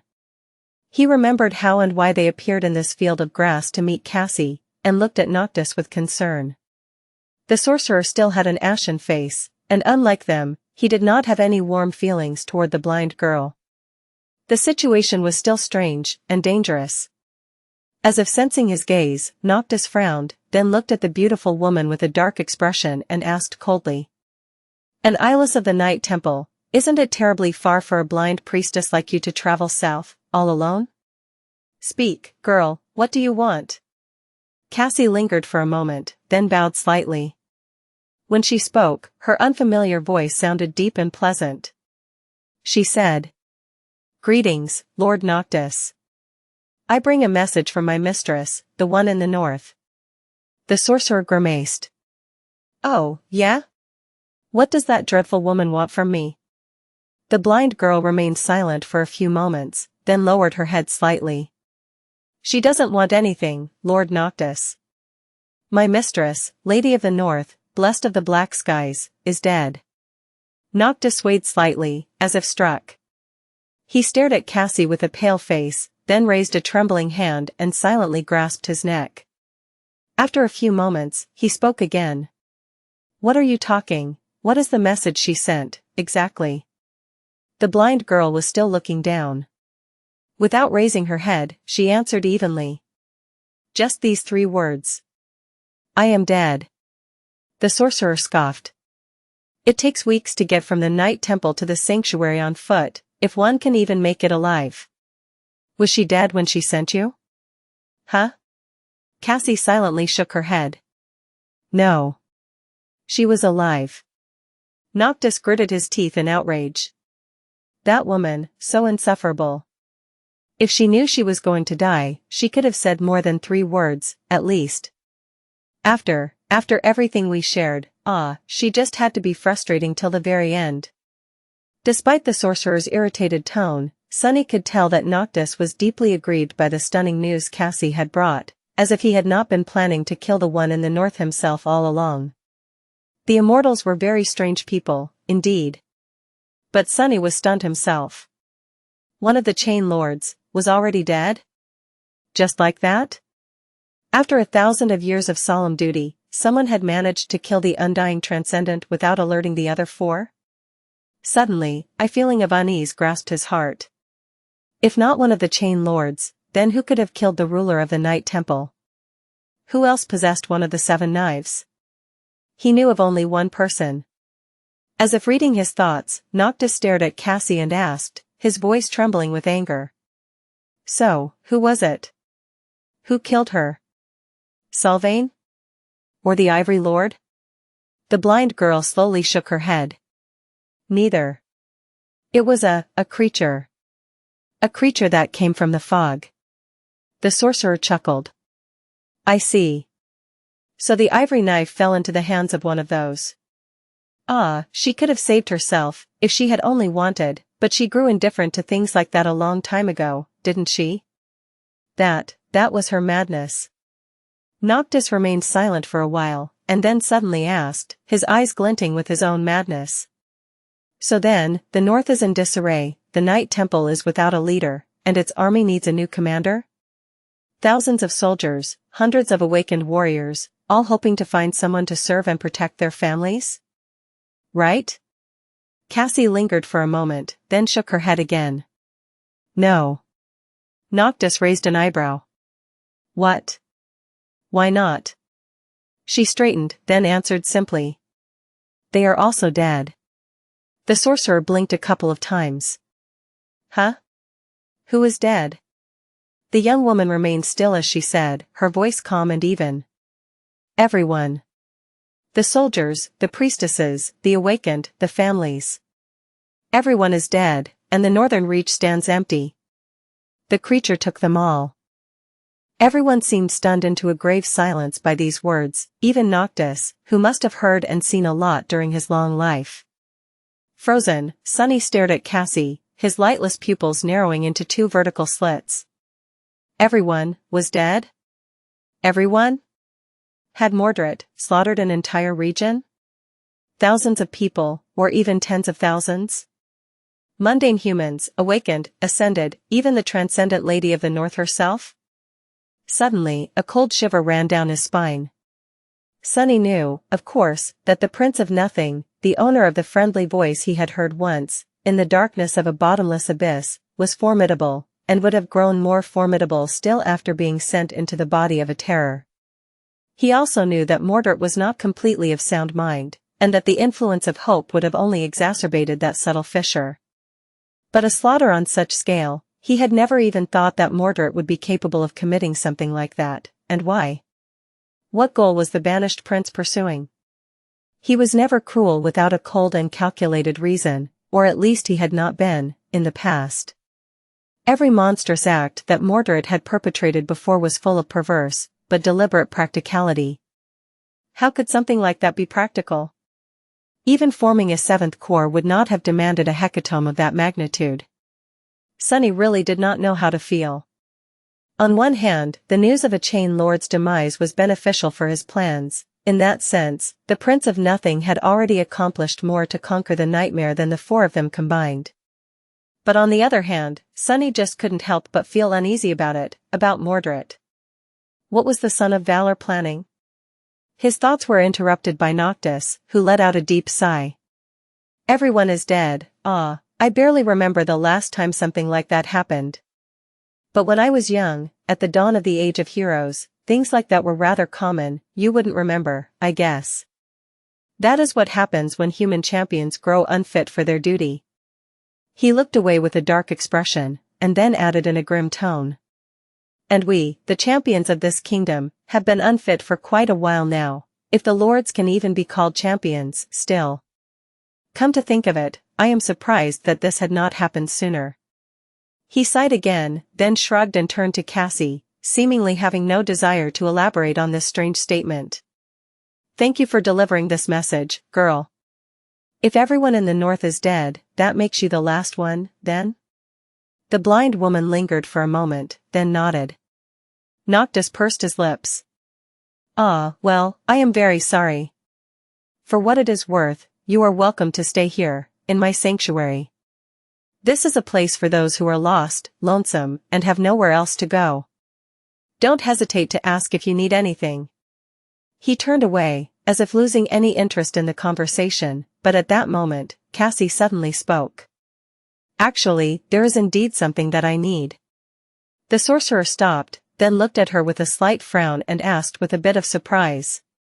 Really? Oh, then tell me. I am sure I'll be able to help. The beautiful young woman placed a hand on the hilt of her rapier, and then said, her voice deep and pleasant. I am looking for my friends. I wonder if you would be able to help me find them, Lord Noctis. Noctis blinked a couple of times, then glanced at Sunny, Kai, and Effie with a strange expression on his face. Finally, he answered in a cautious tone. Of course. Gladly. But, do you, perhaps, not know how your friends look, where they are, and what they are called? If so, finding them will be difficult. Cassie tilted her head, remained silent for a few moments, and then answered with a bit of confusion. Why would I not know? I am looking for a four-armed demon, a cripple with a grating voice, and a little girl. Their names are Sunless, Nightingale, and Raised by Wolves. They should be here in your sanctuary, my lord, or at least visited it not too long ago. Noctis smiled radiantly. You would, wouldn't you? Not knowing something like that would be very strange. Gods, finally, someone normal, a four-armed demon, you say? A four-armed, huh? The sorcerer's voice trailed off, and then he slowly turned to Sunny, seemingly struggling to say anything else. Before he managed to speak again, however, there was a sound of little feet pattering on soft grass, and a small figure collided with the young woman, hugging her with inhuman strength. Cassie! You're alive. Despite the fact that the blind young woman could perceive several seconds into the future and had to have known that Effie was going to tackle her, a bewildered expression still appeared on her beautiful face. She remained frozen for a few seconds, and then hesitantly lowered a hand to pat the little girl on the head. Yes I am. I am happy to see you too, Effie. The little girl stared up at Cassie, and then made a pouty face. What the hell, Cassie? How is this fair? Sunny was short but became tall, Kai was pretty but became hideous, and let's not talk about that, but you were pretty before and became even prettier now. The injustice. The young woman smiled gently, and then tightly hugged the little girl. Why? I think you became very pretty, too. Noctis stared at all this, then looked at Sunny with an inexplicable expression. The immortal sorcerer hesitated for a couple of seconds, and then cautiously asked. Sunless, is this beautiful priestess one of your friends, too? Sunny glanced at him, and then raised the emerald amulet. Yes, the last friend I wanted to find. Her name is Song of the Fallen. Noctis remained silent for a while, then looked away and mumbled in a barely audible whisper. By the moon. I guess I really need to improve my friend-making skills. Otherwise, I would not be able to call myself the friendliest man in all of the Kingdom of Hope anymore. Hearing that, Sunny smiled. He had a reason to. Their small cohort was finally back together. Chapter 681 The Incredible Adventures and Astonishing Deeds of Heroic Dreamer Sunless in the Lonesome Land of Nightmares, Abridged, Volume 3, plus, Turn Off Reset. Soon, the four of them were gathered in Sunny's room. There was plenty of food on the table, and a kettle of fragrant tea. They had a peaceful meal, avoiding discussing anything important, but soon, it was time to have a serious discussion. None of the four seemed too excited about the idea, perhaps because doing so would mean revisiting their experiences in the nightmare and opening up wounds that had barely any time to heal. There were a lot of invisible scars each of them was hiding. None of the four had survived these 3 months unscathed. Effie looked at her empty plate for a few moments, and then sighed. Can't we just have a few days off before getting to work? The world won't collapse if we take a small vacation, I think. Sunny glanced at his friends, the bruised girl, the cripple with a disfigured face, and a beautiful young woman whose empty eye sockets were covered by a black cloth, and slowly shook his head. If we do, Noctis might grow impatient. I promised to give him an answer after I find my friends. He has already been gracious enough to abstain from killing me, putting my soul into a doll, or a mop, and ordering it to give him the knives. So, we better not linger. Cassie turned her head slightly and asked, her deep, pleasant voice still sounding strange and unfamiliar. An answer? To what question? Sunny grimaced, then looked away. Right. All of you must have already understood what the conflict of this nightmare is. Hope, the demon of desire. Noctis is preparing to rebel against the will of the gods, kill the other immortals, and break her chains. And we have to either help him achieve his goal, or somehow prevent Hope from escaping. The former seems insane, but the latter seems impossible, considering that she is already able to influence the world from inside her prison. He shivered, grew silent for a few moments, and then added. Each of the immortals represents, or rather, embodies, one of Hope's eternal shackles. They can only be destroyed by one of the sun god's knives. I am in possession of 2 of the remaining 4 knives. Noctis knows where the third is being kept, and the 4th one is in the hands of Solvain, who will freely offer it to anyone who can grant her a worthy death. So, while his plan means going to war against 3 ancient saints, it is not entirely crazy. Just, mostly so. Sunny sighed, poured himself some tea, and concluded. So, we need to decide whether we want to help him in this craziness, or not. Cassie nodded, seemingly not surprised by what he told them. Then, she lingered for a moment, and said. Then, first, we need to share everything we learned about the nightmare while we were apart. The more information we possess, the better informed our decision will be. Sunny took a sip of his tea and shrugged. That was what he wanted to do, as well. He studied the faces of his companions, and then gripped the emerald amulet tighter. In that case, I will begin, I guess. Effie, Kai, and Cassie turned to him, trying not to show how curious they really were. And who could blame them? Out of the 4, Sunny's situation was indeed the most abnormal. He hesitated for a few moments, and then spoke. As you might have noticed, the spell sent me into the body of a demon, a shadow demon, to be precise. I found myself far to the west, in the territory of the followers of war. Even worse, just seconds after coming to my senses, I stumbled upon a beautiful woman wearing red. That woman was Solvain, the transcendent priestess of war god. She easily overpowered me, but decided to keep me alive. Effie's eyes glistened when he mentioned Solvain. Kai, too, seemed to be shaken by that revelation. After all, he had been an officer of the army that was embroiled in a bloody war against Solvain's cult. To soldiers of the Ivory City, her name must have been synonymous with power, death, and horror. To them, Solvain was as much of a person as she was an ancient, terrifying myth. Sunny's face grew dark.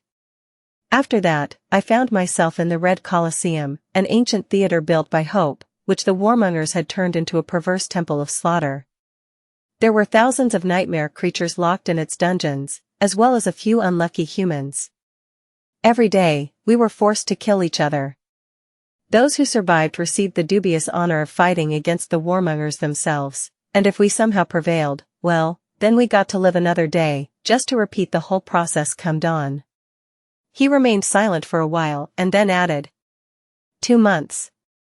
I spent 2 months in that purgatory. Of course, I would have succumbed to my wounds very fast if it wasn't for my partner, a captive young man from the Ivory City. Ilias. His healing aspect kept me alive, and I kept him alive in the arena. Together, we endured the slaughter, day after day, week after week. Still, our days were numbered, so I kept searching for a way to escape. And after 2 months, I finally found it. Sunny touched the terrible scar on his neck and grinned. Turns out, all I had to do was to trick our ascended jailer into chopping my head off. Free of the collar, I killed him, and then got Ilias to attach my head back. Kai, who was in the middle of taking a sip of tea, spat it out. What? Effie only remained silent because she was in the process of choking on a pastry. Her eyes, however, were similarly wide. Even Cassie seemed stunned. Sunny chuckled. Ah, you see. That transcended priestess, Solvain, actually, I had already killed her once. She had been serving as the host body for a corrupted monster, the Fire Keepers, and I had slain in the Dream Realm to capture the wreck of Noctis's flying ship. That was where I received an enchanted armor that allows its wearer to stay alive for as long as they have essence. I also had means of regaining essence, and so, I was able to survive without a head long enough for Ilias to heal me. Effie finally managed to swallow her pastry and glanced at Kai with wild eyes. Kai, tell me he's lying, please. The young man blinked a couple of times, then solemnly shook his head. The little girl swore, then mumbled in a small voice. Crazy bastard, he's crazy. Sunny shrugged nonchalantly. What? That wasn't even the craziest part. Anyway, Ilias and I almost managed to escape the Red Colosseum, but at the last moment, we were intercepted by Sylvain, that cursed fiend. The smile disappeared from his face, and his black eyes flashed with cold hatred for a moment. She killed Ilias, tore my heart out, and threw my body into the sky below. Luckily for me, this demon body has 2 hearts, which was why I didn't die immediately. Sylvain either didn't know about that or did not care, thinking that the abyss would finish me off. But I survived and found my way back to the Isles, thanks to my memories. He sighed. I survived, but was not in the best shape, either physically or mentally.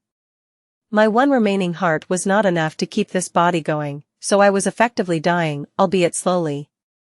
I made my way south, planning to eventually reach our rendezvous point in the east.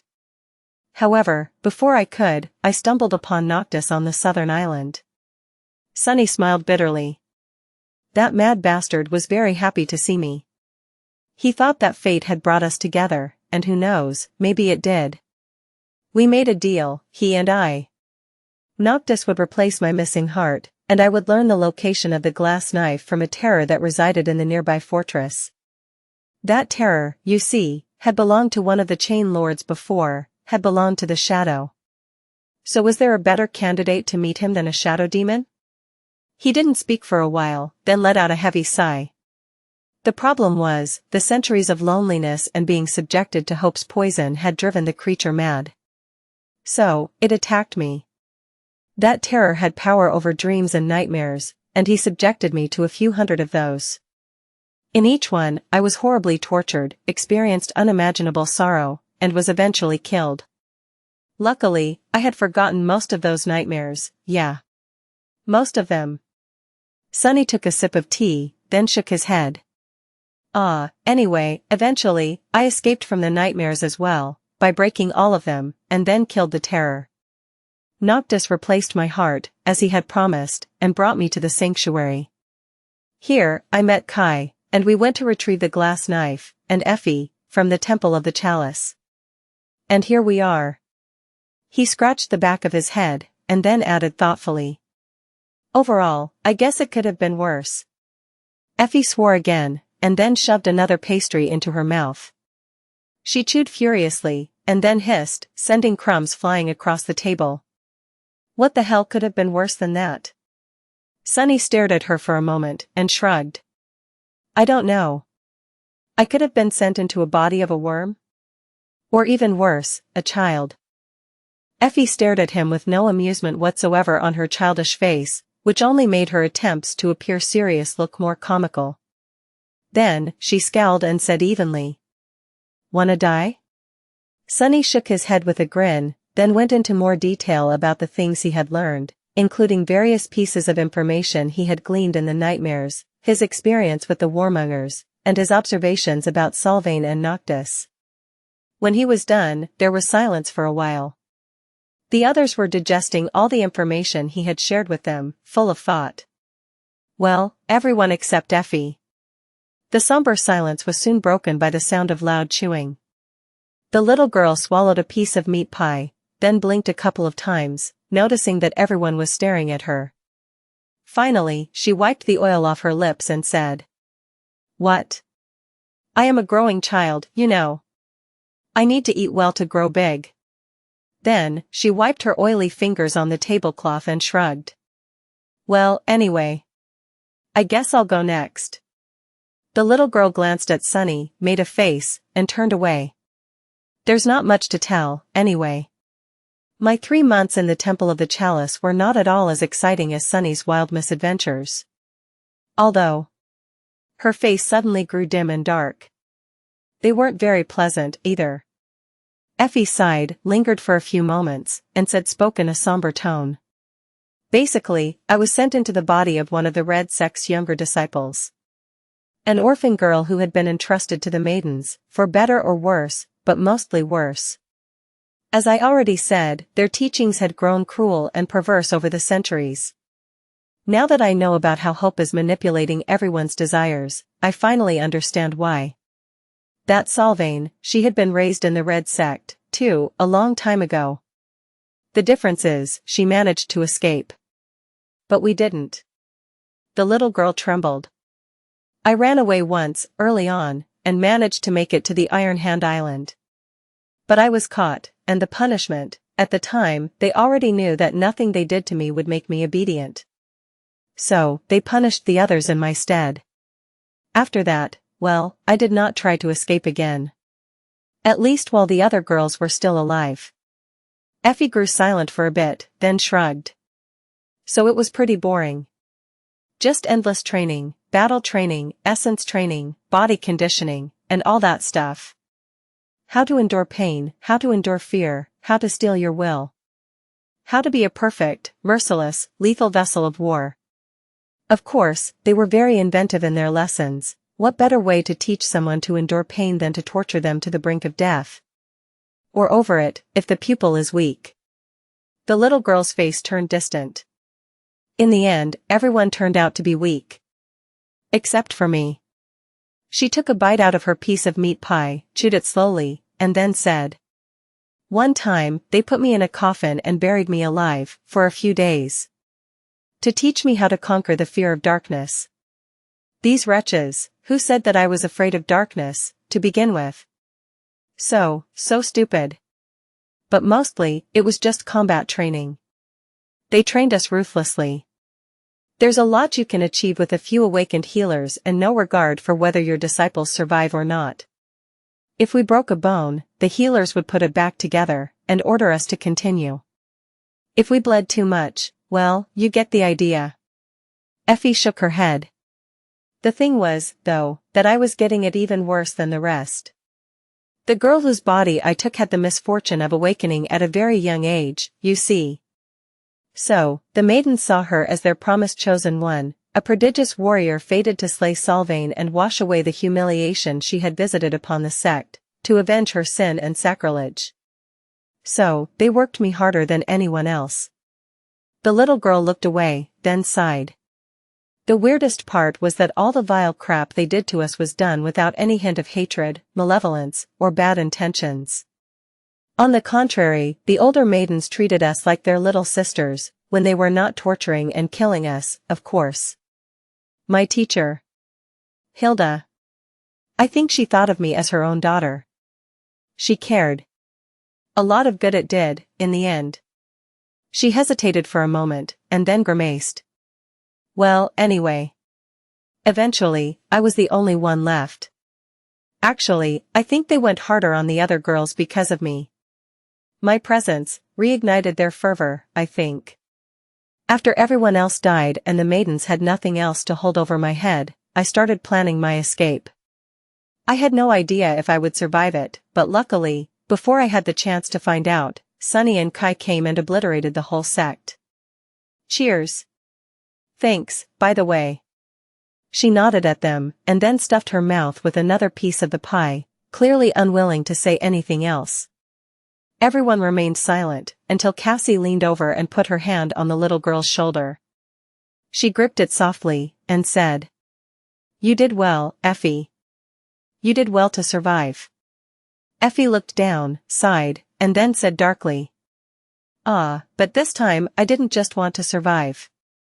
I wanted to save a few people, too. But I failed, who cares, though? I am really way too old to be this sentimental. Or maybe that hope already did a number on my brain. This is just a nightmare, after all.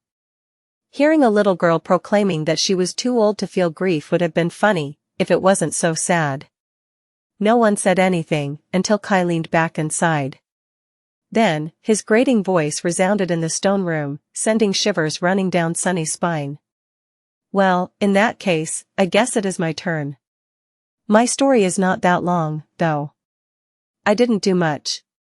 He glanced at his hands, with skin that had been replaced by polished tree bark, remained silent for a bit, and then added. I only fought a dragon. And lost. Chapter 683 To Kill a Dragon Plus, Turn Off Reset. Kai remained silent for a while, and then let out a heavy sigh. He looked away, picked up his charred wooden mask and stared at it for a few moments, then finally spoke. I was sent into the body of a centurion of the Sun Legion, the army of the Ivory City. The city, you must have seen it when we entered the nightmare, rising from the ashes as the time flowed in reverse. It is a wondrous place, beautiful, peaceful, and full of life, with people who are warm, kind, and care deeply for their neighbors. Dozens of flourishing islands, all connected into a single whole by the aerial bridges and arching aqueducts built of white stone. The young man paused, grimaced, and took a sip of honey tea to smooth his aching vocal cords. Then, he glanced at the mask again, lingered for a moment, and continued. At least that was what I thought, at the start of it. Looking back, I was terribly naive, but it was so easy to be misled by how the Ivory City, and its people, appeared, especially by the stark contrast between the splendor of that enchanting facade and the barefaced vileness of those who wished to destroy it. The merciless, mad killers. Warmongers. Kai shook his head. The people of the Ivory City are just like those we know in the waking world. They have the same values, the same ideals, the same regard for decency and human life. Now that I say it aloud, I realize they might be doing much better than us in that regard. My point is that they seemed nice.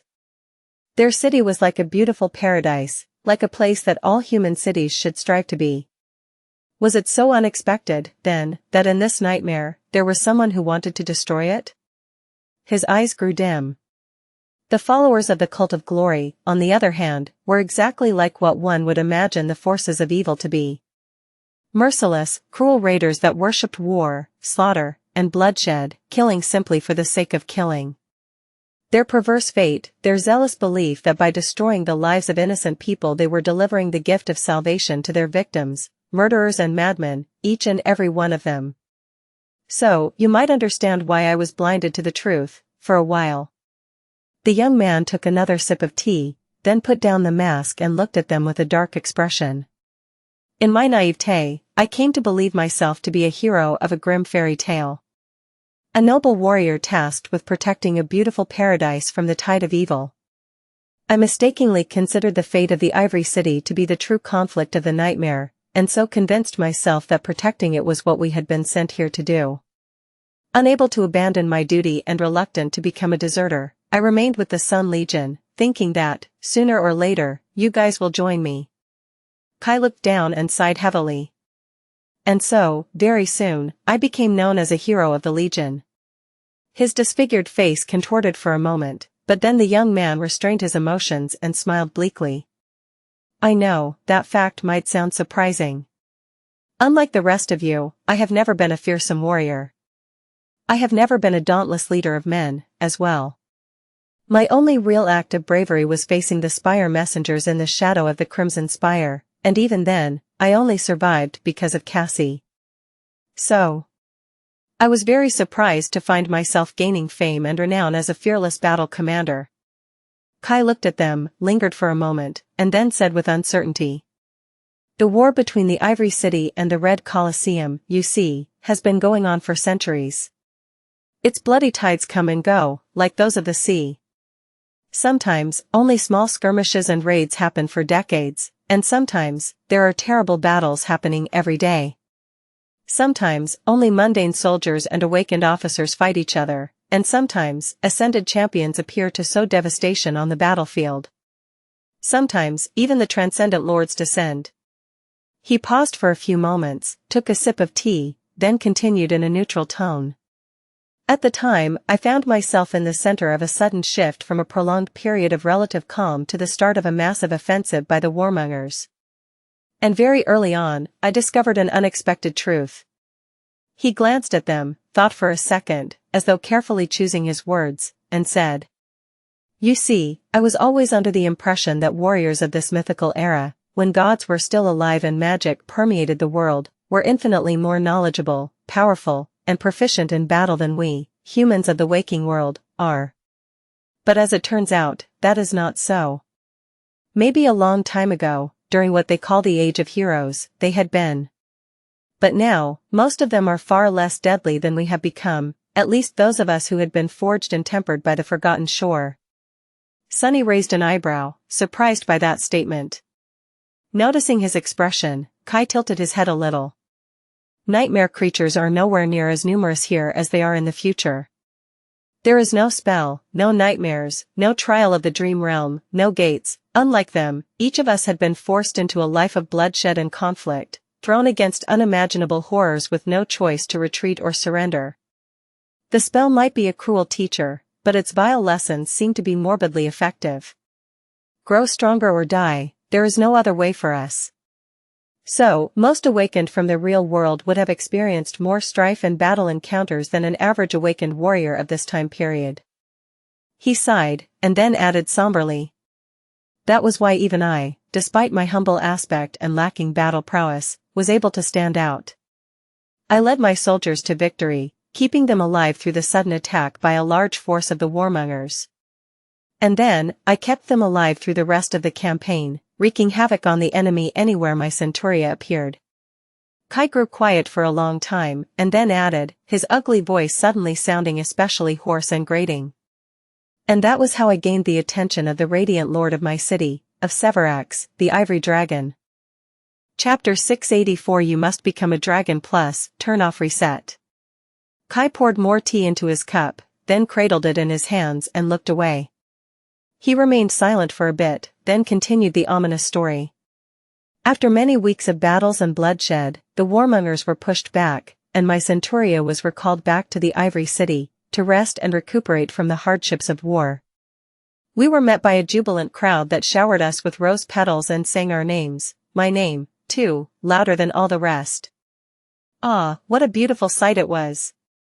Victorious, we returned home, and everything was well. For a while, we enjoyed the beauty of the city and the warm company of our fellow citizens. He took a sip, then shook his head slightly. The more I explored the beautiful Ivory City, the more elated I was by its prosperity and its harmonious way of life. It seemed as though people there were all content and happy, treating others with sincere kindness, love, and respect. It was as though they didn't have a care in the world, and there was a reason for that. The people of the Ivory City could live this way, and be this way, because they were protected by the mighty dragon, Severax, a true descendant of Sun God. Their lord and protector. The young man shivered, then added in a hoarse voice. The dragon protected them, provided for them, and guided them with his wisdom. It was because of him that the Ivory City was safe, sound, prosperous, and welcoming. Why its citizens were so kind and happy. This was a paradise of his creation. Kai took a sip of tea and smiled sadly. Sounds too good to be true, doesn't it? Ah, but it was. I was just too slow to see it. He remained silent for a bit, then let out a long sigh. At first, I only felt it. A slight, vague, wrongness. As if something was off with these kind, happy, beautiful people. As if there was something hidden behind their sincere smiles. I dismissed it, thinking that it was just my prejudice speaking. A mindset that I brought with me from the waking world. But the more time I spent with them, the more strange details I started to notice. And soon, a harrowing suspicion took hold of my heart. Kai looked at them, his face growing dark. A suspicion that there was madness hidden deep in their lustrous eyes. The same madness that the warmongers were infected with, albeit of a different shade. I had never felt as disturbed and afraid as when that thought first entered my mind. I was so afraid, in fact, that for a few days, I closed my eyes to the truth and pretended that nothing was wrong. But the suspicion kept gnawing on my heart, and so, I decided to investigate. It wasn't hard to confirm it. A bitter grimace contorted his hideous face. You see, as it turned out, the Ivory City was indeed prosperous, safe, and beautiful because of the dragon. Its people were indeed protected and provided for by the dragon. In return, the dragon only asked for one thing in return. The young man clenched the teacup, almost causing it to crack. To feed him. He gritted his teeth for a moment, then said quietly. To feed him with human flesh. 7 sacrifices had to be made to him every month, from the ranks of the citizens. And the kind, warm people of the Ivory City were more than happy to provide. Ecstatic, even. Being devoured by the dragon was considered to be a sacred honor, and having a loved one chosen as a sacrifice was a cause for celebration. The young man grew silent, then said hoarsely. The dragon never dictated who had to be fed to him. But the people of the Ivory City wanted above all else to please the dragon, and so, they always chose the best and the brightest. The most beautiful, the most talented, the most innocent, the most desirable. And there we were, young heroes who had just returned from a triumphant war. The month was up, and so, they chose me and 6 of my most brave and loyal soldiers. Kai smiled bitterly. What a reward. The sight of them was the most disgusting thing I have ever seen. Parents surrendering their children to death with zealous smiles, husbands sending their wives into the dragon's maw with wild joy, friends and neighbors singing and laughing as they led their fellow humans to be eaten by a hungry beast. Only little children did not share in their glee. They cried when their mothers, fathers, brothers, and sisters were torn away from them, not understanding what was happening. But the crying children were punished and taught a harsh lesson about how repugnant their behavior was. He grimaced, then put his cup down and looked away. The whole city was insane. Perhaps one could argue that a few dozen souls a year are a small price to pay for a paradise. But what is a paradise built on blood worth? Worthless. It's worthless. And even if it's not, at least the wretches could have made the sacrifice without the ghoulish joy. Without the songs, and the zeal, and the kind, warm, sincere smiles on their beautiful faces. Kai took a deep breath, remained silent for a while, and then shrugged dismissively. Anyway, we were brought to an island that bordered the ivory tower itself, and chained to a white cliff. The jubilant crowd disappeared, and soon after that, we heard the rustle of mighty wings. The dragon landed in front of the cliff, as majestic and fearsome as he was in the legends. A great beast with beautiful ivory scales, and radiant golden eyes that were full of wisdom, nobility, and inhuman intelligence. Effie was listening with wide eyes, biting her fingers. Finally, she couldn't bear it anymore and asked in her soft, childish voice. How the hell did you survive? Why didn't the dragon's flames kill you? A sad smile appeared on Kai's disfigured face. How did I survive? Oh, that was simple, really. When Severax appeared, I broke my chains and shielded my comrades, ready to defend them until my last breath. Seeing this, the dragon, he spoke to me. His smile slowly disappeared, replaced by an expression of anger, shame, and regret.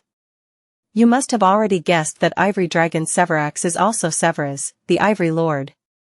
One of the Hope's eternal shackles, a transcendent whose transformation ability allows him to turn into a dragon. He is a human, or at least was a human once, a long time ago. And so, he spoke to me. The young man sighed.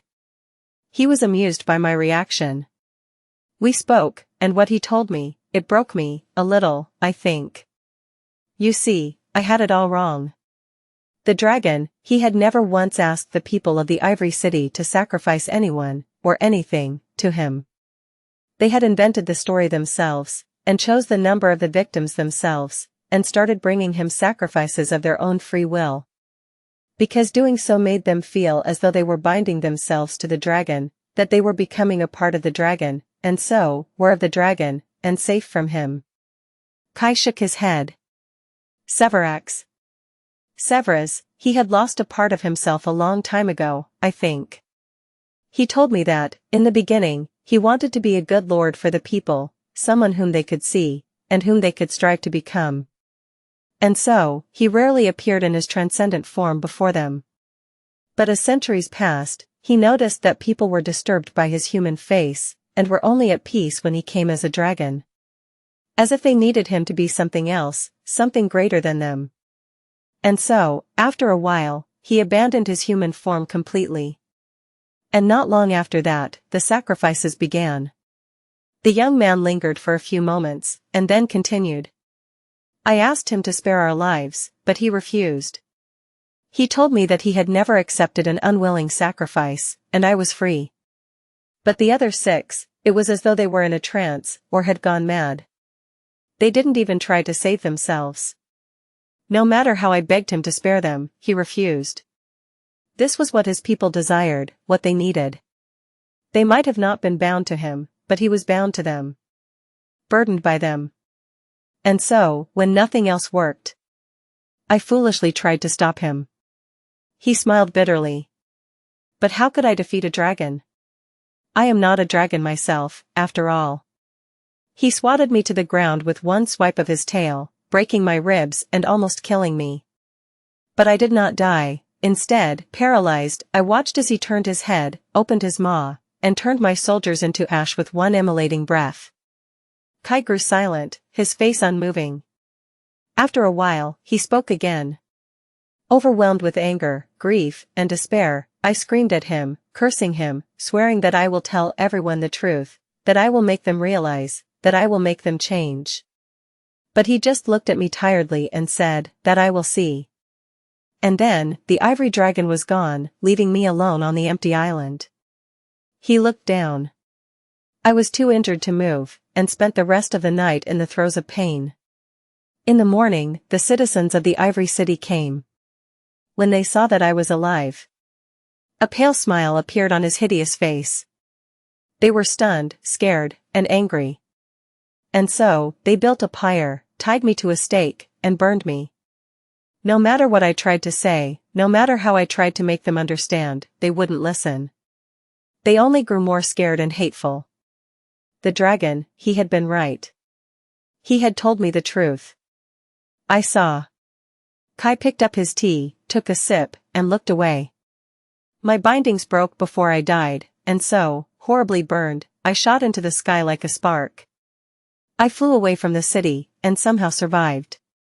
Crippled and heartbroken, I slowly made my way east, finally reaching the Iron Hand Island, and then the sanctuary, where Sunny eventually found me. Lord Noctis had replaced my burned skin and damaged muscles with enchanted wood and tree bark, and here I am. As good as new. He sighed, looked at them, and smiled. Luckily, I had friends that helped me pick myself up. You guys. I'll do whatever it is you decide to do, but if there is one thing I want to say, it is this. If Noctis wants to kill Lord Severax and end the dragon's reign, I would be happy to lend a hand. Chapter 685 Temple of the Night Plus, Turn Off Reset. When Kai was finished with his story, everyone remained silent for a while. Eventually, the young man sighed and stretched out his hands, which were covered in polished bark and looked more like those of one of the sailor dolls than those of a human. He moved his fingers, and then smiled lightly. Noctis did a wonderful job of healing my wounds. Just as he had said, some of the pain remains, but I am as strong and capable as I had been before.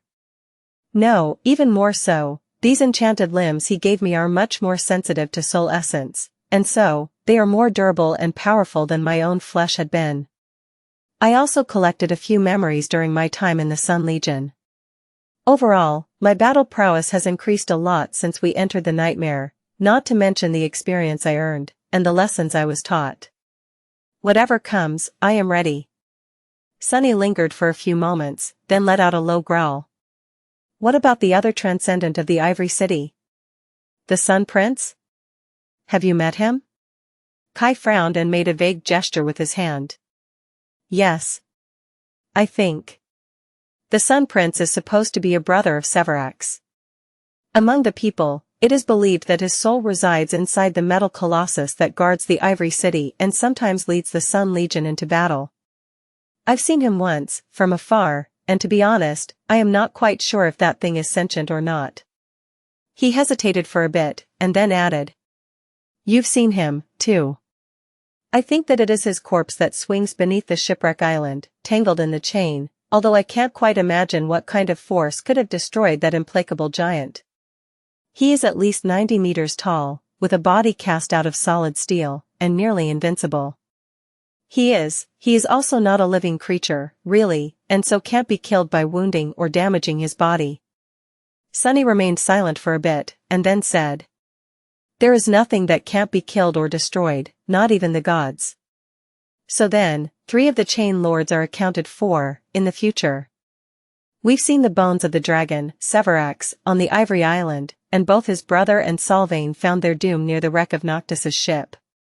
But what exactly happened? How did they fall, and how did Hope escape?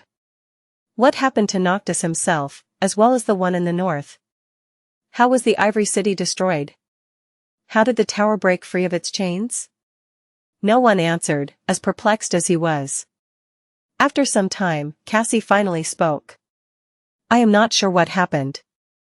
But I know one thing, because of our arrival, it is happening faster. They turned to her, and after a moment of silence, Sunny asked.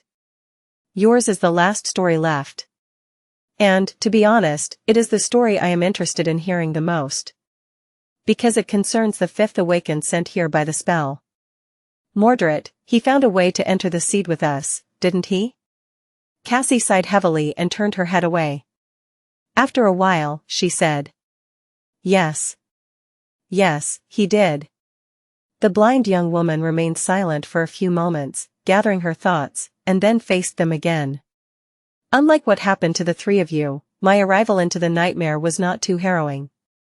At least not at the start. I was sent into the body of a young priestess whose duty was to tend to the high priestess of the Night Temple, the one in the north. In this era, the Night Temple still belongs to the cult of the goddess of the black skies, of Storm God. The deity of darkness, stars, and guidance. And so, no light is allowed on the temple's premises. She touched her blindfold briefly, then slowly lowered her hand. The acolytes spend long years living in the darkness, and blind themselves before becoming priestesses. For that reason, they are known as the eyeless.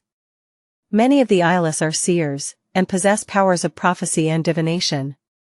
For most, becoming a blind priestess inside a lightless temple would have been a terrible trial.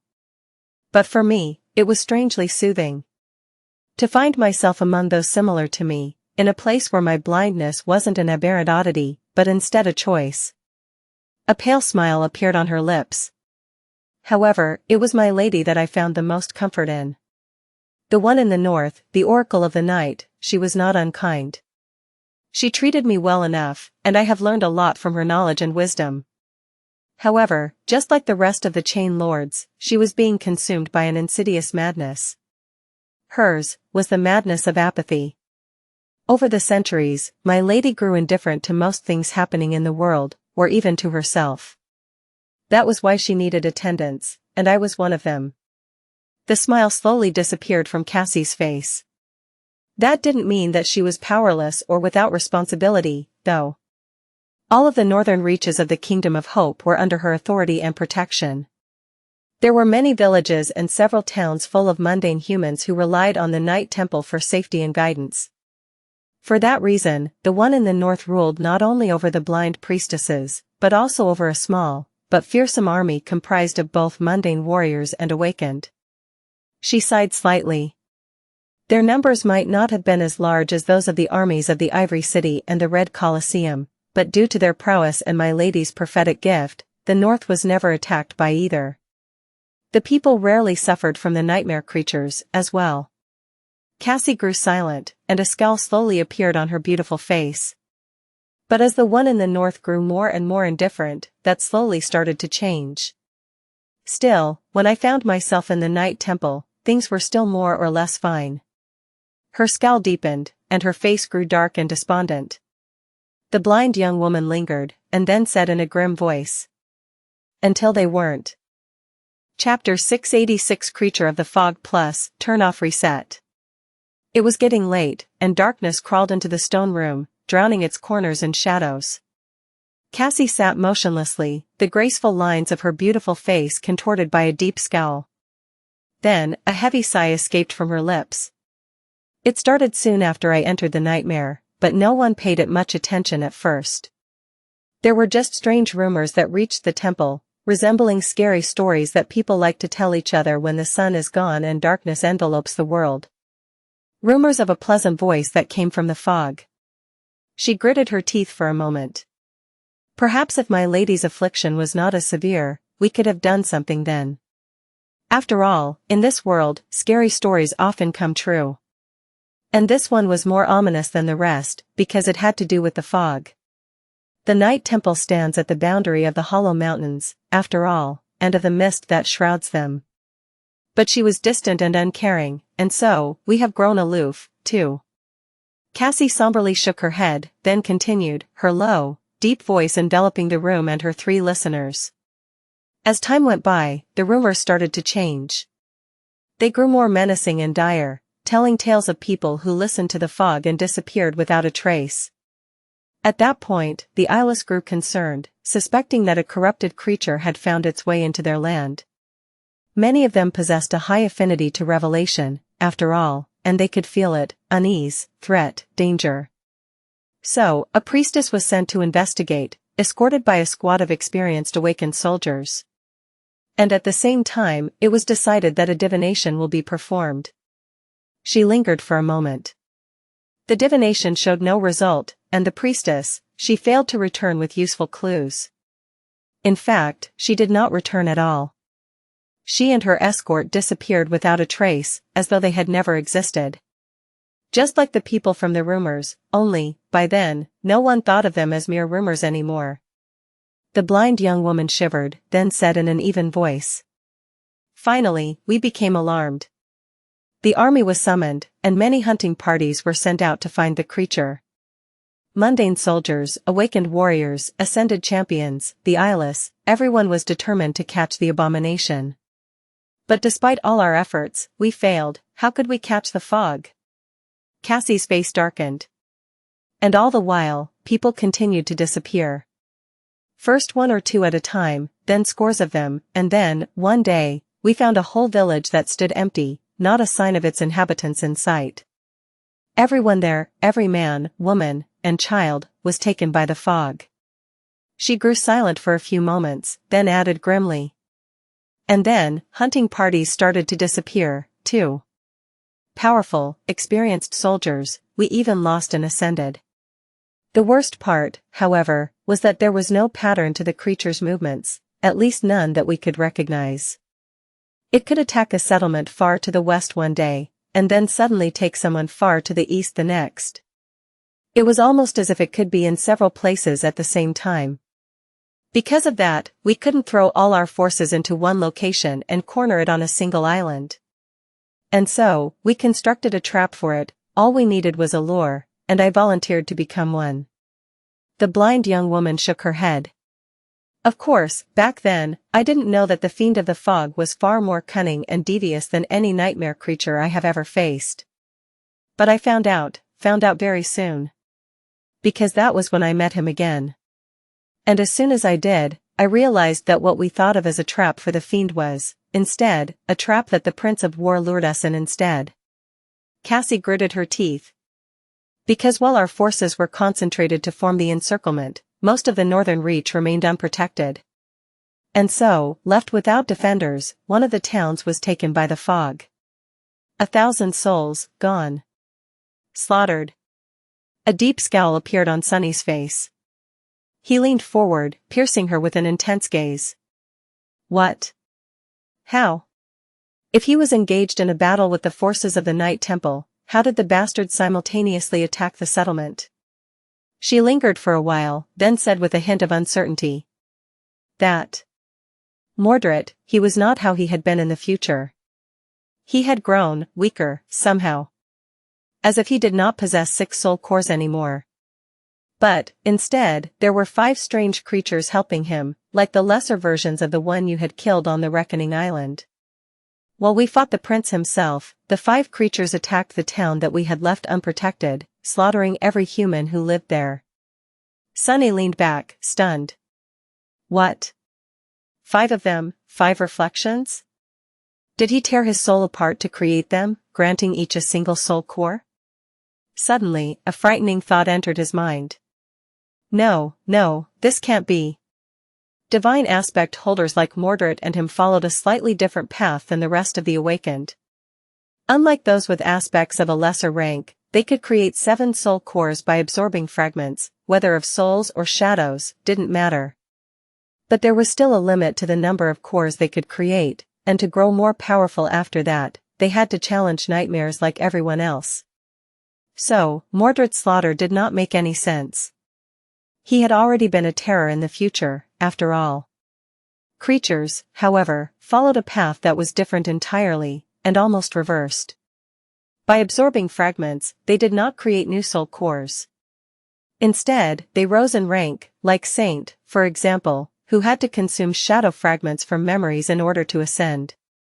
If Mordred's reflections were the same as Saint, if they only needed a certain quantity of fragments to rank up, then there was no limit to how many fragments they could devour, and no end to their growth, not until they reached the mythical divine rank. So if the Prince of Nothing sacrificed 5 of his 6 soul cores to create 5 awakened beasts, then what was their rank now, after consuming thousands upon thousands of souls? Chapter 687 Oracle of the Night Plus, Turn Off Reset.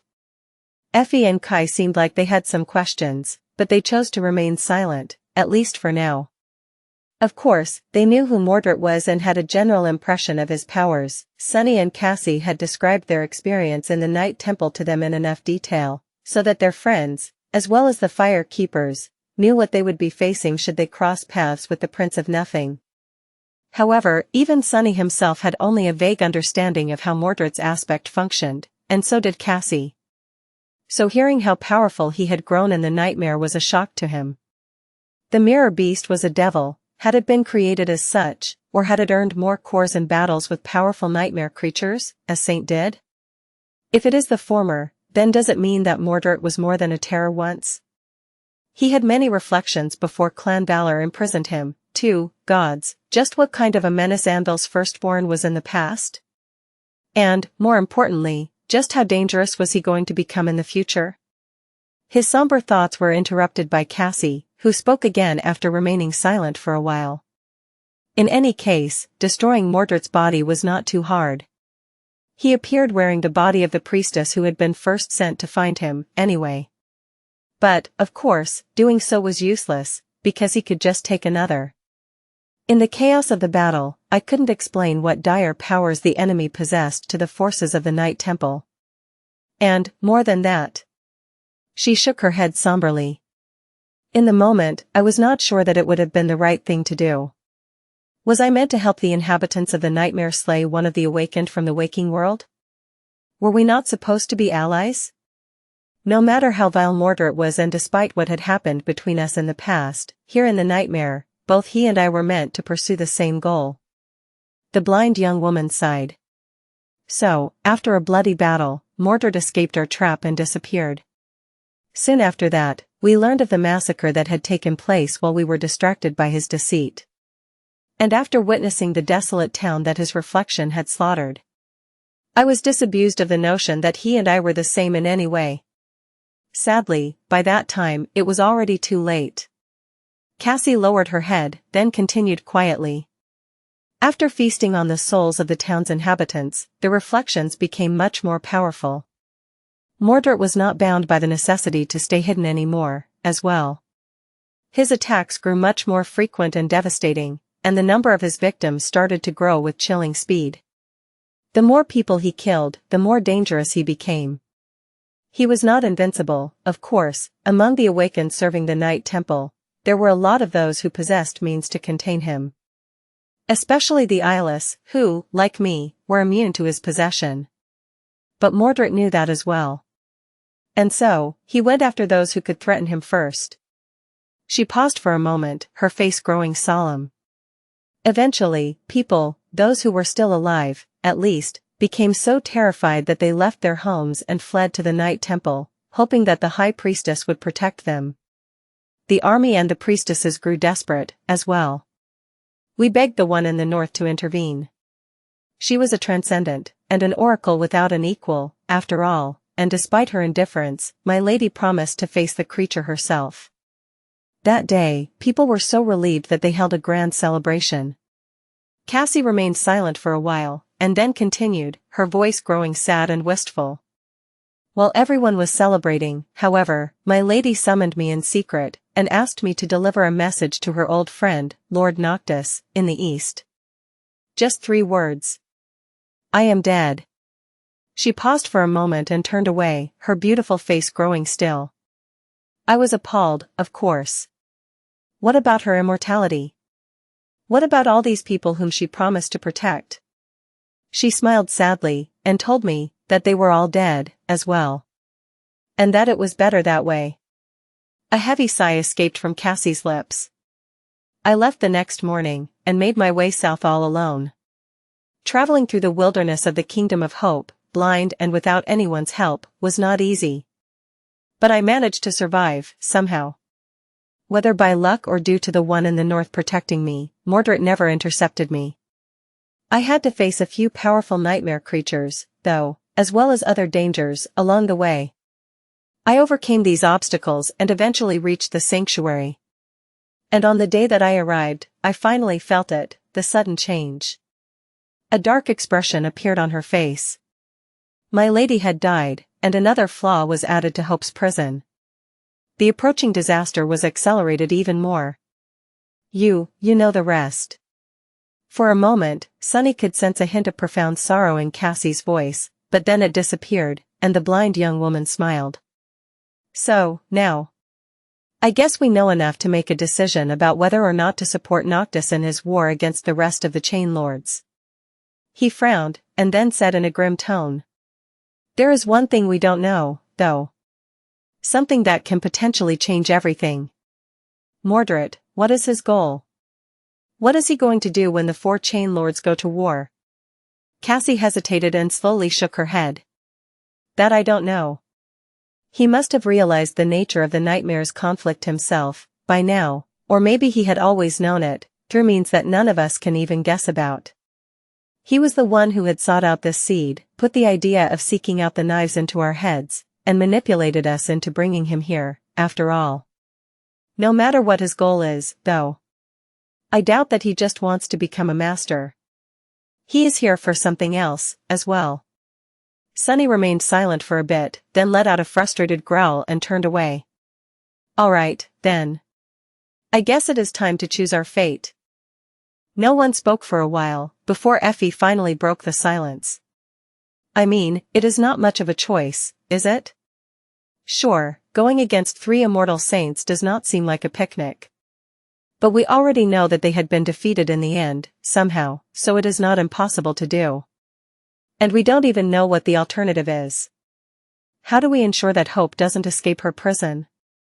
Kill Noctis? That would only delay the inevitable, since this whole damned place is already on the verge of collapse because of her influence. That Hope, she is scary. She hesitated for a moment, then asked with a bit of confusion.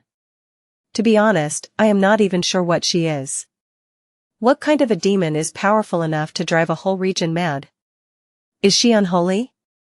Sunny sighed, then massaged his temples. No. If anything, she is divine. She is also not a demon, she is a demon. Demons were lesser deities, of sorts, who are said to have created themselves. They appeared out of nowhere, possessing powers that were similar to those of the gods, but different.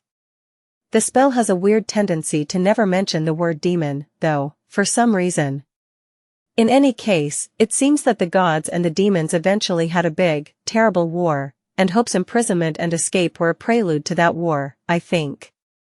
Effie listened to him without any particular expression, then said listlessly. Oh, well in that case, that just proves my point. Trying to keep a thing like her in chains, doesn't killing 3 immortal saints suddenly seem easy, in comparison? Kai moved slightly, and then, his hoarse voice suddenly resounded in the stone room. I think we are looking at it wrong. The question is not what should we do, it is what should be done, don't you think? Yes, there is no particular way in which a nightmare has to be resolved, but that doesn't mean that some resolutions cannot be right, and some cannot be wrong. This land has been turned into hell by Hope, who is trying to escape her chains. Until she is released, that will not change. He leaned forward, frowned, and added somberly. The Red Colosseum, the Ivory City, and all across the ruins of her kingdom, madness reigns, turning humans into wicked perversions of themselves. Sure, we can win by prolonging it. But should we? Would we be at peace with such a conclusion? You can call me naive, but I think that although the spell does not dictate what the challengers do in the nightmare, it still matters why we do it. We are still responsible for our actions, and their consequences. So, I think that we need to do what is right. Sunny glanced at him and then asked, his voice harsh. Who's to say what is right? How do you know that by releasing hope, we won't be dooming everyone living here to an instant death? 1,000 years in chains, personally, I would have been a bit angry. Kai lingered for a moment, then shook his head. You are right, I might not know what is right. But I do know what is wrong. And what I saw here was deeply, deeply wrong.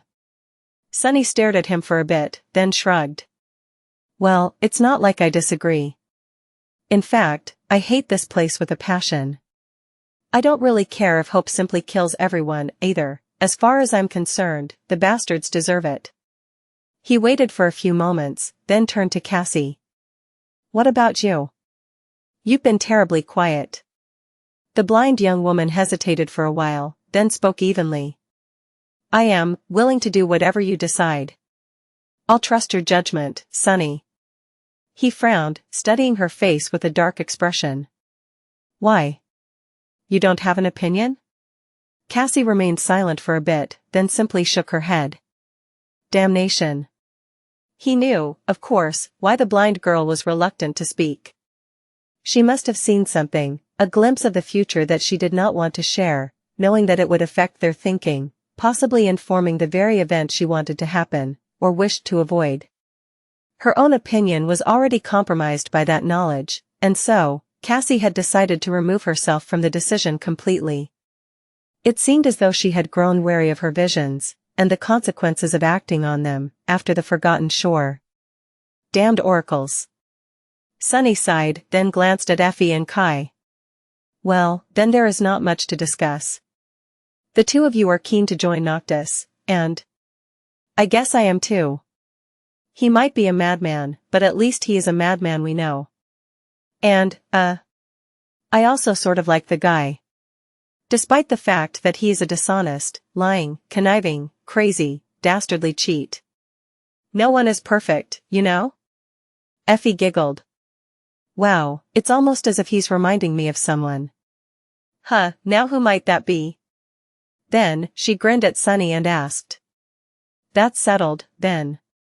So, should we go and deliver the good news to that dastardly cheat?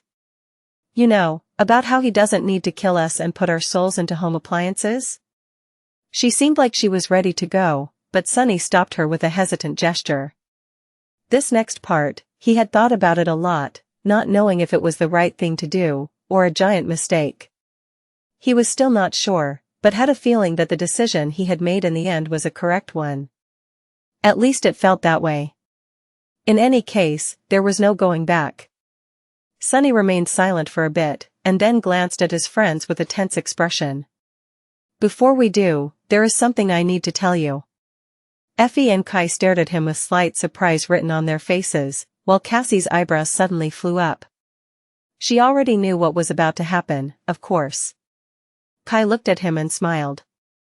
Oh? What is it? Sunny sighed, turned away, then faced them and shrugged. Ah, it's nothing too serious. Just, well, to tell you the truth.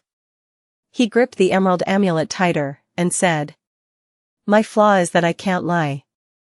I have a true name, which I received in my first nightmare. My aspect is of the divine rank. I have 3 soul cores, actually, shadow cores, which technically makes me a demon. Hence this ugly body. I have already unlocked my aspect's legacy. I inherited the lineage of one of the 7 demons. Oh, and also, how do I say this? I might be Lord Mongrel? Sorry about that one, Kai. Effie, who was already standing up to leave, froze, then slowly sat back down. Kai dropped his wooden mask to the floor and stared at him with wide eyes. Even Cassie seemed a bit stunned, despite knowing most of the things he had just said already.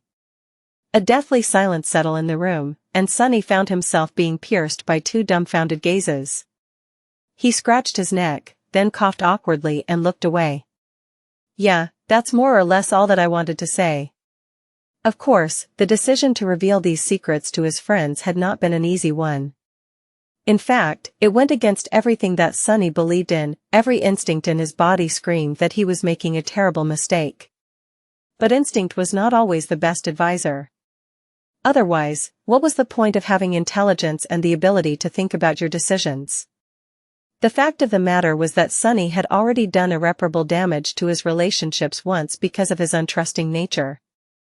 Back on the Forgotten Shore, he had kept his secrets a little bit too well, failing to understand how his deceptiveness would make others perceive him.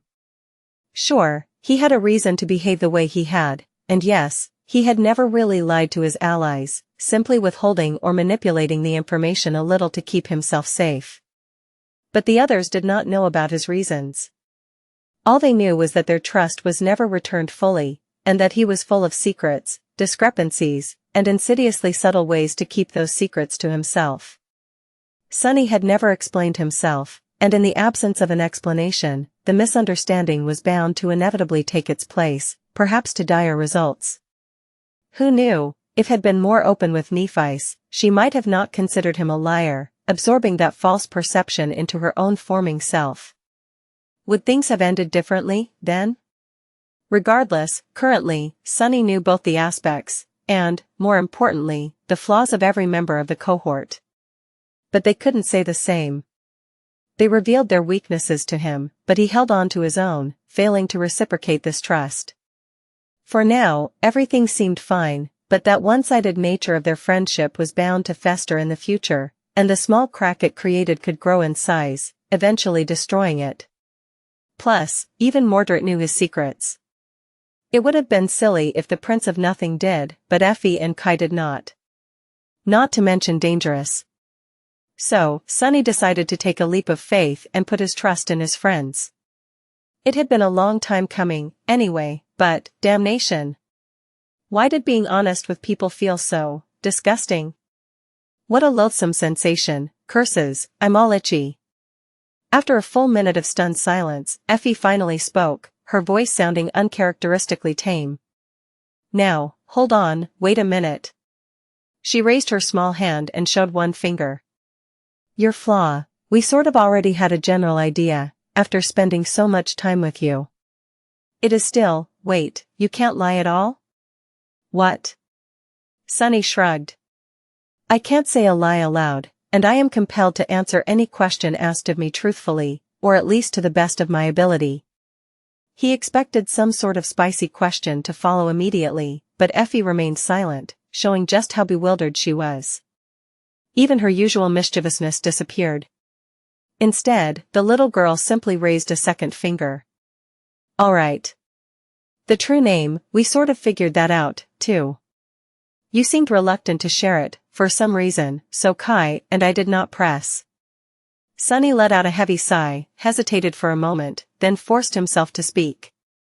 That has to do with an innate ability of my aspect. If certain conditions are met, it can make me vulnerable to those who know my true name.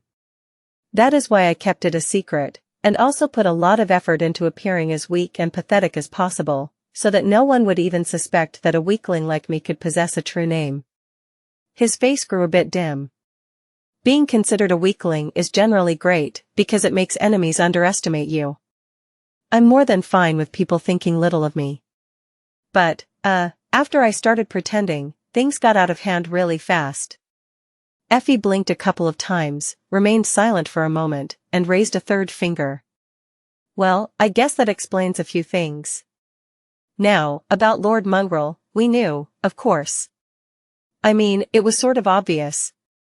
At that point, both Kai and Cassie turned to her and spoke simultaneously. Kai seemed even more surprised than before. What? I didn't know. Cassie, meanwhile, seemed a bit confused. She asked hesitantly. I am sorry, but who is Lord Mongrel? Effie stared at them with a funny expression. What do you mean, you did not know? You were the one who helped him buy that armor. Kai opened his mouth, then closed it, then opened it again. Wait, what armor? I helped, the stone armor from the memory market? That dusty, ugly thing? No, it's not the same. The material is completely different. The fit, the design. Mongrel's armor is very chic. Not at all like that cumbersome stone clunker. Sunny covered his face, then said somberly. The stone changes to a stone-like metal due to an enchantment. It was just broken and required an awaken to activate the restoration process. As for the fit, you do remember that memories adjust themselves to accommodate the owner's body, right? Hell, now that I have a tail, even it is armored when I summon the mantle. The young man stared at him with a lost expression, then leaned back on his chair. Oh, I see, then. But, I mean, no, never mind. Sunny massaged his temples. I never meant for Mongrel to get famous. I just wanted to practice swordsmanship in the dreamscape, and all good aliases were already taken. Who knew that a damned broadcaster would spread the clip of me dispatching him everywhere on the network? Oh, gods, and things only got worse after that. Effie looked at him, then at her 3 fingers, then made a little fist. But the rest, a divine aspect? What? Do those even exist? 3 soul cores? A demon's lineage, what even is that? And what is next? Are you going to tell us that you have a divine memory, or something? The little girl let out a nervous giggle and mockingly shook her head. Sunny stared at her for a bit, then cautiously cleared his throat. Well, actually. I have too. Some time later, Sunny left the room, walked between the tall menhirs, and entered the sprawling garden of the sanctuary. The cohort had intended to talk to Noctis together, but after his bombshell of a revelation, the others needed some time to digest all the new information and decided to stay behind. Understandable. In truth, Sunny wanted to be alone for a few minutes as well. Although he felt that he had made the right decision, revealing his secrets was an uncomfortable experience. He felt as if an invisible weight had been lifted off his shoulders, a bit, but also rattled and uneasy. He felt naked. Sunny could use a little solitude to gather his thoughts, too. After the initial shock, he had gone into more detail about his capabilities, explaining how a divine aspect worked, and the circumstances of how he earned it. However, it was not like he knew a lot about this matter himself, so the conversation was not too long.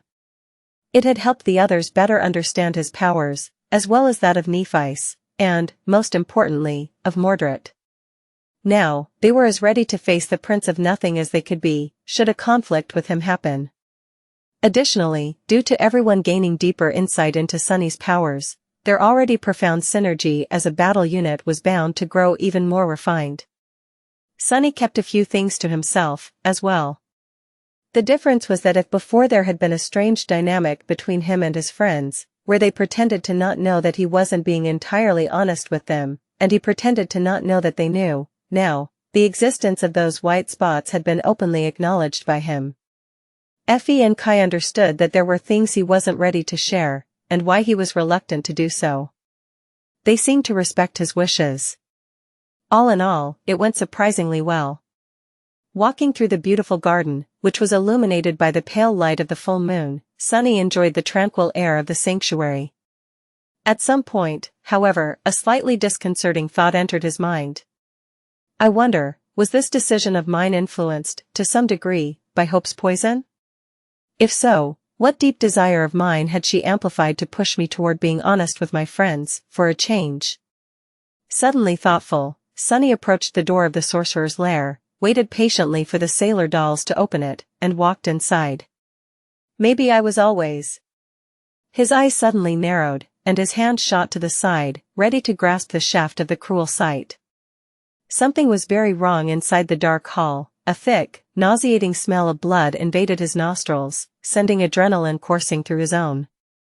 It surrounded him like a suffocating wave, as though a terrible massacre had just taken place in the immortal sorcerer's quarters. But Sunny did not see any corpses.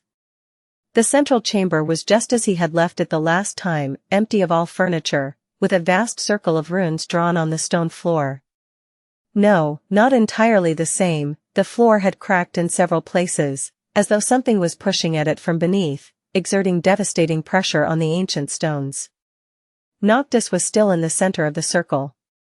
One of his sleeves was rolled up, and there was a deep cut on his left wrist, a stream of blood running down his hand and falling down like a crimson ribbon. In his other hand, he held the diamond sickle.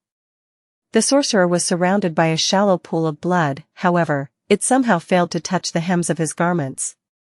Sunny stared at him for a few moments, noticing that the stone surface seemed to be slowly absorbing the blood. Then, he gripped the emerald amulet and asked evenly, "Are you trying to kill yourself?" Noctis slowly opened his eyes, glanced at Sunny, and smiled brightly.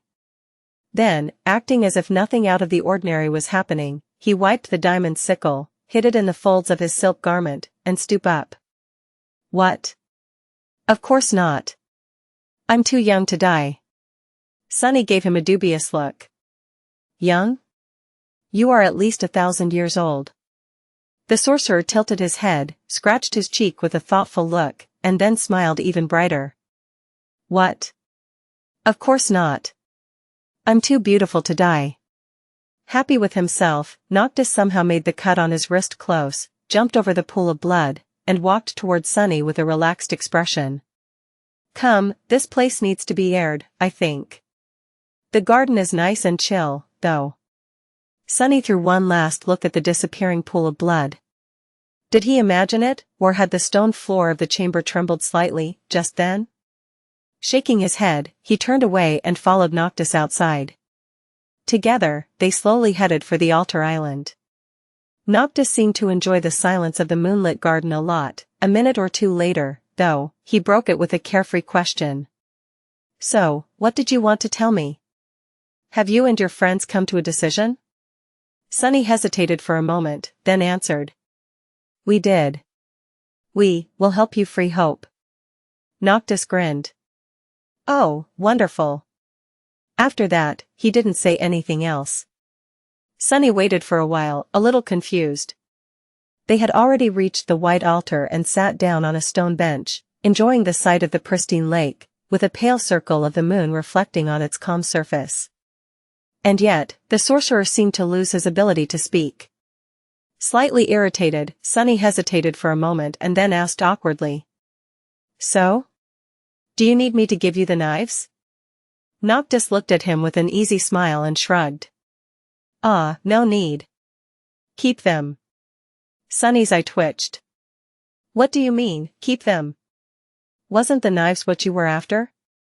The immortal sorcerer looked at the reflection of the moon, then waved a hand vaguely. "We can deal with them when the time comes. Things will sort themselves out, one way or another." He remained silent for a bit, and then added, his smile slowly disappearing. "Now that the one in the north is dead, things will start moving faster. The other chain lords are probably already in motion."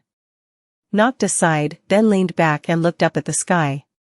"We won't have as much time to prepare as I would have hoped. 2 months, perhaps, maybe even less. You and your friends should spend that time wisely. Once the end starts, we won't have an opportunity to relax like this until it's all over." Sunny grew silent, then looked at the tranquil lake. After a few moments, he said, "We will help you, but I have some questions." Amused by that statement, Noctis laughed. "You even have questions on a night like this? Sunless, you should learn how to enjoy yourself, from time to time. Take a moment and appreciate the world. Otherwise, what is the point in living?" Sunny glanced at him with a deadpan expression. "Do I look like someone who knows what the point of living is?" "Thanks for the advice, I'll take your words to heart. However, I still have questions." The sorcerer made a dour face and sighed. "All right. One question. I'll answer one question. So think well before asking it." Sunny did not speak for a while, staring at the reflection of the moon. His face grew serious, deep shadows veiling his eyes. After several minutes spent in silence, he finally frowned, looked at Noctis, and said, "Then tell me this one thing. Why did Sun God destroy Hope's kingdom?"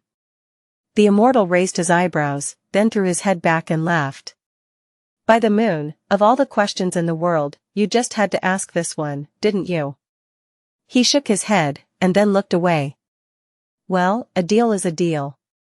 I'll answer, like many others who tried to answer this question over the centuries. Some said that it was because she was a demon, others said that it was because she was too powerful. That she had grown too prideful, or that she had grown too radiant, outshining even the Lord of Light. But they were all wrong. In truth, at least what I think is the truth. Hope wasn't punished because she was too powerful, too prideful, or too radiant. He remained silent for a few moments, and then sighed. It was because she was worshipped. Sunny remained silent for a few moments, absorbing what Noctis had told him. The altar island was calm and tranquil, the lake surrounding it shimmering in the darkness with the reflected moonlight. The branches of the ancient tree swayed gently above his head. Because she was worshipped. He snorted and looked away, feeling bitterly disappointed, for some reason. After a while, he said darkly. So, what? That is all there is? Sun God was jealous? The sorcerer glanced at him, lingered for a moment, and then slowly shook his head. No, he wasn't. Noctis remained silent for a bit, then sighed. The gods had never shown any animosity toward demons. In fact, their relationship was somewhat friendly. In the battles of the ancient times, they even fought side by side as allies. He frowned. Neither had the gods ever cared about whom or what the mortals worshipped.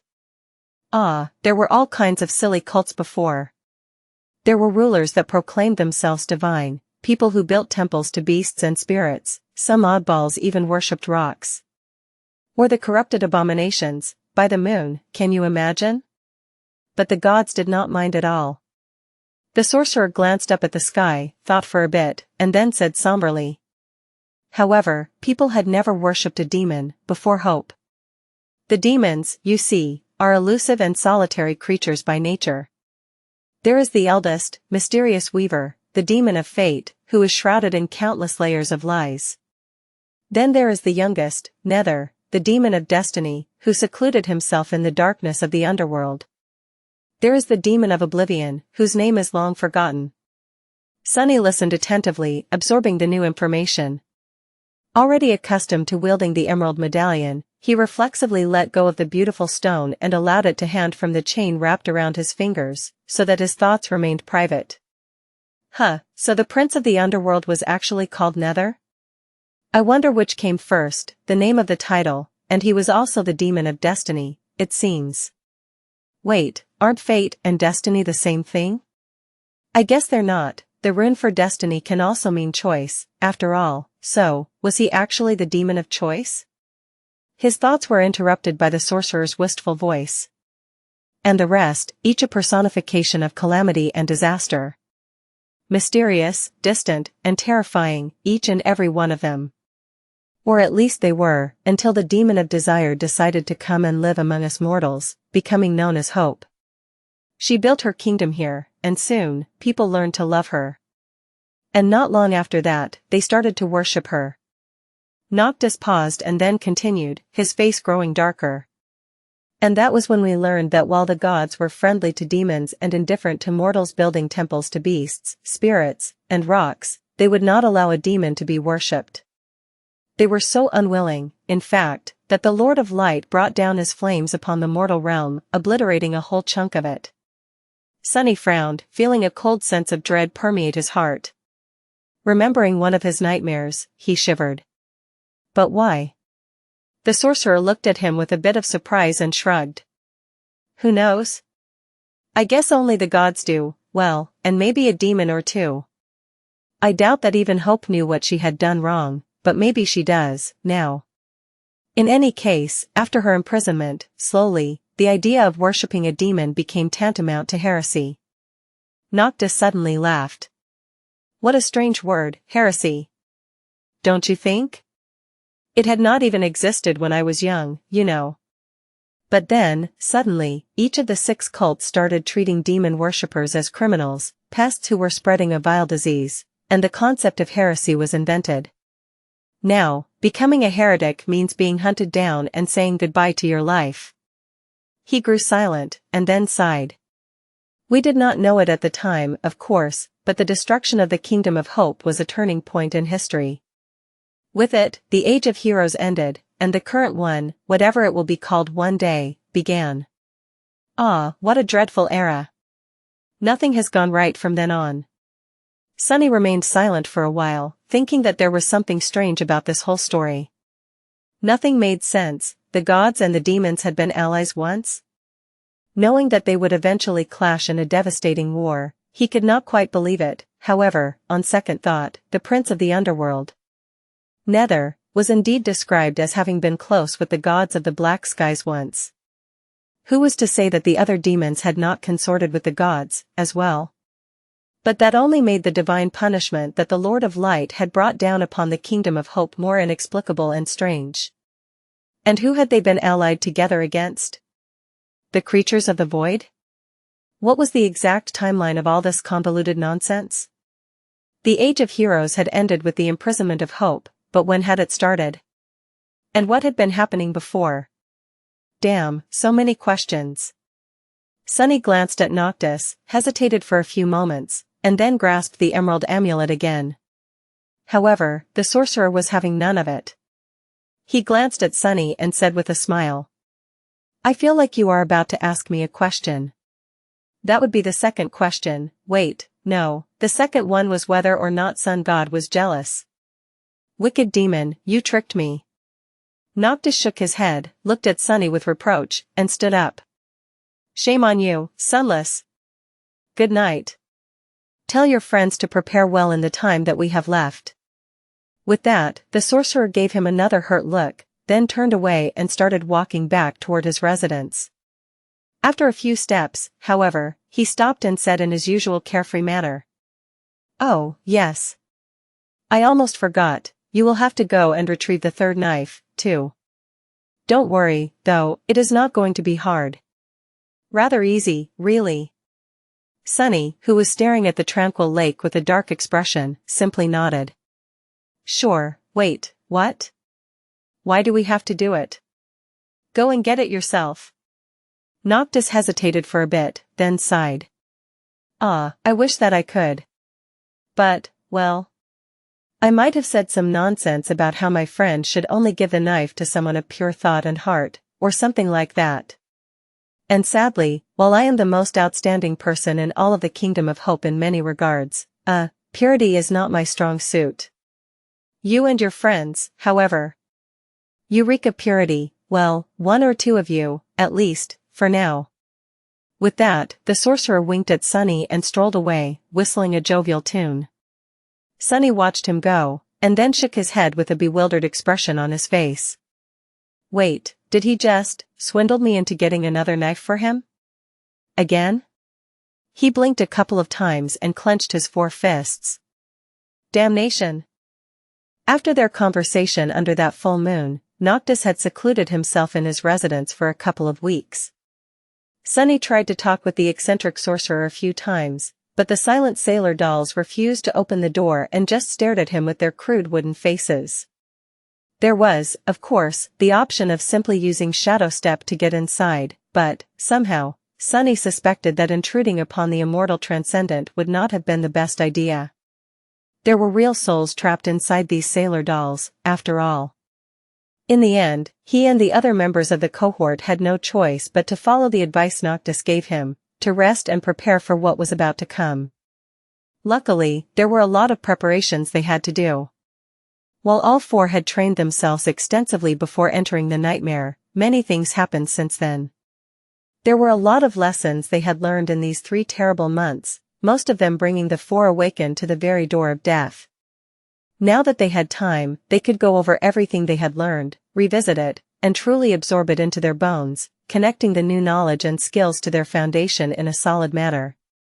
For Sunny, that meant several things. The first one was Shadow Dance. He had found himself in a strange situation, having made the recent breakthrough inside of a nightmare that he did not really remember. Sunny could guess that mastering the 3rd step of his battle style was tied to the fact that he had lived through countless nightmares and lost himself in them, becoming truly shapeless and formless, forgetting himself and turning into other people completely.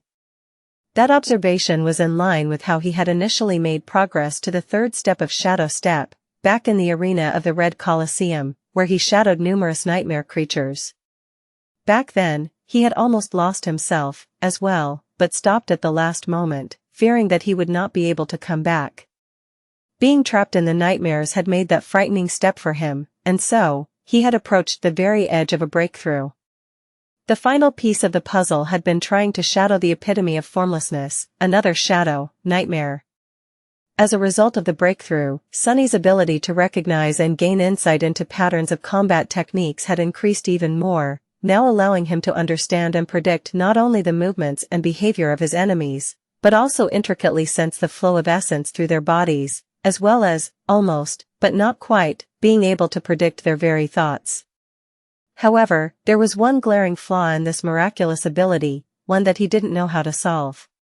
For the first time since Sunny had created Shadow Dance, the elusive battle art was starting to seem dangerous. Not only for his enemies, but also for himself. What was the point of being able to kill something if he ran the risk of losing himself and becoming that thing forever? To kill a dragon, one had to become a dragon. Why would anyone want to achieve such a victory, if earning it meant ceasing to be themselves and becoming the very thing they had wanted to destroy? For now, he didn't have a solution, and that made him more than a little bit nervous. So, Sunny decided to temporarily concentrate on other things. He spent a large part of his days practicing archery with Kai. Sunny quickly realized that he would never be as talented of an archer as his friend was, but that did not mean that he could not achieve great results. In fact, his aim and skill with the bow were increasing at a steady pace. Still, there was a question of distributing the tools the cohort possessed in the most efficient manner, so Sunny reluctantly tried to lend Morgan's warbow to Kai. It was for naught, though, because of the unbending enchantment of the bow, his friend was simply not strong enough to draw it. When their training sessions were over, Sunny would usually return to his room and spent the rest of the day fruitlessly practicing weaving. He had achieved some progress in his attempt to learn how to copy enchantments, but not enough to make the altered weave stable. The number of memories he had won in the Red Colosseum was dwindling by the day with no apparent result, which made Sunny very frustrated. It seemed that he had hit a bottleneck in his understanding of how spell weaves were supposed to work, and was in need of a mental breakthrough to push himself any further. That breakthrough was not in a hurry to come, though. When the day was over and darkness encroached upon the world, Sunny turned to the third, and most time-consuming, part of his preparations, collecting shadow fragments to form his fourth core. Leaving the sanctuary, he would travel to nearby islands in search of nightmare creatures to hunt, and kill those he could find and that were not beyond his ability to defeat. By now, less than 150 fragments separated him from becoming a devil. The number seemed so small, but at the same time was more troublesome than it should have been. The problem was in the fact that there were not as many nightmare creatures in the Kingdom of Hope as there had been on the Chained Isles in the future, especially not that close to the stronghold of one of the Chain Lords. As the result, his progress was torturously slow and tedious. To accelerate it somehow, Sunny had made a frightening decision to leave the surface of the islands and take his hunting to their underside, where the true horrors of this land dwelled. Luckily, his new body was somewhat fit to do so. With his sharp claws and talons, he was able to climb any surface, no matter how steep, or even remain mobile while hanging entirely upside down. And if he made a mistake, the heavenly burden was always at hand. In combination with his swiftly improving archery skill and determination to form a new core before the culmination of the nightmare arrived, Sunny was able to slay many dwellers of the dark side. There were indeed terrible and morbid creatures, and more than a few left scars on his body. But it was still not fast enough. By the end of the first 2 weeks, he was still not even halfway to his goal. And on that day, quietly and without any fanfare, something else happened. Somewhere out there, in the wild reaches of the Dream Realm, Changing Star of the Immortal Flame Clan had finally become a tyrant. Sunny was in his room, watching as a memory disintegrated into a whirlwind of shimmering sparks, a dark expression on his face. He didn't need the spell to inform him to know that he had just lost another one. And yet, the ever-helpful spell still whispered into his ear. "Your memory has been destroyed." Sunny snarled, then shook his head bitterly and summoned the runes, intending to check on how many expendable memories he still had left. It was then that he decided to check on Nef's progress, which had long ago become a deeply ingrained habit of his. Seeing that changing star was still alive and fighting brought him both relief and grim motivation. Already sensing what he was about to see, Sunny stared at the runes and read. Name, Nephice. True name, Changing Star. Rank, Dormant. Class, Tyrant. Shadow Cores, 5-7. Shadow Fragments, 0/5000. He looked at the runes for some time, then sighed and dismissed them. Just a few days ago, she was still far away from reaching the 5th core. After the Red Colosseum and his battle with Nightmare, the gap between them had shortened even more, but now, Nef had gone and done something crazy again, making it grow vast and infuriating once more. He stared at the walls of his room darkly. It was as though the two of them were constantly playing an insane game of tug-of-war, fully knowing that one wrong move meant death, but equally unwilling to let the opponent win. And from the very start of it, he had never been in the lead. How tiresome. Sunny shook his head, realizing that he was in no mood to blindly throw himself at the impregnable barrier of weaving anymore. At least not today. His solemn mood changed, however, when the shadows he had stationed across from the sorcerer's door saw it open, and the familiar figure walk out, then wince at the bright sun. Noctis looked a bit disheveled, with dark circles under his eyes and slightly messy hair. Considering who it was, though, Sunny could only guess whether the immortal was tired, or just hungover. Still, this wasn't a chance he was ready to miss. Wasting some essence to step through the shadows, Sunny appeared a few meters away from Noctis and looked at him with a guarded expression. The sorcerer blinked a couple of times, then put on a friendly smile. Sunless, you are still here? Haven't we just talked? Sunny inwardly rolled his eyes. That was 2 weeks ago. 15 days, technically. Noctis raised an eyebrow, shifted from foot to foot awkwardly, and then cleared his throat. Oh, really? Well, what a nice day. Can I help you with something, then? Sunny stared at the sorcerer for a few moments, then nodded. Yes. Yes, in fact, you can. The immortal transcendent smiled brightly. Well, why didn't you say so? We are friends, are we not, and friends are supposed to help each other, so, what do you need? Sunny gripped the emerald amulet tighter, hesitated for a second, and then said. Can you teach me sorcery? Noctis continued to smile for a bit, then laughed. That's it? Sure, no problem. I am the greatest sorcerer in the Kingdom of Hope, after all. Under my guidance, you will become a distinguished sorcerer yourself in no time. Let me think, if we start right now. As Sunny smiled tentatively, he looked at the sky to gauge the time of day, thought for a bit, and then added. We'll be finished at about the same time, 100 years from now. Let us start. Sunny blinked. What? 100 years? The sorcerer frowned a little, then shrugged.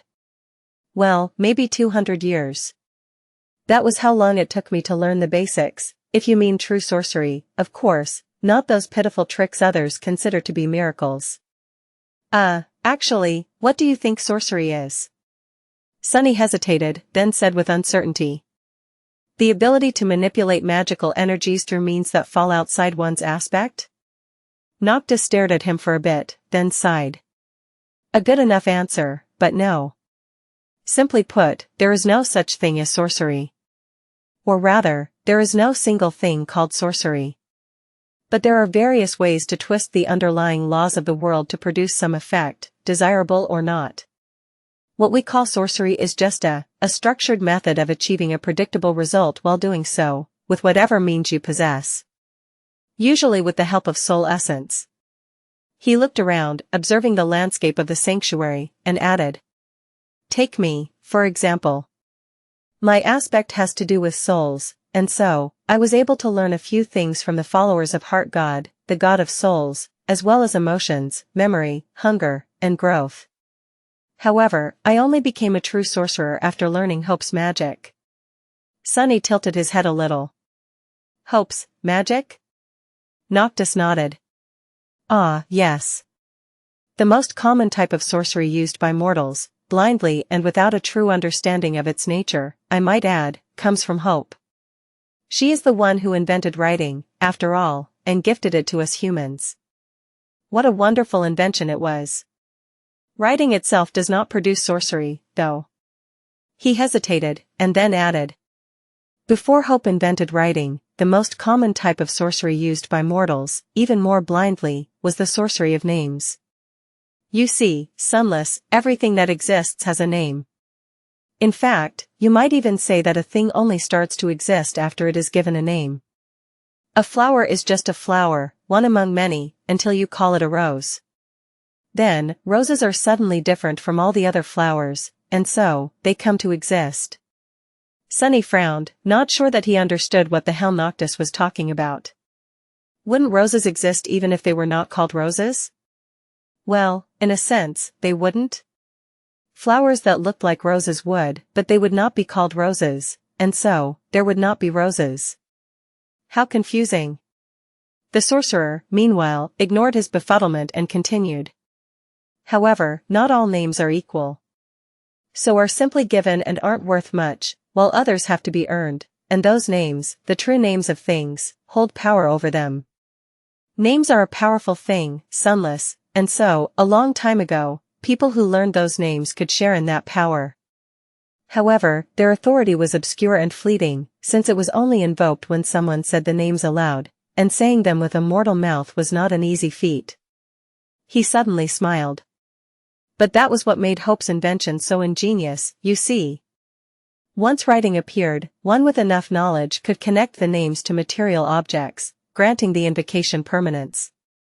Of course, it is not that simple. In fact, knowing the names of things and how to shape them into songs and phrases is incredibly hard, because with the knowledge of names comes the knowledge of everything. Noctis let out a heavy sigh. Simply scribbling a rune without understanding its meaning would not do anything. So, it takes centuries to learn the very basics of runic sorcery. Unless you are intrinsically predisposed to it, of course, which no one is, except for Hope herself. But I will gladly teach you everything I know. If you have a century or two to spare, I mean. The sorcerer smiled brightly and stared at Sunny, sincerity written all over his obnoxiously beautiful face. That slimy bastard. Of course, Sunny did not have a couple of centuries to spare. But, maybe, he didn't need to. Names are a powerful thing. Suddenly, a seed of an idea appeared in his mind. Maybe some other time. Noctis sighed with regret and opened his mouth to say something, but the four-armed demon was already gone, swallowed by shadows. The sorcerer stared at the shadows with a sour face, then shook his head and sighed again. What a strange fellow. Back in the Red Colosseum, Sunny had spent an excruciating amount of time remembering and comparing the weaves of different memories in order to understand what they had in common. In his mind, there were three traits that all memories shared: the ability to be summoned and dismissed, the ability to repair themselves while dismissed, and the connection to the wielder's soul. By recognizing these three universal parts of the weave patterns, he thought that he had learned how to reproduce these simplest enchantments, at least to the point where he managed to create a simple pattern that allowed an item to be dismissed and summoned from essence. However, there was a fourth quality that all memories shared, one that he had not thought about. All memories had a name. I am an idiot, such an idiot.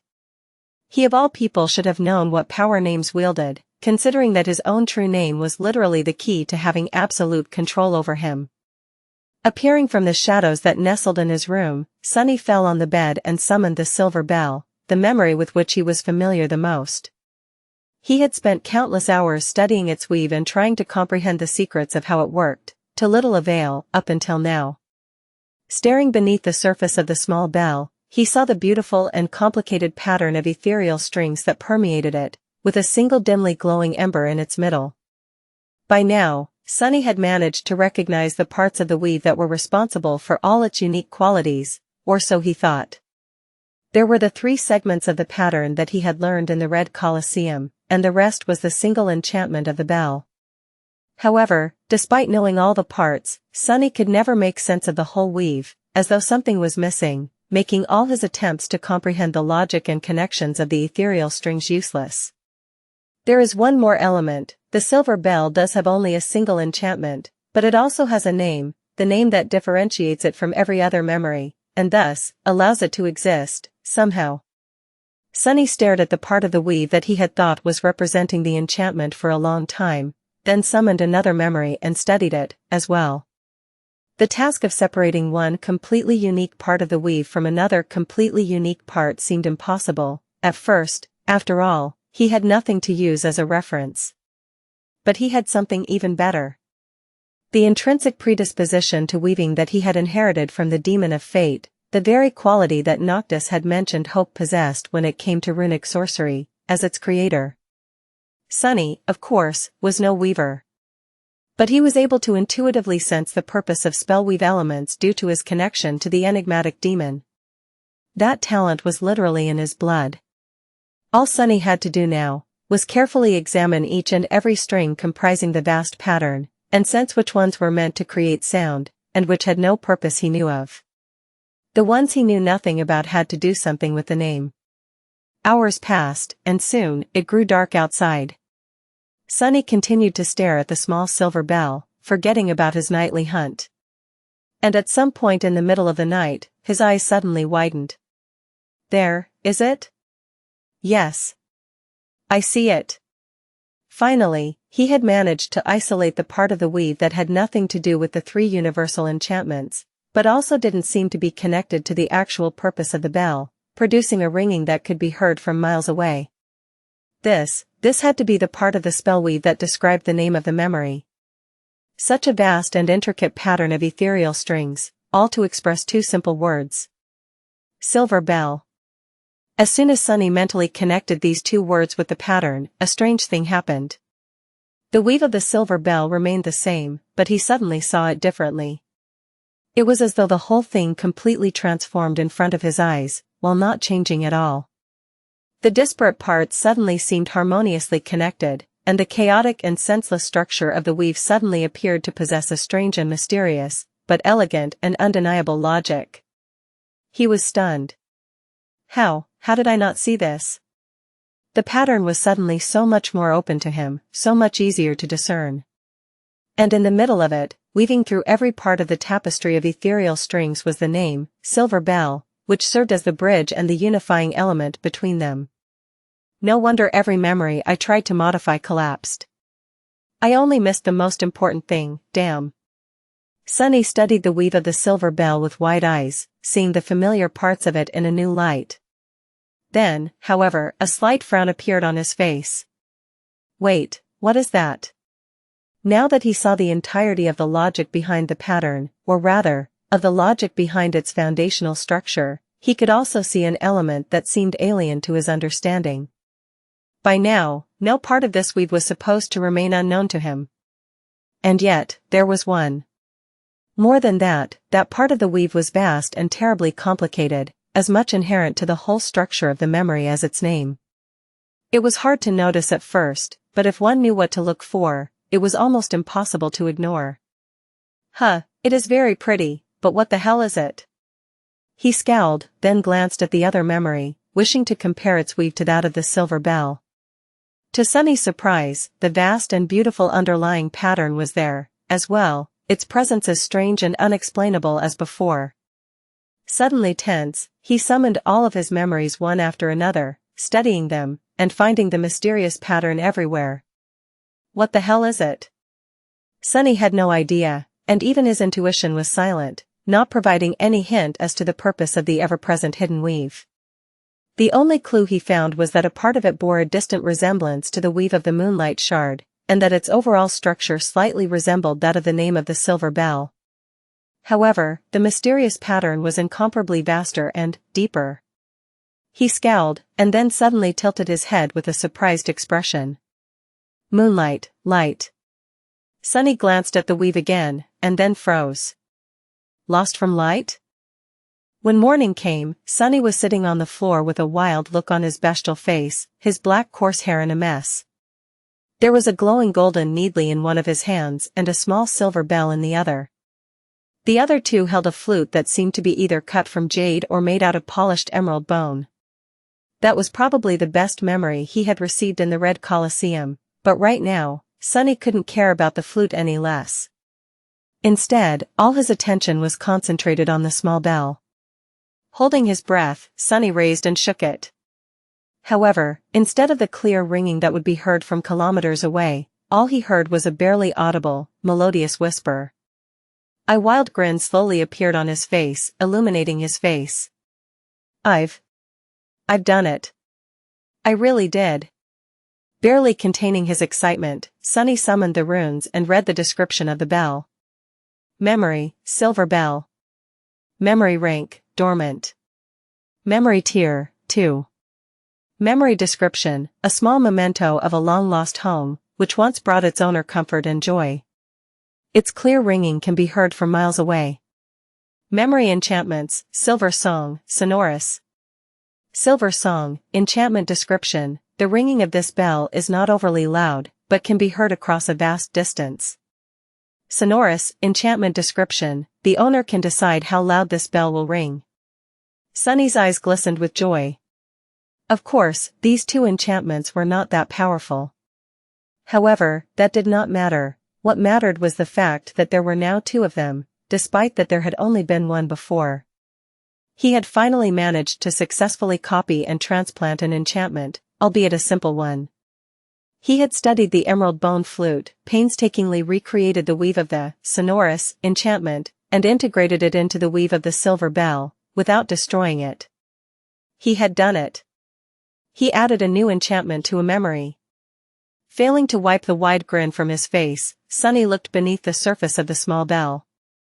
Now, its spellweave looked very different. Where there had once only been strings of ethereal light, now there were black strings made of shadows, as well. The two types of strings were intricately intertwined to create a complicated, and yet harmonious pattern. More than that, the pattern of the silver bell used to have only one glowing ember that served as a nexus for the ethereal threads, but now, there were two. Knowing that an additional enchantment would require a more powerful foundation, Sunny had used one of the soul shards in his possession to create a new anchor. All of this had only been possible because of his new insight into the structure of weaves. Knowing that the name of a memory was integral to its spellweave allowed Sunny to see the pattern as a whole, and so, he was finally able to change it without destroying the thing entirely. Of course, he was still unable to even think about creating an enchantment of his own, but taking an already existing enchantment pattern and transplanting it into a different memory was not outside of the realm of possibility for him anymore. Granted, it was not an easy process, just the simple, Sonorous enchantment took a whole night and an ocean of shadow essence to create. And that was after he had spent months staring at the silver bell and studying its spellweave. But, still. Gods. The possibilities were almost infinite. The ability to modify and change his memories could open countless doors for him, in time, and that was only scratching the surface of his recent breakthrough. Just the fact that he had been able to raise the tier of the silver bell by adding an additional anchor was already promising enough. Yes, it would take a lot of time and effort to solidify this success and learn how to copy enchantments faster and more reliably. There would be plenty of failures along the way. But the more Sunny practiced, the more he would come to know about the logic and essence of weaving. One day in the future, he would gain enough knowledge and experience to take the next step and learn how to modify and change the enchantments themselves, altering their function. And one day after that, far in the future, he just might learn enough to try creating an enchantment, and a memory, of his own. On the day he succeeded in that daunting endeavor. On that day, Sunny would earn the right to call himself a true sorcerer. On that day, he would become a weaver. Much later, Sunny emerged from his room, stared at the bright sun with a dissatisfied expression, yawned, and walked toward the spot where he and Kai usually practiced archery. His friend was already there, wearing his charred wooden mask. There was a bow in his hands, and a quiver of arrows by his feet. Noticing the four-armed demon, Kai turned his head and waved, greeting him. "Good morning." Sunny rubbed his face, then revealed his sharp fangs in a frightening smile. "What's good about it?" "Ah, doesn't matter. shall we start? The young man looked at him for a bit, then shrugged. Sure. But where have you been these last few days? Sunny blinked a couple of times. In my room? Wait, a few days past? Huh. I must have lost the track of time. Kai tilted his head, then suddenly glanced at Sunny's hands. Oh, wait. Where is that emerald amulet Noctis gave you? Sunny glanced down with a guilty look, lingered for a bit, and answered reluctantly. Oh, that thing. I, sort of broke it. The young man's eyes widened. You broke, wait, then how am I hearing you? At that moment, Sunny grinned and produced a simple-looking rock from the folds of his black kimono, then proudly presented it to Kai. The archer stared at it with confusion. Is it the ordinary rock? Continuing to grin, Sunny shook his head. Then, the rock suddenly spoke in his voice. It was. But now, it is the extraordinary rock. I improved it, I guess. Now, it can do the same thing as the amulet, but as an active enchantment. So, no more blurting random thoughts for me. What a relief. I can curse out anyone I want in peace again, can have some mental privacy again. It can also be really, really loud. So, its name changed as well. Kai stared at him in bewilderment for a bit, then shook his head. Well, this is great. But, sadly, we don't have time to discuss it in detail, or practice archery, for that matter.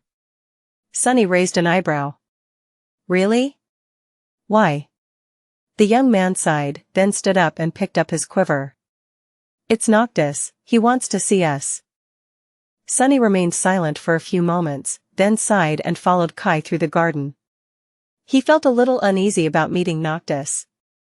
Surely, he won't be mad at me for breaking his amulet. Well, who cares, anyway? That slick bastard owes me too much, already. Destroying the emerald amulet had not been his plan. Sunny just really wanted to find a more efficient method of expressing himself, and the sorcerer's gift was the only thing in his possession that had a suitable enchantment. The problem was that the enchantment was made with runes, and not a weave. So Sunny had no way to reproduce it. He could, however, try to turn the amulet into a memory. Sunny had already achieved something similar back in the Red Colosseum by weaving a basic enchantment of summoning into his slave collar. However, the process had never been completed, because the enchantment was destroyed in the clash with the collar's own magic, lasting only long enough to allow him to escape the cage. Now, however, Sunny had plenty of time to make another attempt. This time, armed with his new knowledge, he had a far better chance of success. Of course, it was not guaranteed, so he started by experimenting with a beautifully crafted wooden chair in his room. Slowly and tediously, he created countless strings of the essence and weaved the 3 basic enchantments into the piece of furniture, only to see them, and the soul shard he had used as an anchor, disintegrate into a rain of ethereal sparks. After thinking for a while and replenishing his essence, Sunny repeated the process, but this time with one additional step. He also weaved his true name into the pattern, using it as the beacon for the enchantment that was responsible for connecting the memory to the owner's soul. And so, the chair became a memory, of sorts. Now, there was in the list of memories he owned, with a description that stated this chair was turned into a memory by Lost from Light, for reasons unknown. The chair could be summoned and dismissed at will, and even repaired itself while stored within his soul. It could also be fed to Saint, increasing her shadow fragment count by half a point, since the single soul shard Sunny had used to create the weave was of the awakened rank. Satisfied with that, Sunny waited for his cores to regenerate enough essence, and repeated the process once again, now with the emerald amulet itself. Sadly, the result was not the same. He did manage to make the amulet into a memory. What was more, in the process, the spell itself transformed the enchantment of the amulet from runic to a weave, showing just how ingenious Weaver's creation was. However, the resulting pattern turned out to be unstable. Perhaps because of the alien nature of the amulet's magic, or perhaps because Sunny did not know its name, or how to name it using strings, it began to slowly unravel almost immediately after the transformation. All Sunny could do was feverishly study the weave of the swiftly decaying memory before it completely fell apart. Soon, the amulet destroyed itself.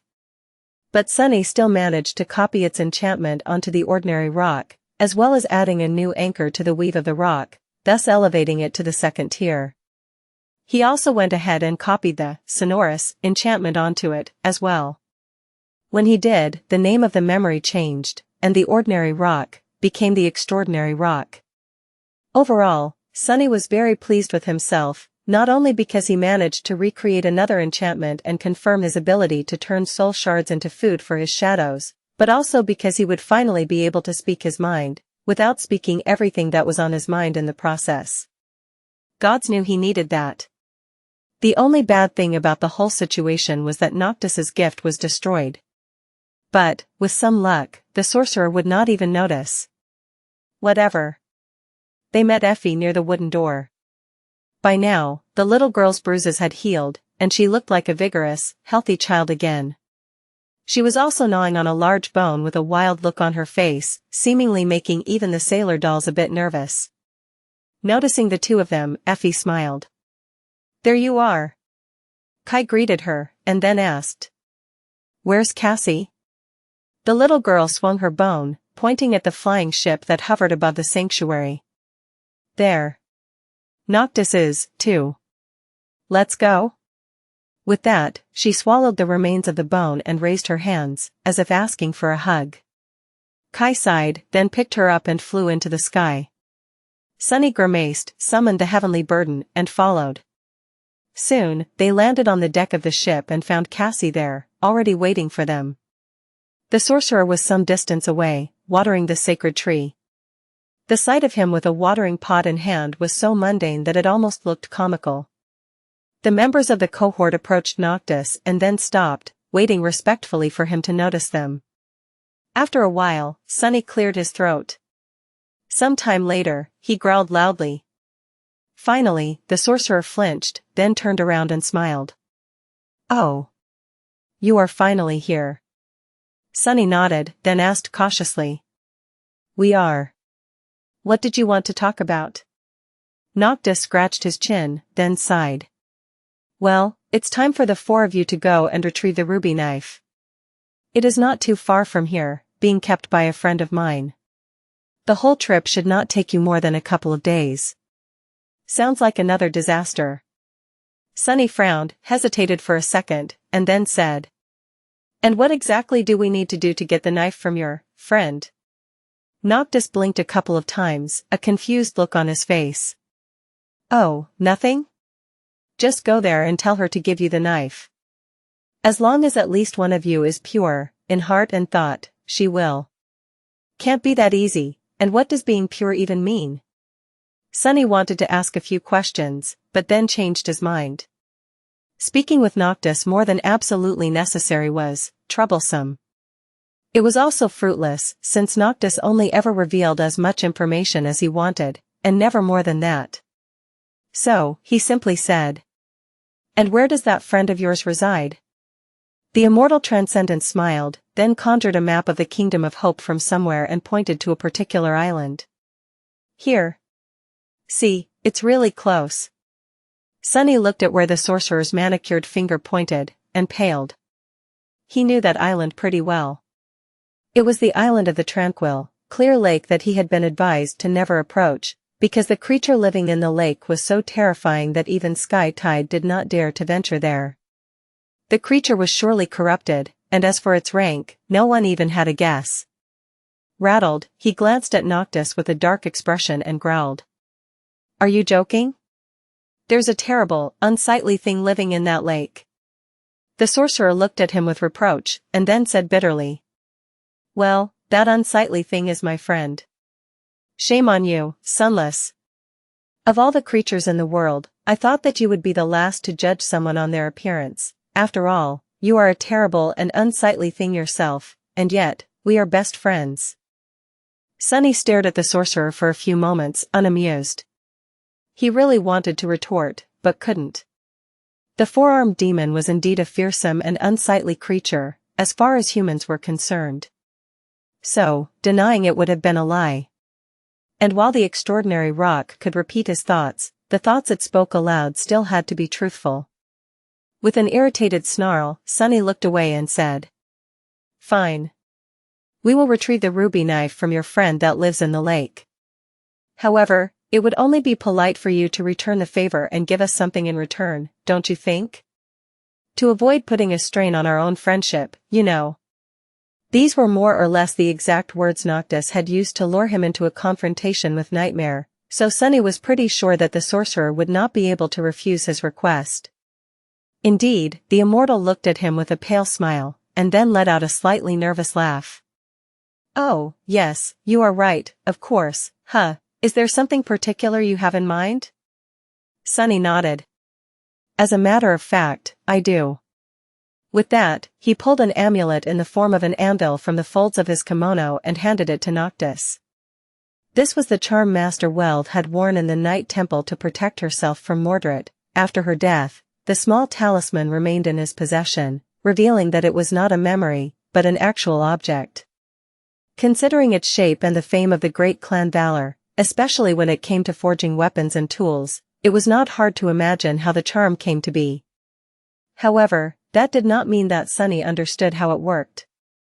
And he really needed to. Cassie was immune to Mordred's possession due to her blindness, and Sunny himself was protected by the army of shadows contained within his soul. Kai and Effie, however, when he imagined his friends meeting the Prince of Nothing, his blood turned cold. "I want you to make something similar to this." Noctis received that talisman and studied it with a curious smile. Slowly, however, the smile disappeared from his face. His gray eyes glinted with a strange emotion, and he said in a neutral tone, "Where did you get this?" Sunny shrugged. "Of an enemy's corpse." "Well, more or less." "Why?" The sorcerer studied the small anvil for a bit more, and then shook his head with a sigh. "I can't recreate this talisman. The sorcery used to enchant it is not something I have ever seen before. More than that, it was made for a reason that eludes me, and by someone far more powerful than I am. Which is a real feat, mind you, considering how mighty and talented I am. In any case, I can't do it. Think of something else." Noctis glanced at the anvil amulet with a frown, and then returned it to Sunny. "Someone far more powerful?" Sunny blinked a couple of times. Had Mordred's father created the talisman to ward off his son personally? Just how dreadful the sovereigns were to impress even an immortal saint of the bygone era? He lingered for a bit, then hid the little anvil and sighed. "All right then. I'll think of something else. We will discuss it after the ruby knife is in our hands." Noctis waved a hand and turned back to the sacred tree, then continued to water it. Fine, just don't let your imagination run too wild. I am but a humble sorcerer, you know, not an actual deity. I only look like one. Yes, my heavenly beauty is indeed divine." Sunny sighed, then gestured to the other members of the cohort and turned around. It was time to visit another of the humble sorcerer's friends. For Awakened were walking across the giant chain that swayed lightly, suspended between two skies, one blue and full of light, the other black and devoid of it. Well, to be more precise, only Sunny and Cassie were walking. Kai was levitating above the links of the ancient chain, while Effie was sitting comfortably on Sunny's shoulders. In fact, the little girl was fast asleep, and drooling on his head. In other circumstances, Sunny would have been outraged and shaken the fiendish child awake, but right now, he was too preoccupied with grim thoughts. He wasn't even thinking about the creature they were about to face, no, his mind was still on the anvil talisman. Since Noctis was unable to create a second one, someone in their cohort was going to have to remain without any defense against the Prince of Nothing, and now, Sunny had to decide who. Was he going to give the charm to Kai, or to Effie? As if reading his thoughts, the little girl suddenly shifted, then yawned and opened her eyes. Gods, Sunny, stop grinding your fangs so loud, will you? I can't sleep. What has gotten you so tense, anyway? He hesitated for a few moments, then shared his concerns. Both Cassie and Kai listened, as well, their faces turning as grim as his own. Effie, however, seemed unconcerned. What, that's it? How is this a problem? Just give it to Kai, you doofus. Sunny jumped down to the next link, holding Effie's skinny legs to prevent her from falling off, and then asked. Aren't you afraid of being consumed by Mordred? The little girl grimaced. You guys overestimate that Mordred guy a lot. He's not that dangerous.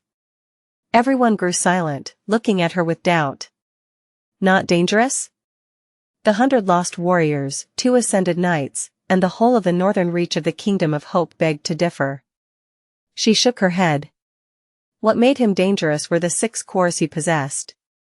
Inside the Soul Sea, that guy can mirror the aspect of his enemy, correct? He can use the same abilities, but charge them with the power of multiple cores. Effie snorted. Well, he doesn't have 6 cores anymore. He only has 1, maybe 2 or 3, if he was very diligent and managed to create new ones. Doesn't really matter. Point is, he sacrificed his personal power to create 5 mirror monsters, which made the overall threat he represents far greater, but the danger to one's soul far lesser. She thought for a bit, and then added thoughtfully. In fact, I would even say that what truly makes him dangerous are not his cores, but instead his skill and talent, his genius, even when it comes to combat. The ability to mirror someone's aspect sounds terrifying, but think about it, how long did it take you to get a grasp on how to properly use your abilities? That guy has to fight someone with their own aspect seconds after coming in possession of it, which is not an easy feat.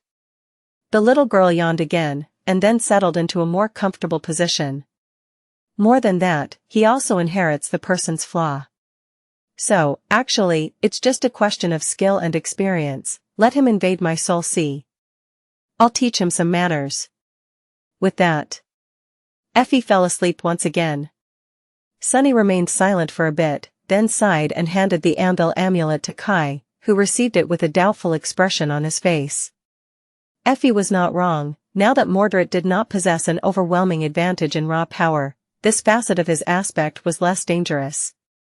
It all came down to the nature of the victim's abilities and their skill. Effie was far more skilled in combat than Kai was. More than that, her own aspect was all about physical might and melee combat, and he had never seen anyone more comfortable in their physicality than Effie. Even Mordred would find it difficult to utilize her aspect better. But, still. Looking ahead, he scowled and said. Let's hope we won't have to find out whether you are right or not. There is still a chance that we will not become enemies with Mordred in this nightmare. Effie shifted slightly, then said in a sleepy voice. Of course I'm right, now let me nap in peace. However, instead of doing that, Sunny shook her awake. The little girl sighed with irritation. What? He simply pointed forward. We're here. Just 100 or so meters ahead, the slope of a flying island rose upward from the heavenly chain. They had reached the tranquil lake. Chapter 698 Creature of the Lake Plus, Turn Off Reset. Sunny landed on the very edge of the island and froze there, looking forward with a dark expression on his bestial face. The others remained silent, too, feeling his unease and tension. The land in front of them seemed tranquil, beautiful, even. There was an expanse of vibrant green grass, and some distance away, it made way for the calm waters of a vast lake. Its surface was perfectly still and reflective, making it seem as though a piece of the blue sky above had somehow gotten embedded into the ground. A gentle wind caressed their faces, and nothing broke the peaceful silence except for the rustle of grass and the distant rattling of chains. And yet, Sunny couldn't help but feel a sense of imminent danger. He sighed, and then glanced at his friends with uncertainty. Should we summon our armor and weapons? Kai hesitated for a moment, then said. Wouldn't that be seen as a sign of distrust and hostility? Pure heart, pure thoughts, whatever that means, does not seem to fit with being armed and ready for a fight. Sunny grimaced. Yeah, however, what if we do have to fight? Effie smiled. The 4 of us should be able to at least retreat safely, should things go wrong. I mean, how terrible can that thing be? Sunny shivered, then shook his head. Terrible enough for saints to fear it. I've been to this island a few times, in the future, but stuck to the edges, never approaching the lake. So I don't actually know what kind of a creature lives in its depths. However, I did see bones laying on the shore. And just those bones alone looked like they had belonged to things I would not want to meet. He hesitated for a while, then glanced at Cassie. What do you think? The young woman tilted her head a little, then said calmly. I don't feel any danger. Maybe Noctis was honest, this time. Sunny sighed. Cassie's intuition had guided each of them through countless dangers unscathed. If she felt that it was safe, there was a good reason to listen. That didn't mean that he had to be happy about it, though. Alright, no weapons or armor, for now. Just pure thoughts. Together, they crossed the stretch of land between the edge of the island and the shore of the lake, stopping just a few steps away from the calm water. Because of how still and reflective it was, no one could peer beneath the surface. However, Sunny could feel something deep beneath the water. A vast and sprawling shadow, ancient, deep, unfathomable. He shivered. Sunny lingered for a bit, then cleared his throat and, feeling extremely stupid, addressed the lake. I am here to retrieve the ruby knife. Please, give it to me? There was a gust of wind, and nothing happened. Is it because of Harper? Or all the things I've done to survive in the outskirts? A few moments later, Effie laughed. Oh. I guess you are not pure, Sunny, who would have thought? He gritted his teeth, then growled at her angrily. Go and try yourself, then. The little girl shook her head vigorously. No one has ever accused me of being pure, I think. Although. She thought for a bit, and then shrugged. I guess I am in the body of a child. The girl climbed down from Sunny's shoulders, approached the water, and stretched out a hand. Can I please have the knife, Auntie from the lake? Once again, nothing happened. Effie remained there for a few moments, then sighed and took a step back. Figures. Finally, both of them turned and stared at Kai. The young man hesitated for a few moments, then shook his head. I think Cassie should try. Sunny and Effie glanced at each other, a little surprised, then shrugged and made way for the blind girl to approach the water. There was no harm in trying, anyway. Cassie lingered for a few moments, then sighed and walked toward the shore. Stopping mere centimeters from the calm water, she lowered her head and said simply, I am here for the ruby knife. At first, Sunny thought that she had failed as well, but then, the young woman suddenly paled and took a step back. There was a ripple on the surface of the lake, and although the vast shadow hidden within it did not move, something suddenly appeared from beneath the water. A pale, white hand that held a long knife, which seemed to be made of solidified blood. The hand rose from the water and offered it to Cassie, who suddenly trembled with her whole body and took another step back, shaking her head with a panicked look. Then, however, she stopped.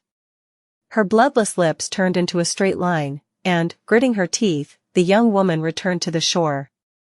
There, she knelt and leaned forward, taking the ruby knife from the deathly white hand. The hand let go of it easily and disappeared back into the water, and soon, nothing but a slowly dissipating ripple remained to remind them of its existence. Sunny observed all of this in shock. It didn't move, the shadow did not even move. He was about to say something, but then, the water rippled again, and another hand emerged, this one black as coal and holding nothing. It slowly moved toward Cassie, then rose, and softly caressed her cheek. The young woman flinched when the black flesh touched her, but remained in place. A few seconds later, the black hand retreated back into the lake as well. Cassie only moved when the ripples were gone, standing up and turning to them with a distant expression on her beautiful face. In the spot where the black hand touched her cheek, her skin turned gray and opened, drops of blood rolling down her chin. She was holding the ruby knife in her trembling hands. Sunny finally found himself able to speak. What the hell was that? Cassie remained motionless for a while, then suddenly shivered. I don't know. Let's just get out of here. Please? He frowned, but did not object. To tell the truth, Sunny couldn't wait to get away from the lake himself. As they were walking away, he briefly turned and looked at the tranquil water one last time. Was it an illusion, or did the reflection of the sky on its surface seem darker? As they were walking back across the chains, he looked at Kai and asked, a bit of curiosity finding its way into his voice. How did you know that it will give the knife to Cassie? The blind girl turned her head slightly, as if equally interested to hear the answer. Even Effie seemed stumped. The young man glanced at them and shrugged, smiling beneath his wooden mask. Pure heart, pure thoughts, all of us wondered what that means, right? Well, I think we all made a mistake, because it didn't really matter how we understood it. The only thing that mattered was how Noctis had understood it, centuries ago, when he entrusted the knife to the creature. He grew silent for a bit, and then added. He gave the ruby knife away after finding out that Hope was driving the chain lords mad, fearing what he might do with it should the worst happen. So, to him, purity of heart and thought meant something very specific, the ability to remain of clear mind, true to his oath, and loyal to his sacred duty. And while none of us is perfect, Cassie is the most clear-headed and dutiful person I know.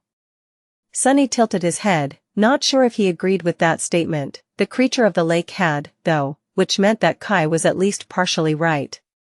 Or it had all been just a coincidence.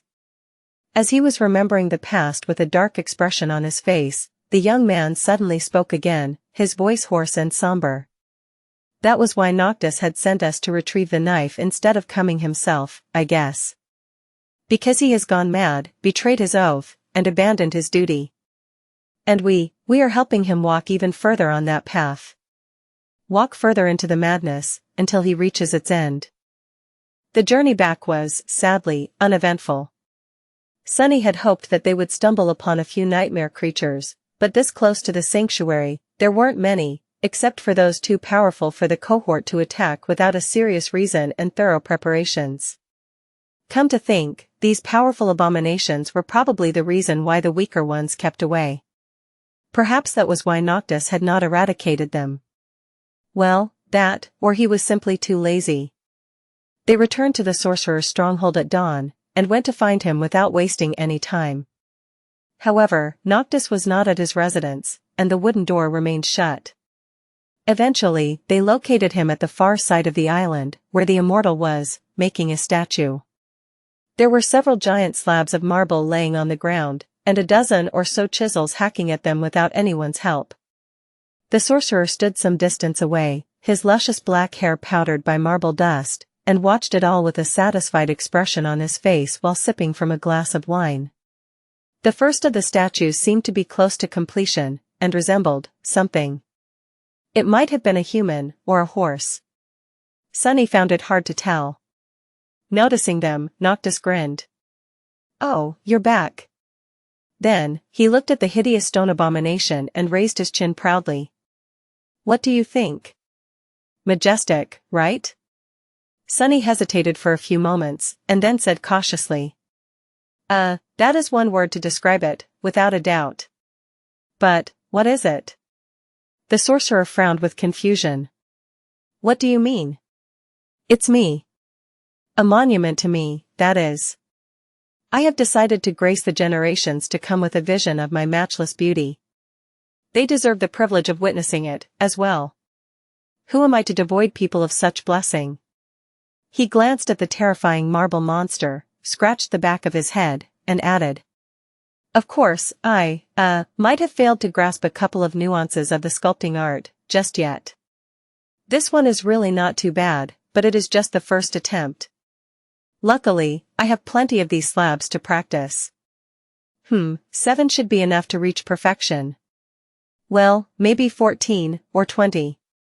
Sunny stared at the hideous statue for a bit, quite sure that it looked more like a monstrous gargoyle than Noctis. Then, he shook his head and said. Good for you.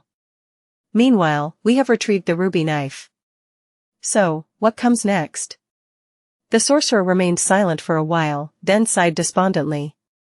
I guess it's time to take a break. Come, let's have something to eat, and drink, of course, and discuss the future. Now that the knives are in our possession, the future will surely be upon us soon enough. Some time later, they were enjoying a light breakfast in the shade of the ancient tree that grew in the heart of the sanctuary. Noctis poured himself some wine, then offered them a polite smile. You must be curious about what happens next. The four of them glanced at each other, then nodded. The sorcerer shrugged. Well, to be honest, nothing much. By now, the other chain lords already know that I am collecting the knives. The death of the one in the north would have distracted them for a bit, but at the same time, it would have made my actions look much more suspicious. So, they will hold a council and decide how to act. He took a sip of wine and smiled. However, getting Sylvain and Severus into one room is not an easy task. It will take them some time to come together. After that, predictably, they will send a herald to give me some sort of an ultimatum. And only then, after their polite request is denied, will they act, joining forces to invade my lands, capture me, and make me bitterly regret the fact I am immortal. Noctis shook his head, then laughed. Sunny, on the other hand, shivered and asked, his voice full of tension. Is this really something to laugh about? How are we going to repel an attack of 3 transcendents? The sorcerer grew silent, then shook his head. Well. Simple, really. We won't. He took another sip of wine and looked up, at the flying ship that hovered above them. Instead, we will attack them first. We will lay siege to the Ivory City. Noticing their stunned gazes, Noctis laughed again. Children, you are so fun to talk to. These expressions are priceless. However, even younglings like you should have learned by now that having more power doesn't always mean achieving victory. The 3 lords that oppose us are very powerful, indeed, but they are not without weaknesses. He paused, and then looked at them, his eyes glinting with a hint of moonlight. To tell you the truth, neither Sylvain nor the Sun Prince concern me that much. The only one worth being scared of, the only one who can defeat me, is Severus, the Ivory Lord. That dreadful dragon. Because between all 7 of the chain lords, only he and I belong to divine bloodlines. Only the 2 of us trace our lineage to gods. Sunny frowned. Wait, aren't Severus and the Sun Prince brothers? How come he is the only one with a divine lineage? Noctis shrugged. All kinds of strange things happen when it comes to gods. Who knows? In any case, he is the only brother who inherited the fire. And he is formidable for it, beyond words. So we won't be able to defeat Severus, unless we strike at his flaw. Sunny froze. You know his flaw? The sorcerer smiled gingerly, then chuckled. Of course.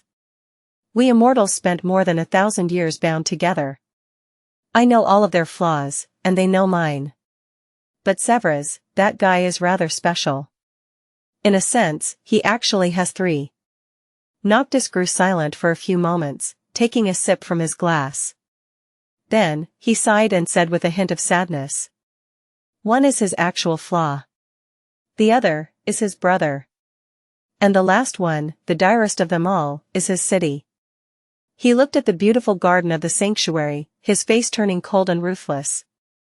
By using all 3, we will destroy him. Chapter 700 Blood of the Moon plus, Turn off reset. No one dared to speak for a few moments, unnerved by the sudden change in the sorcerer's mood. After a while, though, Effie tugged on his sleeve and asked. Care to elaborate? Grandpa Noctis? Noctis looked at her absent-mindedly, then flinched and jerked his sleeve away, wiping the spot where the little girl touched it with a repulsed look. Gee, Grandpa? Who are you calling a grandpa, you critter? He moved his chair away from Effie and stared at her menacingly for a moment, then threw a hurt look at Sunny. Sunny shrugged. You are 1,000 years older than her. The sorcerer opened his mouth with a deeply offended expression, then puffed and looked away. After a long and poignant pause, he continued. Anyway, as I was saying, Severus has 3 weaknesses. The first one is his flaw. He is incredibly powerful during the day, but nearly powerless during the night. The second one is his brother, surprising, I know, considering what he did to the poor guy. But the Ivory Lord still genuinely cares about his younger sibling. In fact, that is probably the only thing he cares about anymore, apart from his duty and principles. Noctis grew quiet for a moment, and then added in a somber tone. And the third one is his city. That. Severus loves his people. But he also hates them. They are a burden that weighs heavily on his soul, one that he cannot escape. Their relationship had long been perverted by hope, and by his own stubborn unwillingness to give up. Noble, righteous Severus, he might seem like the sanest among us, but in reality, he is the closest to utter madness. All it will take to send him over the edge is one push. The immortal transcendent sighed, then shook his head reproachfully. That guy, truly, he has always been too serious. You can't survive in this place without a sense of humor, even if you are immortal. The sorcerer giggled at his own joke, and then looked at them with a relaxed smile. So, we will attack at night, when the ivory dragon Severax is at his weakest. And we will kill his younger brother before dawn. That will be the push that sends him into the abyss, and dooms him. Sunny shivered, looked at the immortal transcendent, and asked cautiously. Is it wise, to drive a dragon insane? Hearing this, Noctis simply laughed. Of course. Severus the Ivory Lord is fearsome and dreadful, but Severax the dragon is just a mindless beast. Killing a beast is not too difficult, for a cunning hunter. And while I might not be as righteous and as noble as Severus. His smile disappeared, and his eyes suddenly shone with pale light. I am blood of the moon, beast god, the god of hunters. With that, the sorcerer leaned back and took a sip of his wine, slowly returning to his usual carefree self. Granted, I have not hunted for a while, the wilderness is just so ghastly, you know? The dirt, the insects, the fashion. Oh, the horror. He sighed heavily, and then smiled again. Sunny hesitated for a bit. There was a question that he really wanted to ask, but was not sure that he should. Finally, he said. What is your flaw, then? I know that it is not the kind of question people ask, or answer, but our lives will be depending on your fight with the dragon. I think we have the right to know. Noctis waved his hand dismissively. Oh, it's nothing much. More or less the exact opposite of his. I am at my strongest under the moonlight, but grow weak in the sunlight. No reason to hide it from friends. He thought for a bit, and then added. Sylvain's flaw is perhaps the most cruel, she is cursed with beguiling beauty. Being with her slowly drives people mad with longing and lust, like an insidious drug. The more someone spends time with her, the more they want to possess her, eventually giving in to irresistible desire. A terrible fate, no doubt, but not exactly something we can use. Unless, of course, one of you, no, let's not think about that. Noctis grinned, then shook his head. The Sun Prince's flaw, well, it doesn't matter anymore. Now that he is encased in that steel monstrosity and almost mindless, we won't be able to make use of it, anyway. We will just have to kill him in a straightforward manner. So, do you guys have questions? The four of them looked at each other, and after a long pause, Kai asked hoarsely. Yes, Lord Noctis, just one. When we attack the Ivory City at night, and you are fighting the Sun Prince and Sylvain, what, exactly, are we four supposed to do? The sorcerer stared at them in confusion, then raised an eyebrow. Why, is it not clear? While I am preoccupied with the Chain Lords, you will simply have to destroy the Sun Legion and the army of the Red Colosseum. He thought for a bit, and then added. Well, if you somehow fail to destroy them, at least keep them away from me for a while. Sylvain and the Sun Prince, yeah, shouldn't take me too long. I think you will manage. At the precipice of night, Sunny came to the edge of the island alone and stood there for a while, shrouded in shadows. Now that things were nearing the final stage, there was a lot he had to think about. There was the seemingly insane plan of attacking the Ivory City, the battle the Cohort was going to wage against two armies while saints fought in the skies above them. And then there was Mordred, who remained an unknown variable in this whole mess. What concerned him the most, however, was his unformed fourth core. Going into the dire battle as a devil would have been far better. What's more, he couldn't allow himself to undergo the debilitating process of forming a new core in the midst of the furious clash. With the culmination of the nightmare swiftly approaching, he had no more time left to slowly seek out and kill nightmare creatures, and so, Sunny was forced to do something that he had always been reluctant to do. With a sign, he summoned his shadows. The taciturn knight, the Stygian steed, and the tenebrous serpent appeared in front of him, their figures drowning in the darkness. Two of his shadows slid forward and wrapped themselves around Nightmare and the Soul Serpent, with only the gloomy one remaining at his feet. Sunny lingered for a bit, and then said, "Go. Travel far and wide, seek out nightmare creatures, and kill them. I need you to hunt for me, instead of with me, for a while." He paused, and then added somberly, "Be careful, however. This world is a dangerous place. No matter how strong you are, how powerful you are, there is always someone, or something, far stronger. Especially when you are alone. So, don't let yourself get destroyed. All right?" Saint stared at him for a few moments, then outstretched a hand. After he placed the hilt of the scarlet odachi in it, she silently turned around and jumped down, landing on the links of the heavenly chain far below. Nightmare and the Soul Serpent dashed in opposite directions, soon disappearing from view. Just like that, Sunny was left alone.